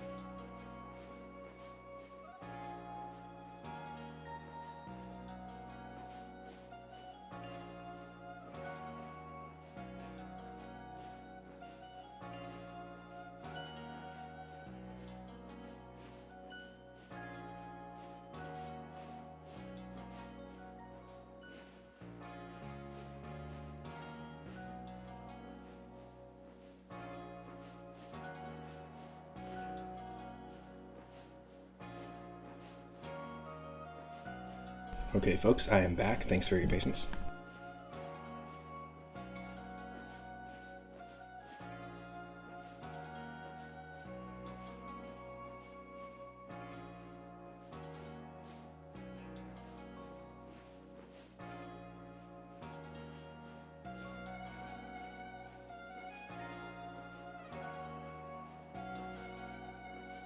Okay, you should be able to hear me. And we're going to continue with Commander Kamado.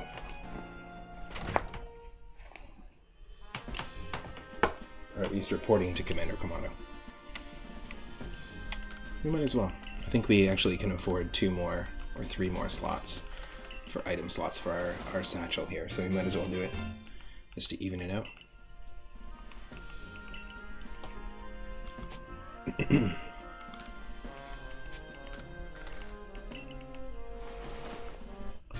The price goes up each time.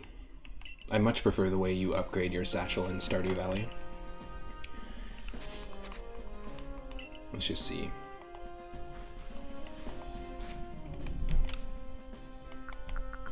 Yeah, we just need 1 more.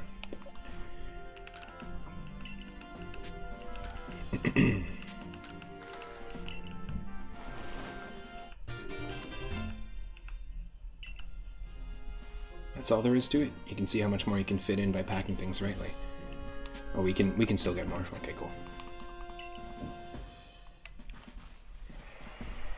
I didn't do that mission. This guy's... So we have a bunch of like mini missions or mini side quests. By the way, don't mind the blow dryer if you hear it in the background there. But there's a lot of like mini quests or like little requests or missions that we've been asked to do. We've done a few of them, but we can do a separate stream where we take on a bunch of those. I know it'd be better if I just went myself, but I'm an utter disaster when it comes to Pokemon, so please find Wanda wherever in the Mire Lands that she's ended up. So that's just one of the actual quests. If we go to the map and then press Y, you can see the missions are all of our like main story points. And requests are the little mini side quests. There's a bunch of them, like playing with Drifloon. We already did this, we just have to report back with our findings. It does tell you what you get though, which is kind of nice. In terms of items. Ooh, that's a good one. Balloon Race in the Fieldlands gets you a rare candy and 15 feather balls. That's worth it.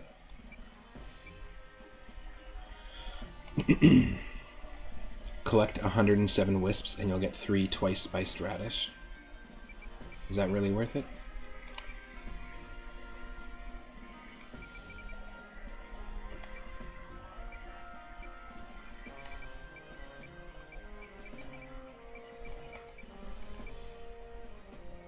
We have one of the Shellos forms, but not the other one.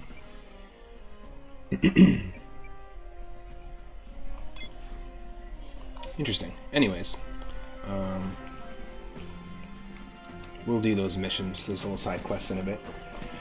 In another stream. In another stream.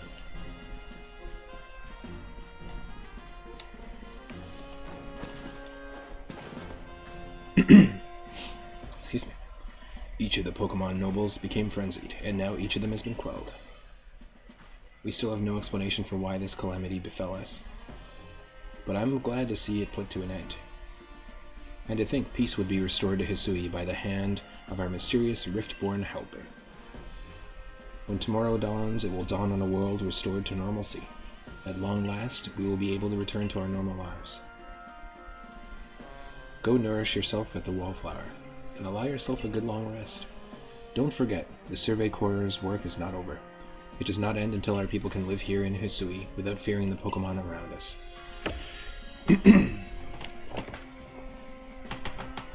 Does that mean there's more content?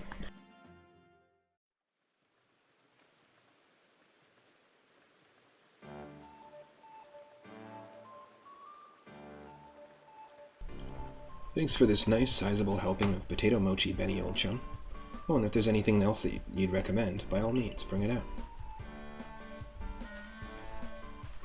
Nope, I only recommend potato mochi. Having the nobles all quelled puts a grave threat to rest. Now it's time we focused on our survey work, though we still can't let our guard down around regular wild Pokemon, of course. I certainly had my reservations as to whether Avalugg needed quelling, but if it means bringing calm to everyone, then I suppose we did the right thing. Yes, someone might have been under attack by some frenzied noble this very moment, if 3-Up Moon hadn't come falling out of the sky to us. I still wonder, though, just what is the space-time rift anyway? And what will make it finally go? Wait, if the rift were to vanish, would that leave 3-Up Moon stranded here? I'm not sure.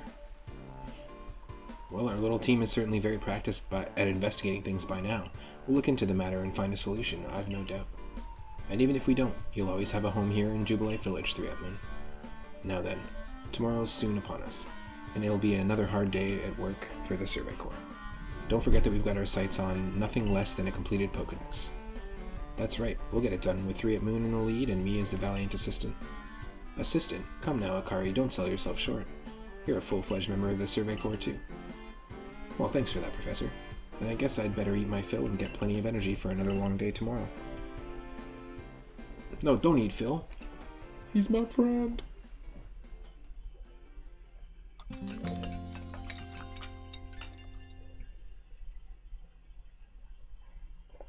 Don't eat Phil. Bakum.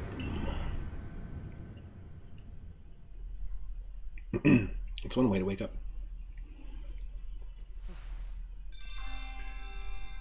No.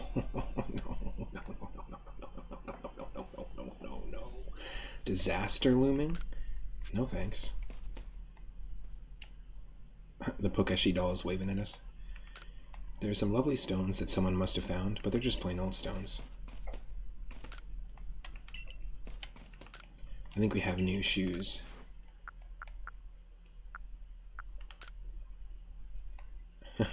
Should we change our outfit? Change our look? I like the worm cap. Let's mix it up and see what we got option-wise. The Earth Kimono is pretty cool.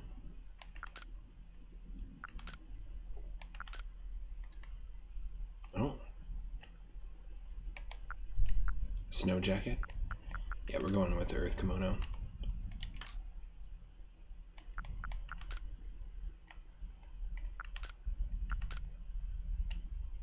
These ones always look like baseball pants to me. They look like old school, like Babe Ruth style baseball pitcher pants. You know, yeah, let's go with Growlithe. Let's mix it up. What else? Oh, that's right. We have a suit too.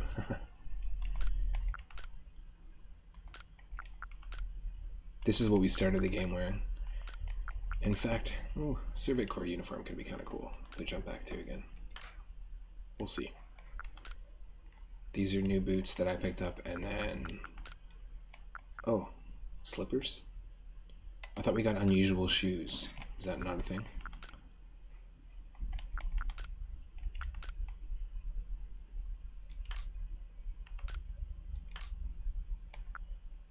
Alright. I guess the unusual shoes that we picked up is something completely different. We bought them. I'm just wondering if, is it an item that we're just missing? No? Alright. Are the unusual shoes here? Nope. Alright, I have no idea then.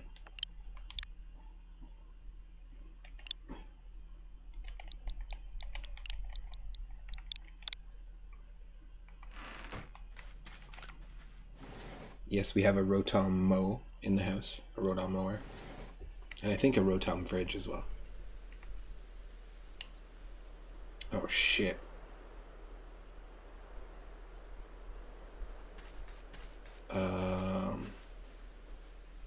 Three of them.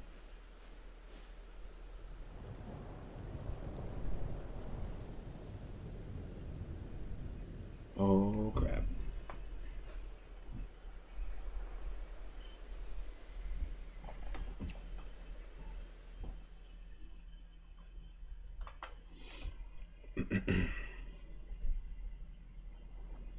Some sort of dreadful energy seems to be pouring from the rift in space-time. Now the entire sky has gone red.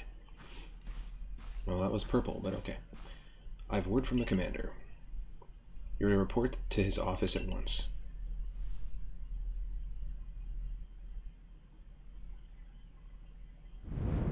The way the sky has changed, it is ominous. Very ominous indeed. What's this about, Commander? You did call us here to discuss the quelling of all the nobles, didn't you? That can wait. There's a more pressing concern here that must be addressed.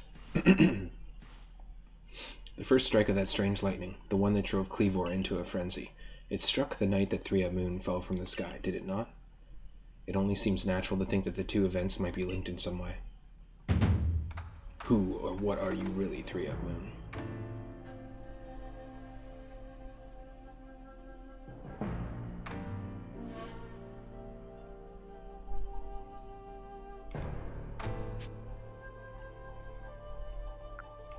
Survey Corps member? Indeed, you've done all I ordered. That does not answer the question of who you really are. You came from the rift, as did the lightning. You're connected to these frenzies, are you not? Did you think to gain our trust by quelling the frenzies you yourself brought about? And having gained our trust, what then? What is it you're really after here? Hold on, Commander. There's nothing to suggest that 3-Up Moon has wronged us. Exactly. And besides, do you really think he's got the sort of fearsome power it'd take to make all this happen? Let me ask you in return, can you prove beyond a doubt that he is free from guilt? This person, this stranger, appeared out of a rift in space-time.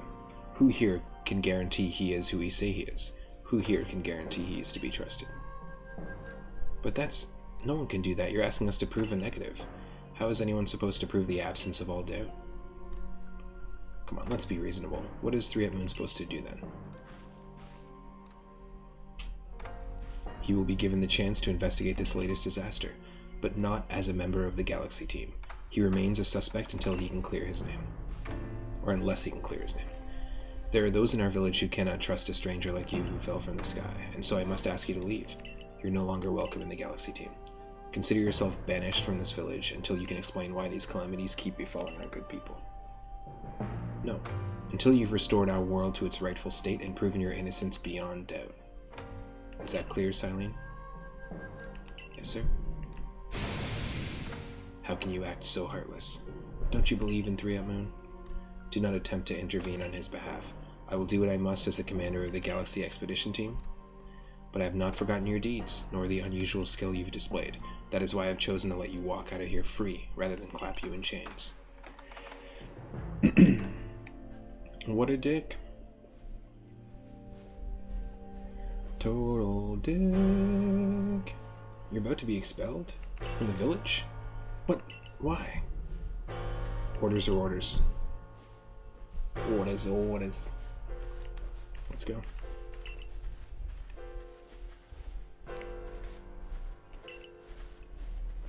Bye-bye. This is kind of cool. This is exactly how you first walked into the village. The professor walked you in, and you walk away slowly. I can't enter this anymore, can I? Oh, that sucks. Can it really be true? So this is exactly like when you first were introduced to Jubilife. How could anyone do such a thing? I guess we should have expected this from a stranger from the sky. So we just don't have access to our other Pokemon now? This way. Okay.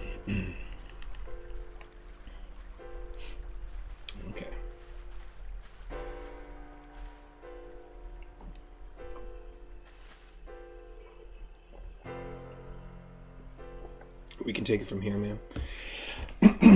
Excuse me.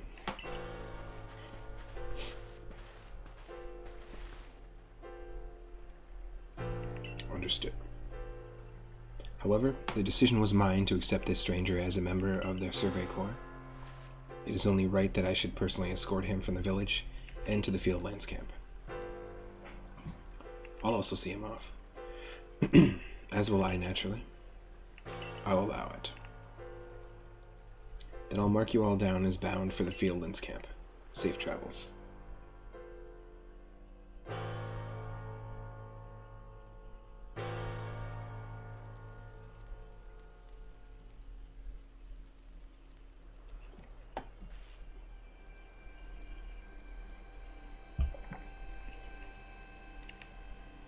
I can't believe the boss would do this. You were acting on his own orders when you quelled the frenzied nobles.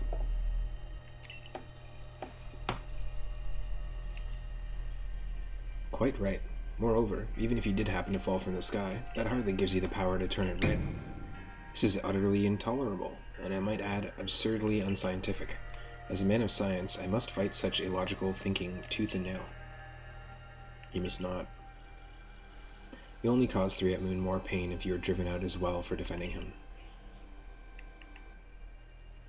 However, there are others who might offer help.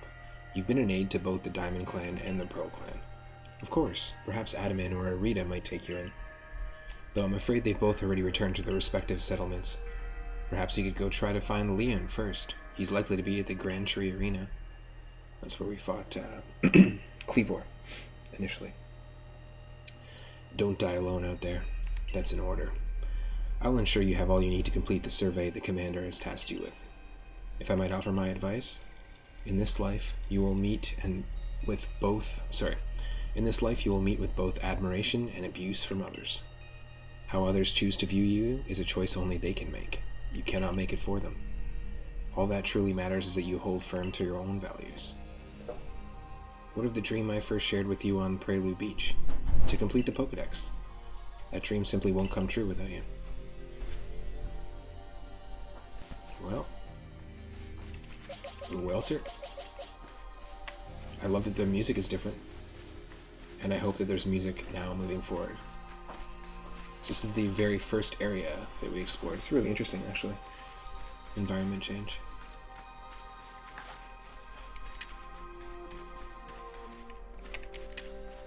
If we do catch a Bidoof, we need a heavy one. That might count. Let's see.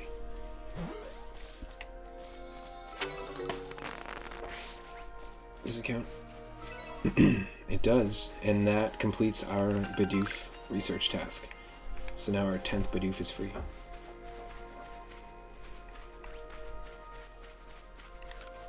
The more energy a Pokemon's got, the harder it'll be to catch. Okay, so he treats me the same.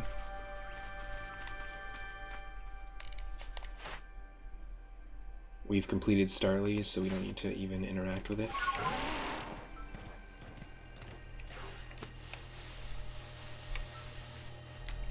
Unless it's shiny or something, I don't know.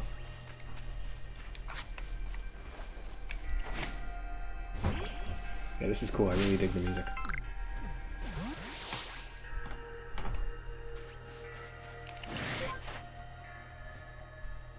Catch more, evolve more.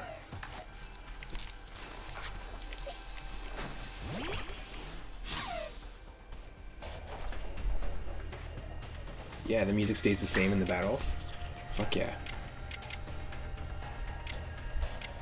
I'm 100% down with this. I was talking about how we didn't get enough music in this game, and here we go.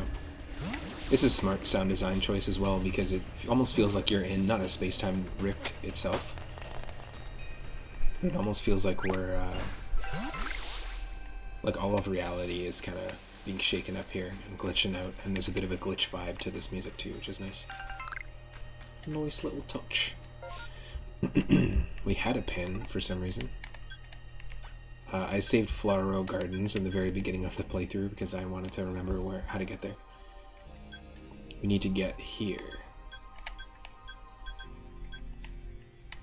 And we don't need... Like, we can actually just teleport, but I don't want to teleport. I think what I want to do is try and go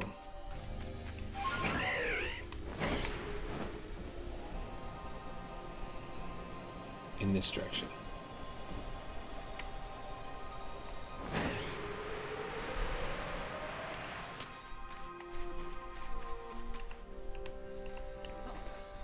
There's a sort of Star Trek The Next Generation vibe to some of this music as well, which I can dig. Oh, jeez. A wild one. My buddy. So we've caught a wild Chimchar already and evolved it into an Infernape. But I've never had a wild Monferno show. We need to see 3 more jump out of ore deposits, then we've got a complete Geodude page. So let's not worry about that.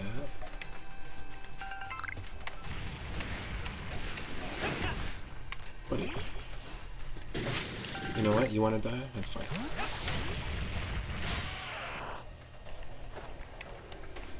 Got some great lighting right now.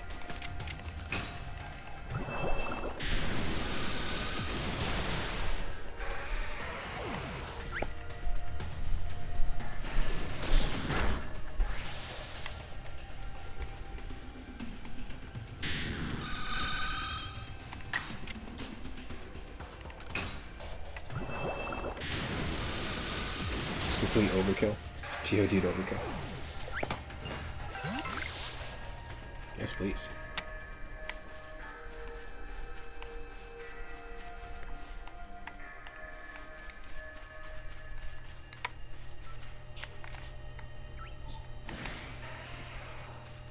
We've already accomplished that.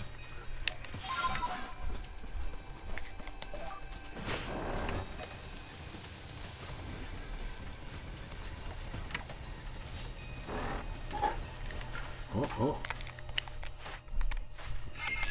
I see you, Stantler. We have to catch more, defeat more.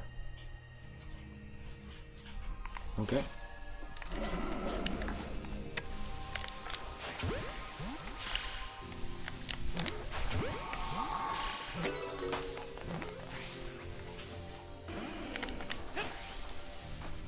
Oh. Excuse that.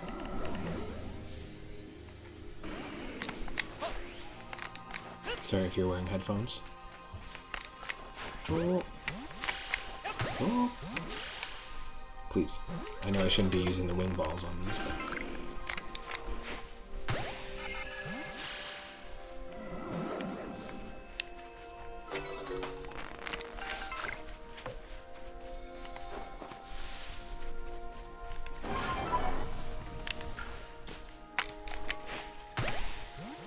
Ooh. Another Chimchar. And we have a backup Chimchar in the pasture as well. And so far the only starters, if you don't count Pikachu as a starter, and if you don't count Eevee as a starter, because we've got a ton of Eevees, the only starter Pokemon that we've actually had on the team is Chimchar with the fully evolved Inferno. And now a couple backups. And Rowlet at the very beginning.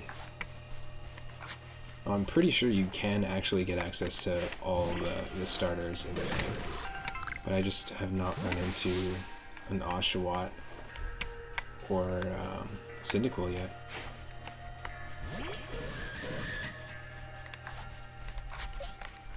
Damn, I love this music.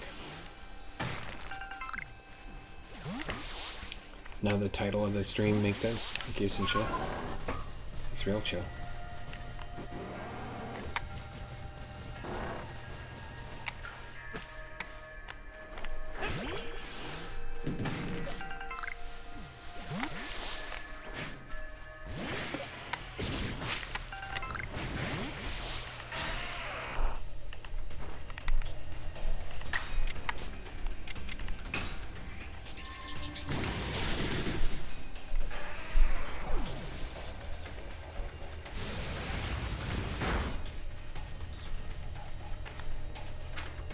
Yeah, you're not going to stand a chance. It's level 74.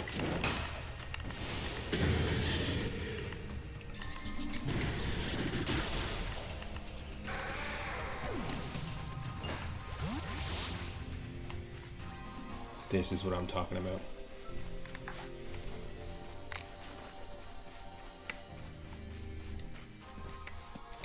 Cabela's Deer Hunter.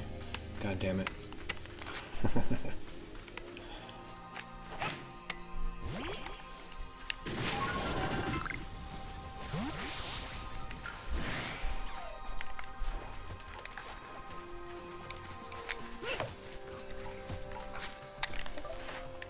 catch. Yeah, I guess the best way to do it is to do it in battle, because they're pretty aggro. You can't just throw a Pokeball at them. You look good? Ready to go?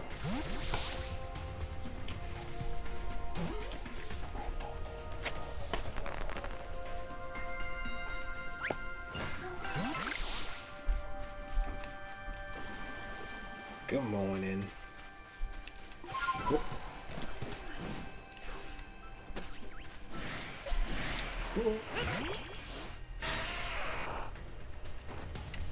We don't need to take on these Geodudes, but we might as well.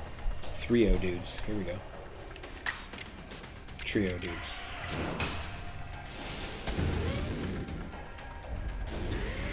Might be overkill. Just a touch.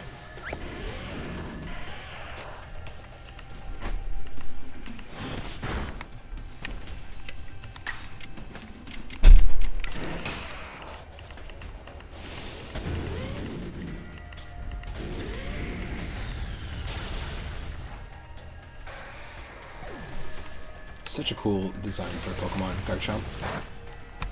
I really appreciate the designs of Pokemon, and really have come to not like the designs of certain Pokemon just from seeing them in this environment. It's great. Because even in the more recent games, like, yeah, they've been in 3D, but you don't always... Like in this game, you can get like a full 3D view of each model, which is nice.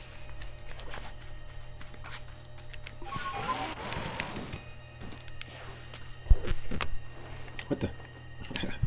That's me touching the mic. Sorry.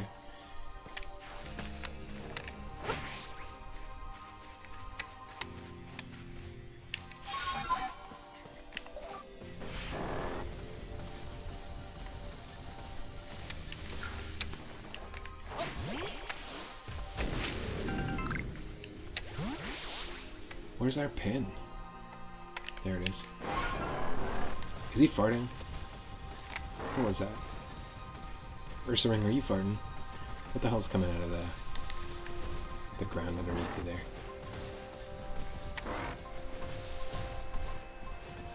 It's very strange.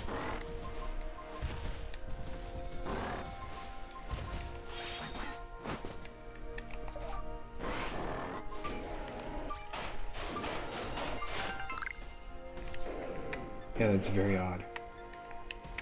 I don't know why there's green nonsense.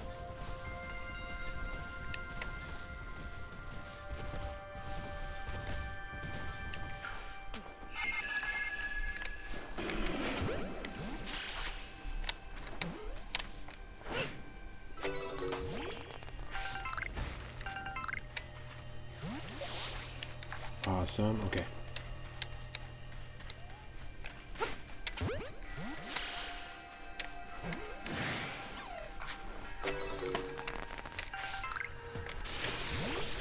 Need to catch these Shinx. I think it's a total of 25 that we need to catch, and that was 14. Hey, you know what? Let's just go for it. Welcome to the stream, Nigel Neverland, as well. Hope you're doing well. And I think I said welcome earlier to Tony Uncle Al. Let's do some shoutouts.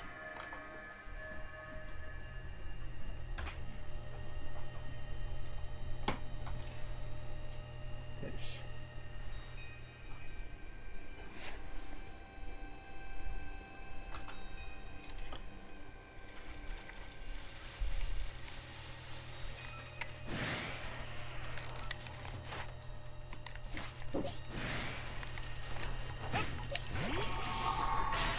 I should have sent out Scizor, because we have some research tasks.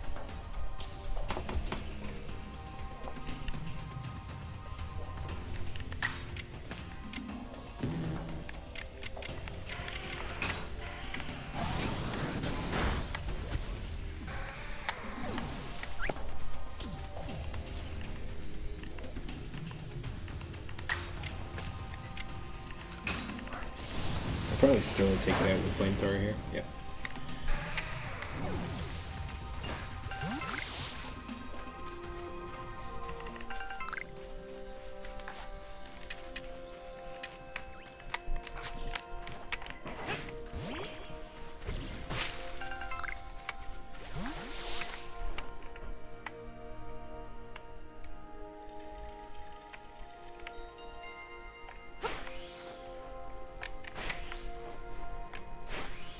Yes. Now we've already caught a Gyarados out of the sky, the very first Gyarados that we encountered.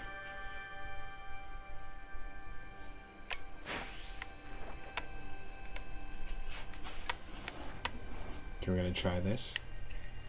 We got this.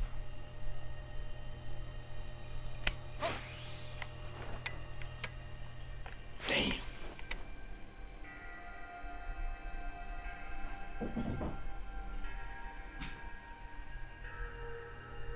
Actually like the waterfall effects right now going on.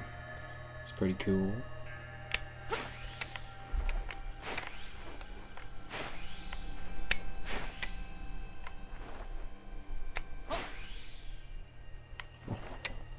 Really? I'm gonna waste that many. Come on, go. Okay. Phew.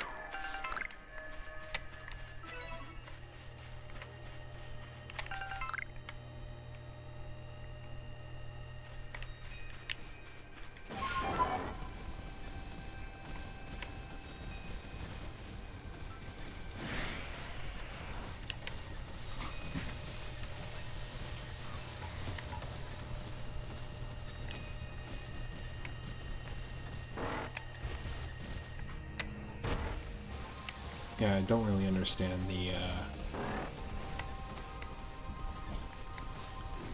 the point of using Ursaluna on the overworld. Not for it's not meant for fast travel, obviously.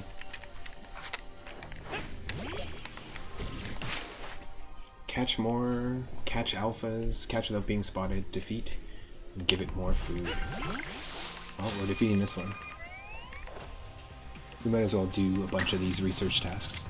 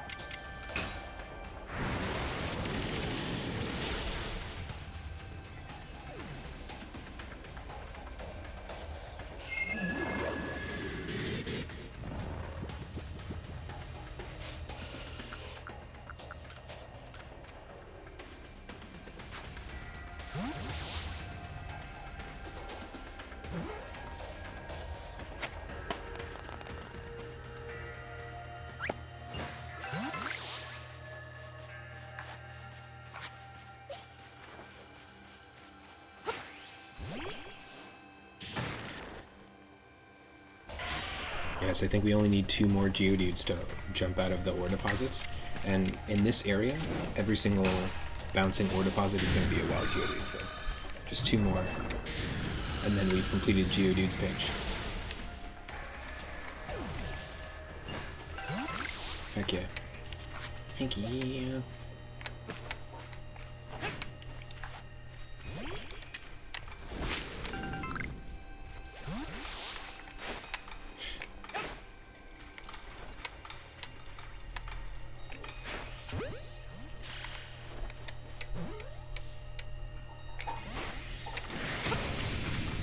Damn, okay. That's fine. We'll fight you. We have an alpha Crobat, but we don't have an alpha Golbat, so let's fight this one. We found an alpha Crobat in a cave a few streams ago.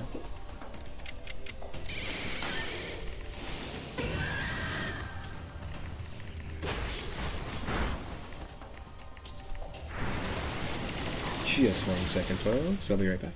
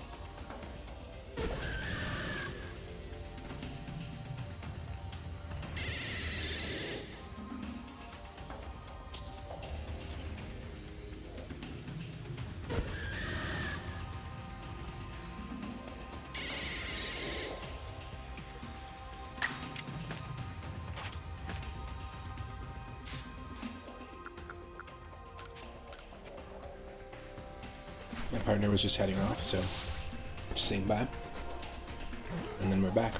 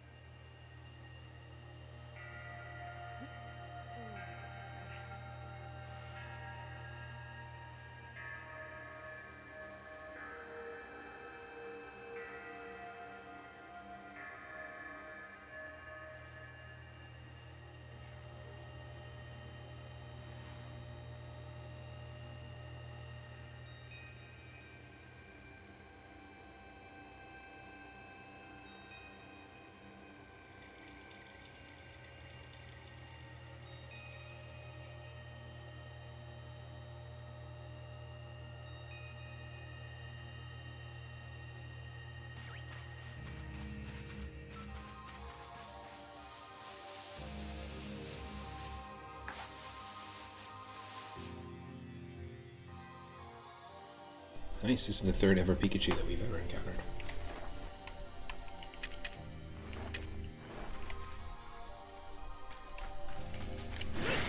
Damn you.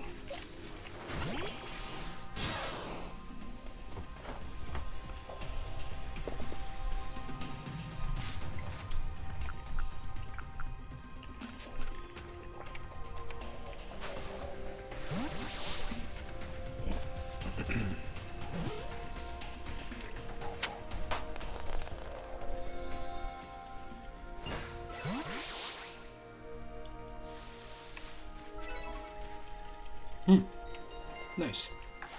I like that counts as a light specimen. Son of a bitch.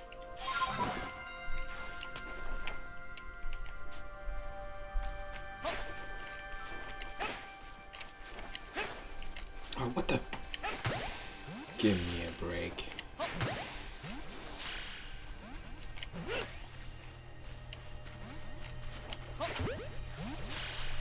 What?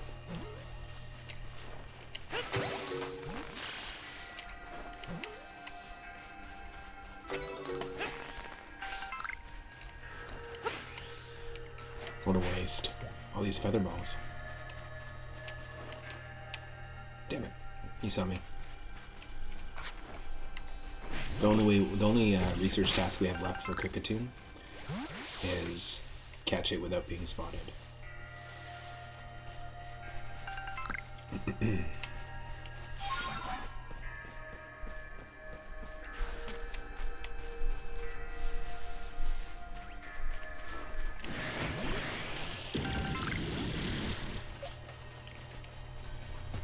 Alright. At the first satchel. Second satchel.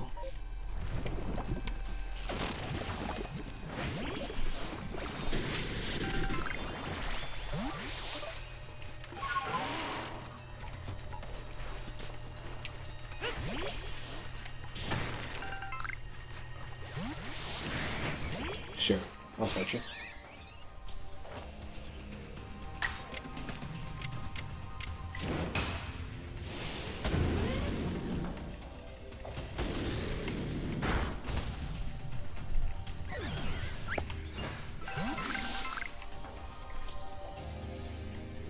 There it is.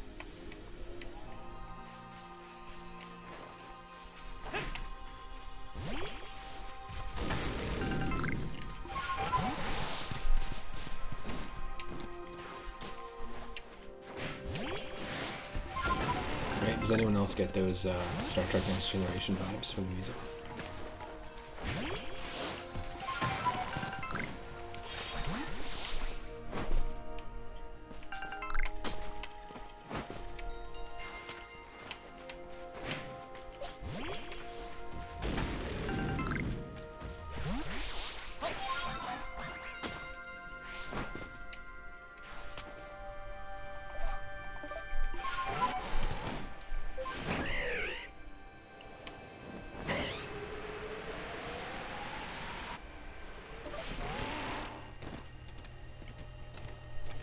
It's just funny how you can use a combination of all these different Pokemon just to get around.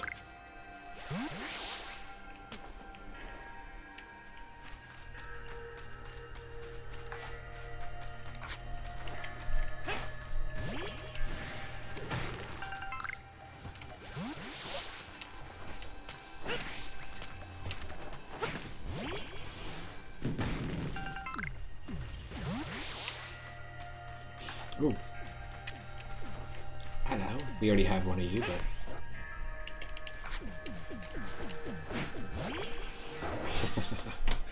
Nice try. Meet your future, bud.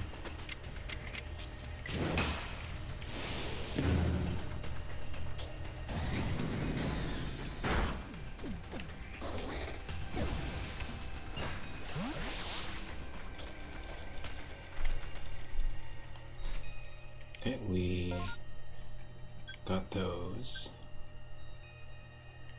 We need to head for this one because we're on the way to Grand Tree Arena anyways, which is in this direction.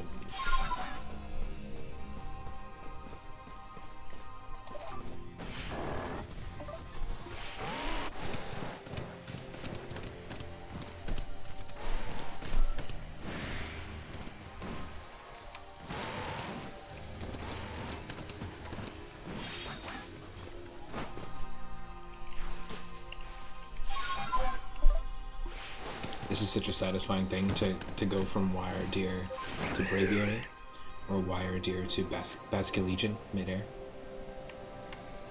Pretty cool.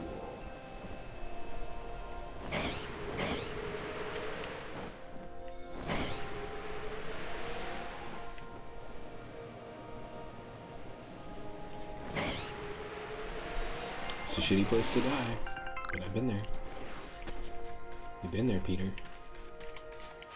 Right? Yeah, we've got it completed. Oh, Oh, perfect. How is that? Oh, it's because it's not reported. There we go. So we got a perfect for Starly. Is there any other ones we have perfect for?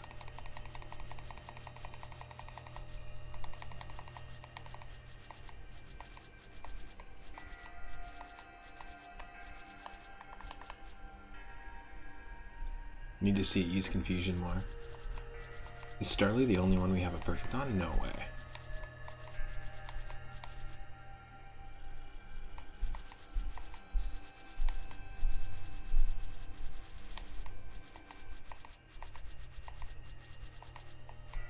I wouldn't be surprised, I guess. Wow. Yeah. Yep.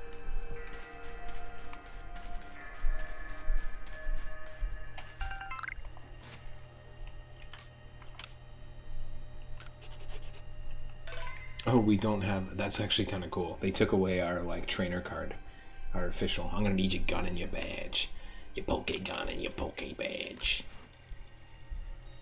You're a disgrace to the Galaxy Precinct.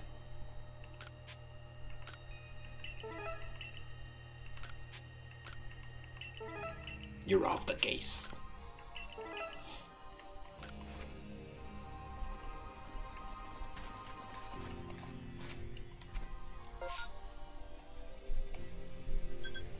Grand Tree Arena.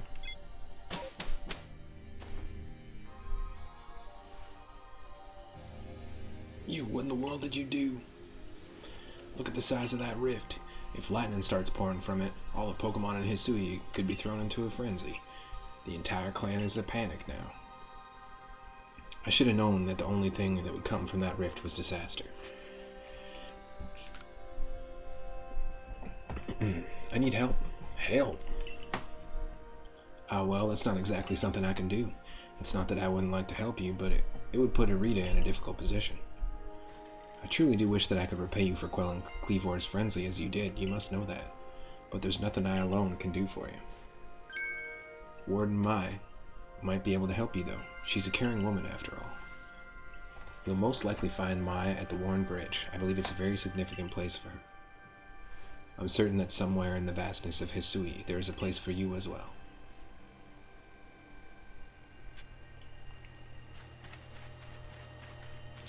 What a mighty fine little goose chase we got ourselves on. Is there a goose Pokemon? That's a good question.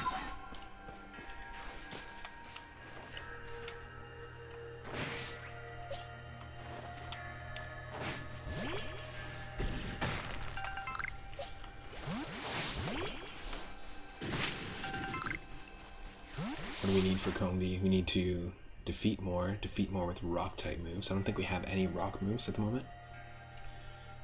See it use Gust, see it leap out of trees. So let's just fight them.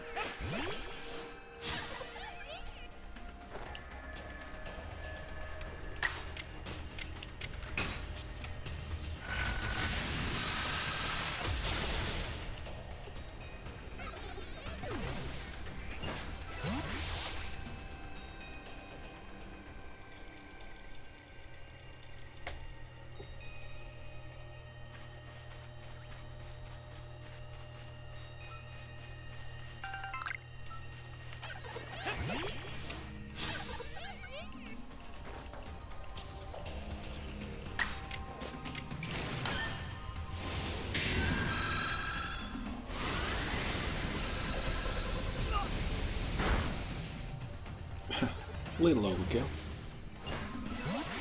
Boonchiki's strong. What are you gonna do?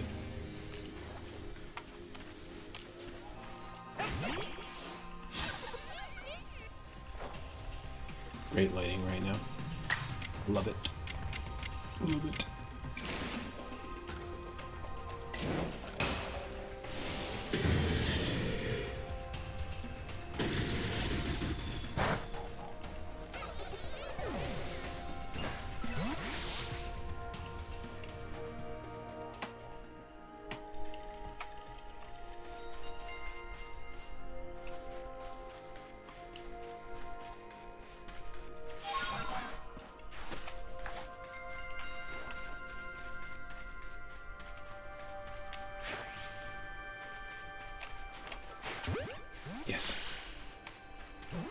please.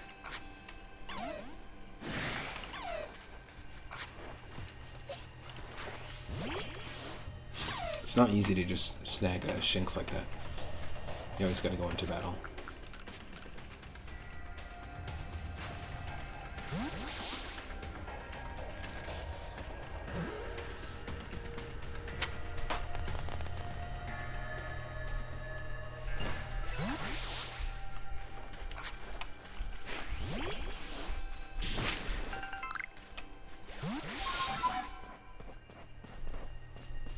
Okay, I was like, is that what I think it is? But it's not.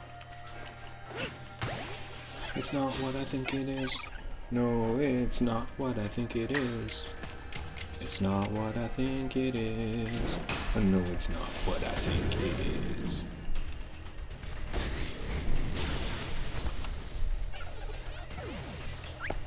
I thought it was Satchel. But it sure wasn't.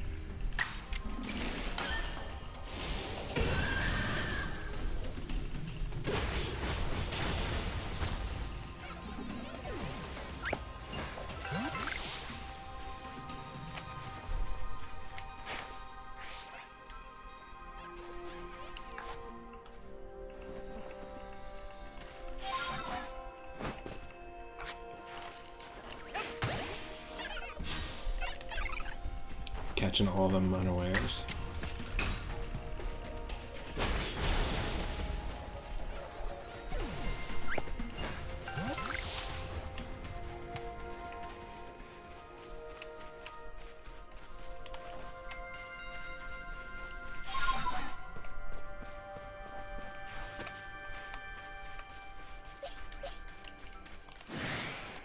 Scyther, we need to catch more, defeat more with rock-type moves, which we don't have at the moment. And... okay.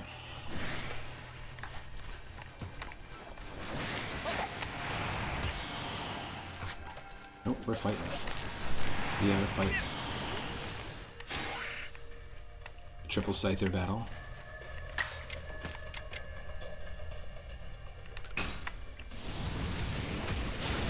This is actually near where we found our Alpha Scyther at level 42, and we eventually evolved it with the only metal coat item that we found. We've only found one metal coat from a space-time rift, but we evolved it into our Deep Cut.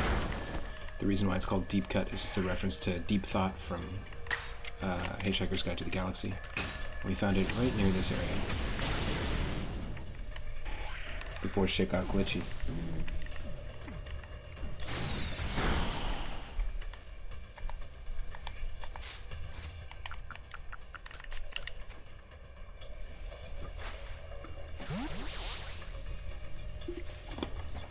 Coffee number 1 down. Coffee number 2.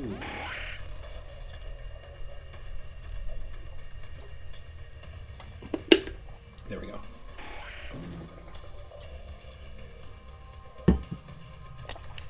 Now, what I'm probably going to do very shortly is we're going to go to Mai, the Warden Mai, and we're going to save.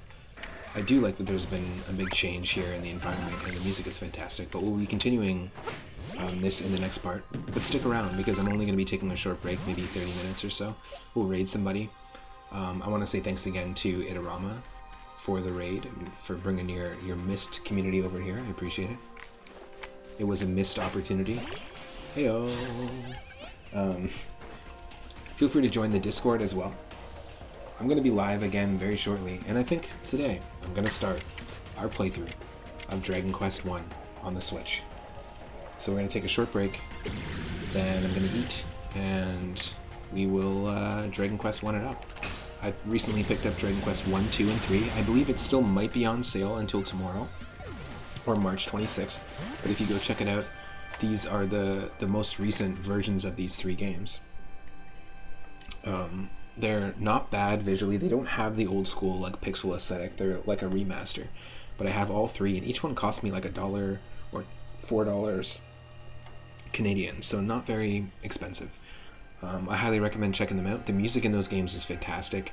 Unfortunately, the composer of Dragon Quest, I think earlier this year, or it might have been 2021, last year, they passed away, and they had been lending their talents to the series since the very beginning. It's a really interesting story, too, if you go back into the history of the Dragon Quest games and how it all originated. And yeah, there's a lot of really cool music in those games, so I'm always down to explore the music in those games a little further. I'm a huge fan of Dragon Quest VIII. That's the one that I played the most. And also Dragon Quest V on the DS, I beat.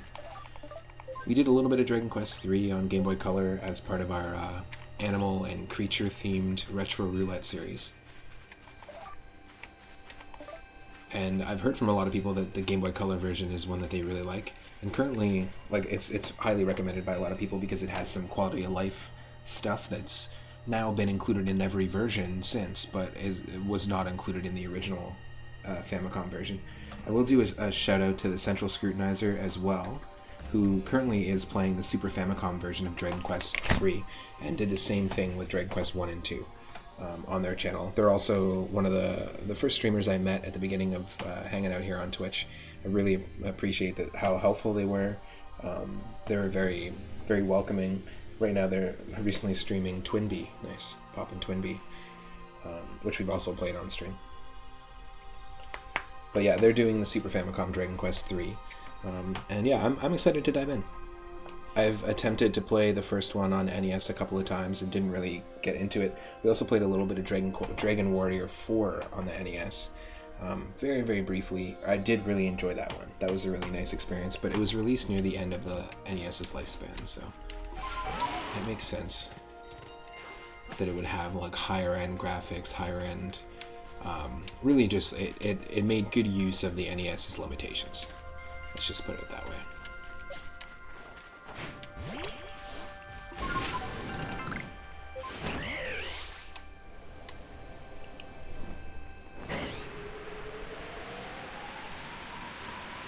V-Fish.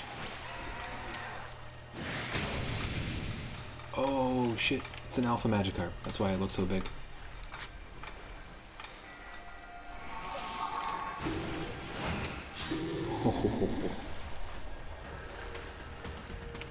Yeah, this is definitely the one we're going to evolve into a Gyarados. Then we'll have an Alpha Gyarados. I have a Gyarados we caught out of the sky, and the most recent one we just caught. So just stick around, Magikarp, don't die. No. No.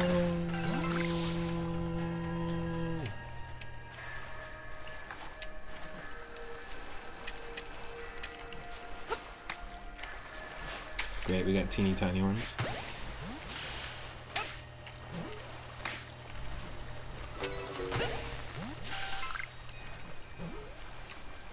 That's annoying.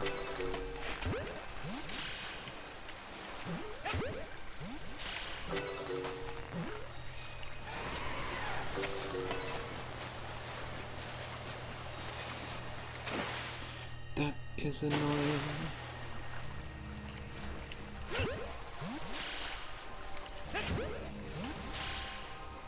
I think new Pokemon Snap would be a fun one to play on stream as well. Never got a chance to play it. I did watch a lot of people play it though. And I'm not one to just play a game just because it just came out or when it just came out. You know, I waited a little bit to pick this one up. I had to wait until I could afford it.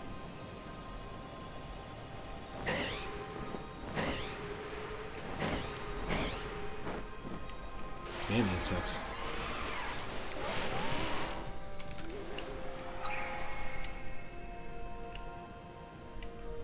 Where is it? Got a glitchy ass Machoke up there. Okay, it's here. Good.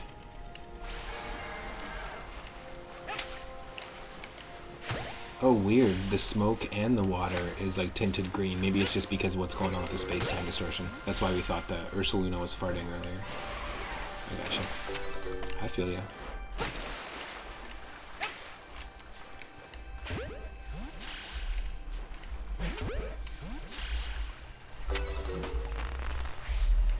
Oh wow, our first space-time distortion. Finally forming.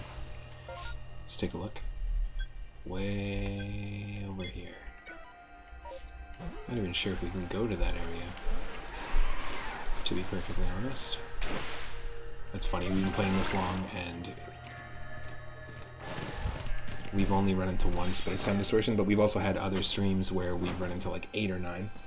Annie Blank coming in with that rate of party of 7. Thank you so much. Were you doing some Tetris?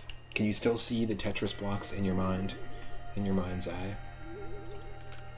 We are playing some Pokemon Arceus Legends. We quelled Avalugg and then woke up to this after we quelled all the nobles, and that space-time rift is creating some shit.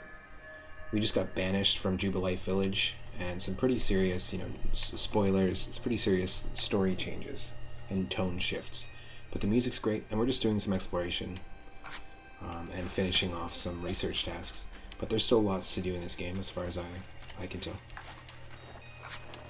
Hope everyone's having a good Wednesday. We were doing Tetris teams every afternoon.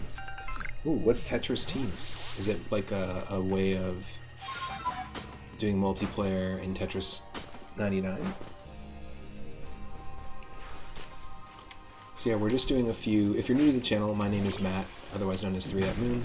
I stream every single day, usually from 6 p.m. Pacific onward, and on Wednesdays and Thursdays, it's my Saturday and Sunday, so that's basically when you will catch me during the day. I'm going to be doing a little bit more of this, and then I'm going to be taking like half an hour break. We'll be rating somebody. But I stream every single day. All of my content is uploaded on YouTube in full. I'm a drummer, I'm a sound engineer, I work for a local game dev company, and we have a brand new Discord that just opened up where people can hang out as an extension of our chat community. Henny and also Idarama, who rated us earlier after playing some Myst, some classic Myst. They are both awesome streamers, and they're part of the community, so I really appreciate you bringing your community in over here.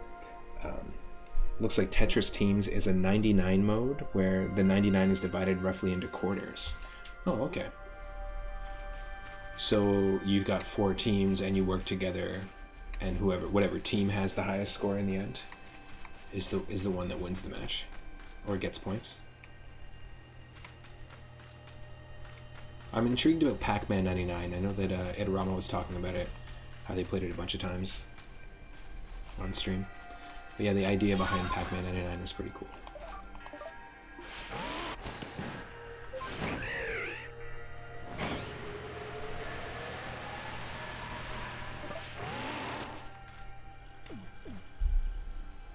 My, what a frightful sky. Such a disturbing sight would be enough to put anyone ill at ease. You don't know what brought this about, do you? I'm trying to find out. I suppose it was too much to expect that you could already have an answer to all this. I heard from our leader what happened. You can't return to that village of yours, can you? But I'm afraid the Diamond Clan cannot be the ones to save you. The Diamond Clan could end up at war with the Galaxy team if things went badly. I think you would regret that as much as anyone. The Great Wire Deer took a liking to you. I want to offer you my support, but forgive me, I cannot help you with this. Do not abandon hope. Time solves all things. And besides, you seem to have a talent for making your own way in the world. I have no doubt you'll continue to find a path to walk.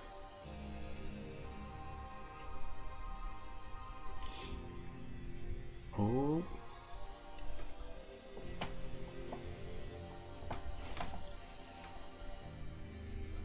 Also, this stream we caught 110 Pokemon, or like 112 Pokemon, or something crazy like that.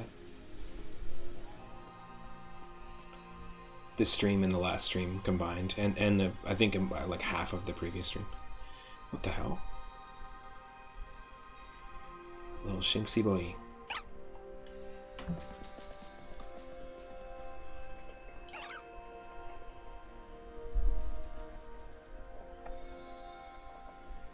That's intriguing though. When I do take a break, it's going to be a half-an-hour break, then I'm going to come back and we're going to be playing Dragon Quest on the Switch. I'm going to be diving into the very first game. I picked up the 3 of them recently, so we'll have some fun with it. Gonna go to your sister's house and hang out with the kiddo. Very stoked. Right on. Awesome. Well, have fun. I hope you had an awesome Tetris stream as well. And I hope that the shapes don't embed themselves in the eyelids. You don't experience too much of the Tetris effect. Take care. And thanks again for the raid. Strange events seem to follow you wherever you go, don't they? Oh shit. It's Link. Found you at last, 3-Up Moon. I've been looking all over for you, you know? What would I do if I were to lose one of my favorite customers? Don't worry, I've already heard what happened. A good merchant knows well the importance of staying abreast of all the latest news. You had an awesome stream. Lots of cool people stopped in to say hi. That's awesome. That's good to hear. It seems you're in quite the pinch. No place for you among the Diamond Clan or the Pearl Clan, to say nothing of how poorly the Galaxy team has treated you. But not to worry. There are still corners of the Hisui region where we can stash you away in secret. I know a spot that'll be the perfect hideaway. Leave it all up to me. One of your friends is obsessed with Tetris players named Mom and Dad. And today you got a heart from a user named Mom and Dad, which is a very important moment for me. Oh, nice. Oh, there's actually like, there's a user named Mom and Dad, I gotcha, who's like way up there in the leaderboards. Here we are. I know, it's no palace, but you know, the saying about beggars and choosers.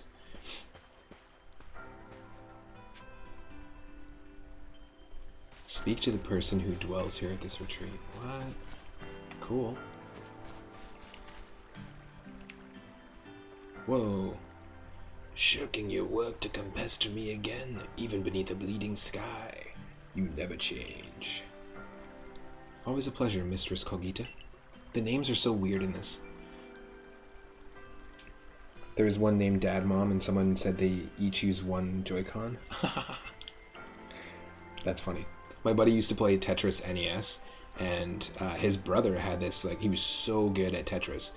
He had this, like, wacky skill where he could play 2-player Tetris on NES, one hand per controller, and he could keep it going forever. Just perpetual. He could play both games simultaneously against himself and just keep it going forever. I've never seen anyone do this before. It blew me away. We have some videos. I think even on YouTube there's a video or two that's been uploaded. But he can only do it on the NES Tetris. He doesn't have that kind of skill in other Tetris games. It's just specifically that one. And he just spent a bunch of time trying it out and practicing as a kid. And he can just basically double fist it. Take care, Henny. Have a good one. And enjoy the visit. But I'm afraid I'm not here today, Mistress Kogita, to learn more of Hisui's myths and legends. No, Mistress, thank you, just Kogita. And this is... Why, 3-Up Moon is the man of the hour. He's the one who quelled the frenzy of all the Pokemon nobles, believe it or not. Ah, the poor wretch you spoke of, lost in time and space. Dear me, lost one. It seems I'll be able to fulfill my duty at long last, thanks to you. Duty? Indeed, I am to guide you, lost one, for the task of preventing great disaster falls to you. The rift in space-time must be mended, lest time and space themselves be thrown out of balance. But come, you may enter my dear hideaway. There's much to be told.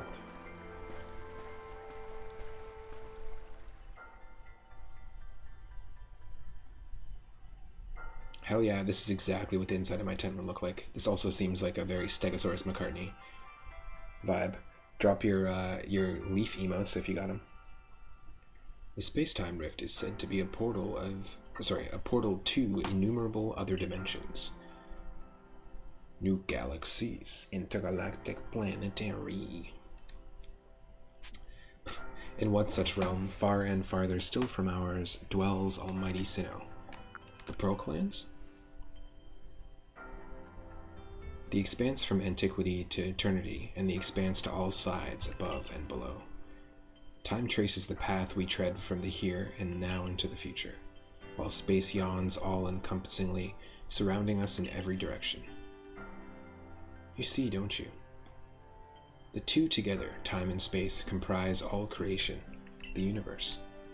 How can one claim that either is greater than the other, as those two clans do? They're inseparable. Perhaps the truth is clearer to a wanderer such as you, one who has known other ages. Now listen, Lost One, here's what you must do. Hisui holds 3 lakes of great importance. Lake Verity, which Lake Verity actually is still a lake in Sinnoh. I remember Lake Verity being a specific area in Pokemon Diamond, Pearl, and Platinum. I'm also excited to eventually dive into our next co-op with Rathe v. Mori, and we'll be playing Pokemon Platinum together. It'll be Rathe's first time playing Platinum, and we're going to try and do a Soul Link Nuzlocke without randomizing it. I have spent many a time with Platinum. Hisui holds 3 lakes of great importance: Lake Verity, Lake Valor, and Lake Acuity. At each dwells a Pokemon said to embody one aspect of the mind. Complete the trials each will set you,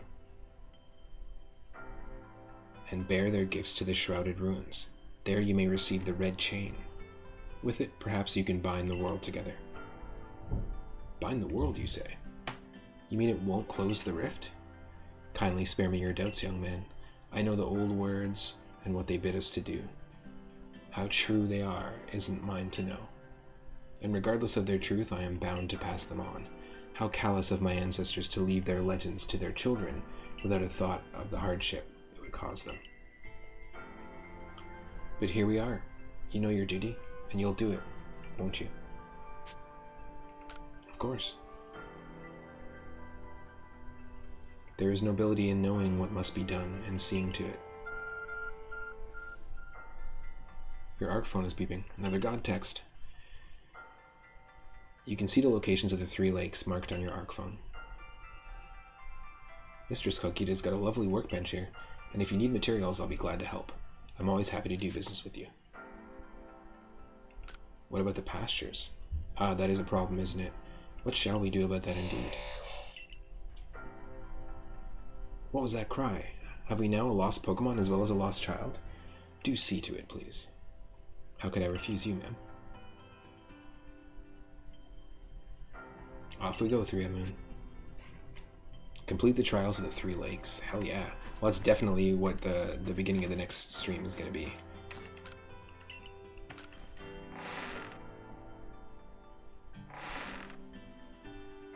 Oh. Hello, hello. It's an Abra. Where did you teleport in from, little fellow? And it's got a letter. A letter addressed to you, 3 Moon. What the hell? You take a closer look at the letter. To 3 Moon, you may use my Pokemon as a go-between to access the pastures in Jubilee Village. I've also ensured that you'll be able to utilize our base camps without issue. I have every confidence in your ability as an adept Survey Corps member to bring this bizarre situation under control promptly. Sincerely, Silene, Survey Corps Captain, Galaxy Expedition Team. Good tidings from the letter, then. It's a secret. Now then, so we're to visit 3 lakes. It doesn't sound like an easy task, that's for sure. It sure would be wonderful to have a kind soul who might help us out. Quite the opportunist, aren't you, Volo? Such a consummate guild merchant. I've managed to reassure my people for now. The wardens are keeping a close eye on their nobles too. Seems all is quiet for the moment, and so here we are. But still, we'll never get away with openly aiding you. If we were to undermine the commander's direct orders, relations would grow strained. Long story short, we want to help, but without drawing attention. So it'll be just one of us. Me or her, it's up to you, though the answer should be obvious. Choose whose help you want in the path ahead, Adaman or Arita. Interesting. Now I have no idea what the, this is a funny camera angle. I have no idea what the consequences of picking one or the other. But I'm going to go with the one that doesn't just look like May from Gen 3. Cool design. Cooler design. I'm going just by looks. Obviously you'll choose me, right? Who gave you that Celestica flute in the first place? That's right, a strapping young man. Sure. Thought so. You can count on me. So then, the leftover leader will... Leftover? I'm not someone scraps. I will keep watch on the commander. I imagine I'll hear something useful from him. Of course, of course. And the lucky chosen one comes with us to the lakes. We can fill you in on the details as we go. Well, the first task will be to decide which of the Hisui's regions for 3 Great Lakes to first visit. Right. And we better get a move on. No time to waste. I'll meet you wherever we decide to go. We'd be in hot water if we were seen traveling together. I'm counting on you to handle this, Adaman. Don't cause 3 Up Moon more trouble.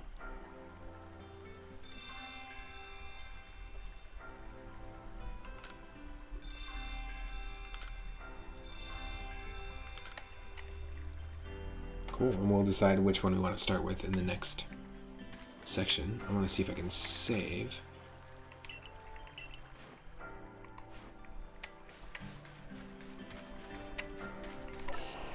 Oh, Abra can transfer Pokemon between your party and the pastures. I gotcha. Okay.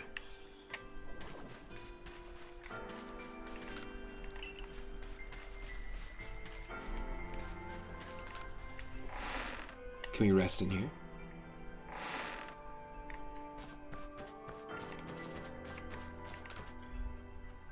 It seems I'll be able to fulfill my duty at long last, thanks to you. Nope, that's it.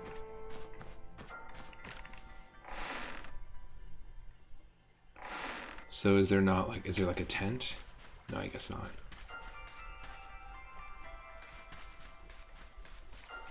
Got our item storage.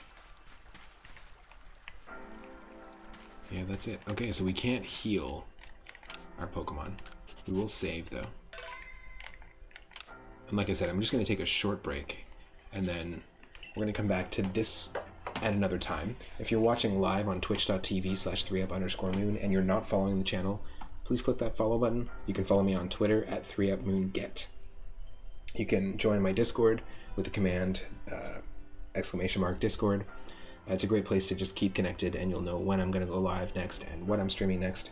We're going to take a short break, maybe about 30 minutes max, maybe 40. And then I'll be back live again this evening, starting a full playthrough of Dragon Quest on the Switch. Picked up all 3 recently, and I'm really excited. Thank you again to Adorama, thank you again to Henny Blank and for the raids, and thank you again to Stegosaurus McCartney, Tojiko-san, and Michelle Butterfield for the resubs at Tier 1 and Tier 2. We're going to raid somebody, stick around, and then I'll be back in a very short period of time. You know what? We're going to raid our good friend Tony Uncle Al, who has been hanging out and lurking all day. He's a great streamer. He's into horror films just like we are, and he's also one who plays a lot of arcade games, arcade-style games. And I learned a lot about different arcade games over there. So I'll see you in the next part. This is part 19 of our Pokemon Legends Arceus playthrough. I'll see you in the next part if you're watching on YouTube, and there's organized playlists there. Every one of my streams is uploaded in full, and I will see you very shortly in Tony Uncle Al's chat, and back here again for some Dragon Quest. Take care, everyone.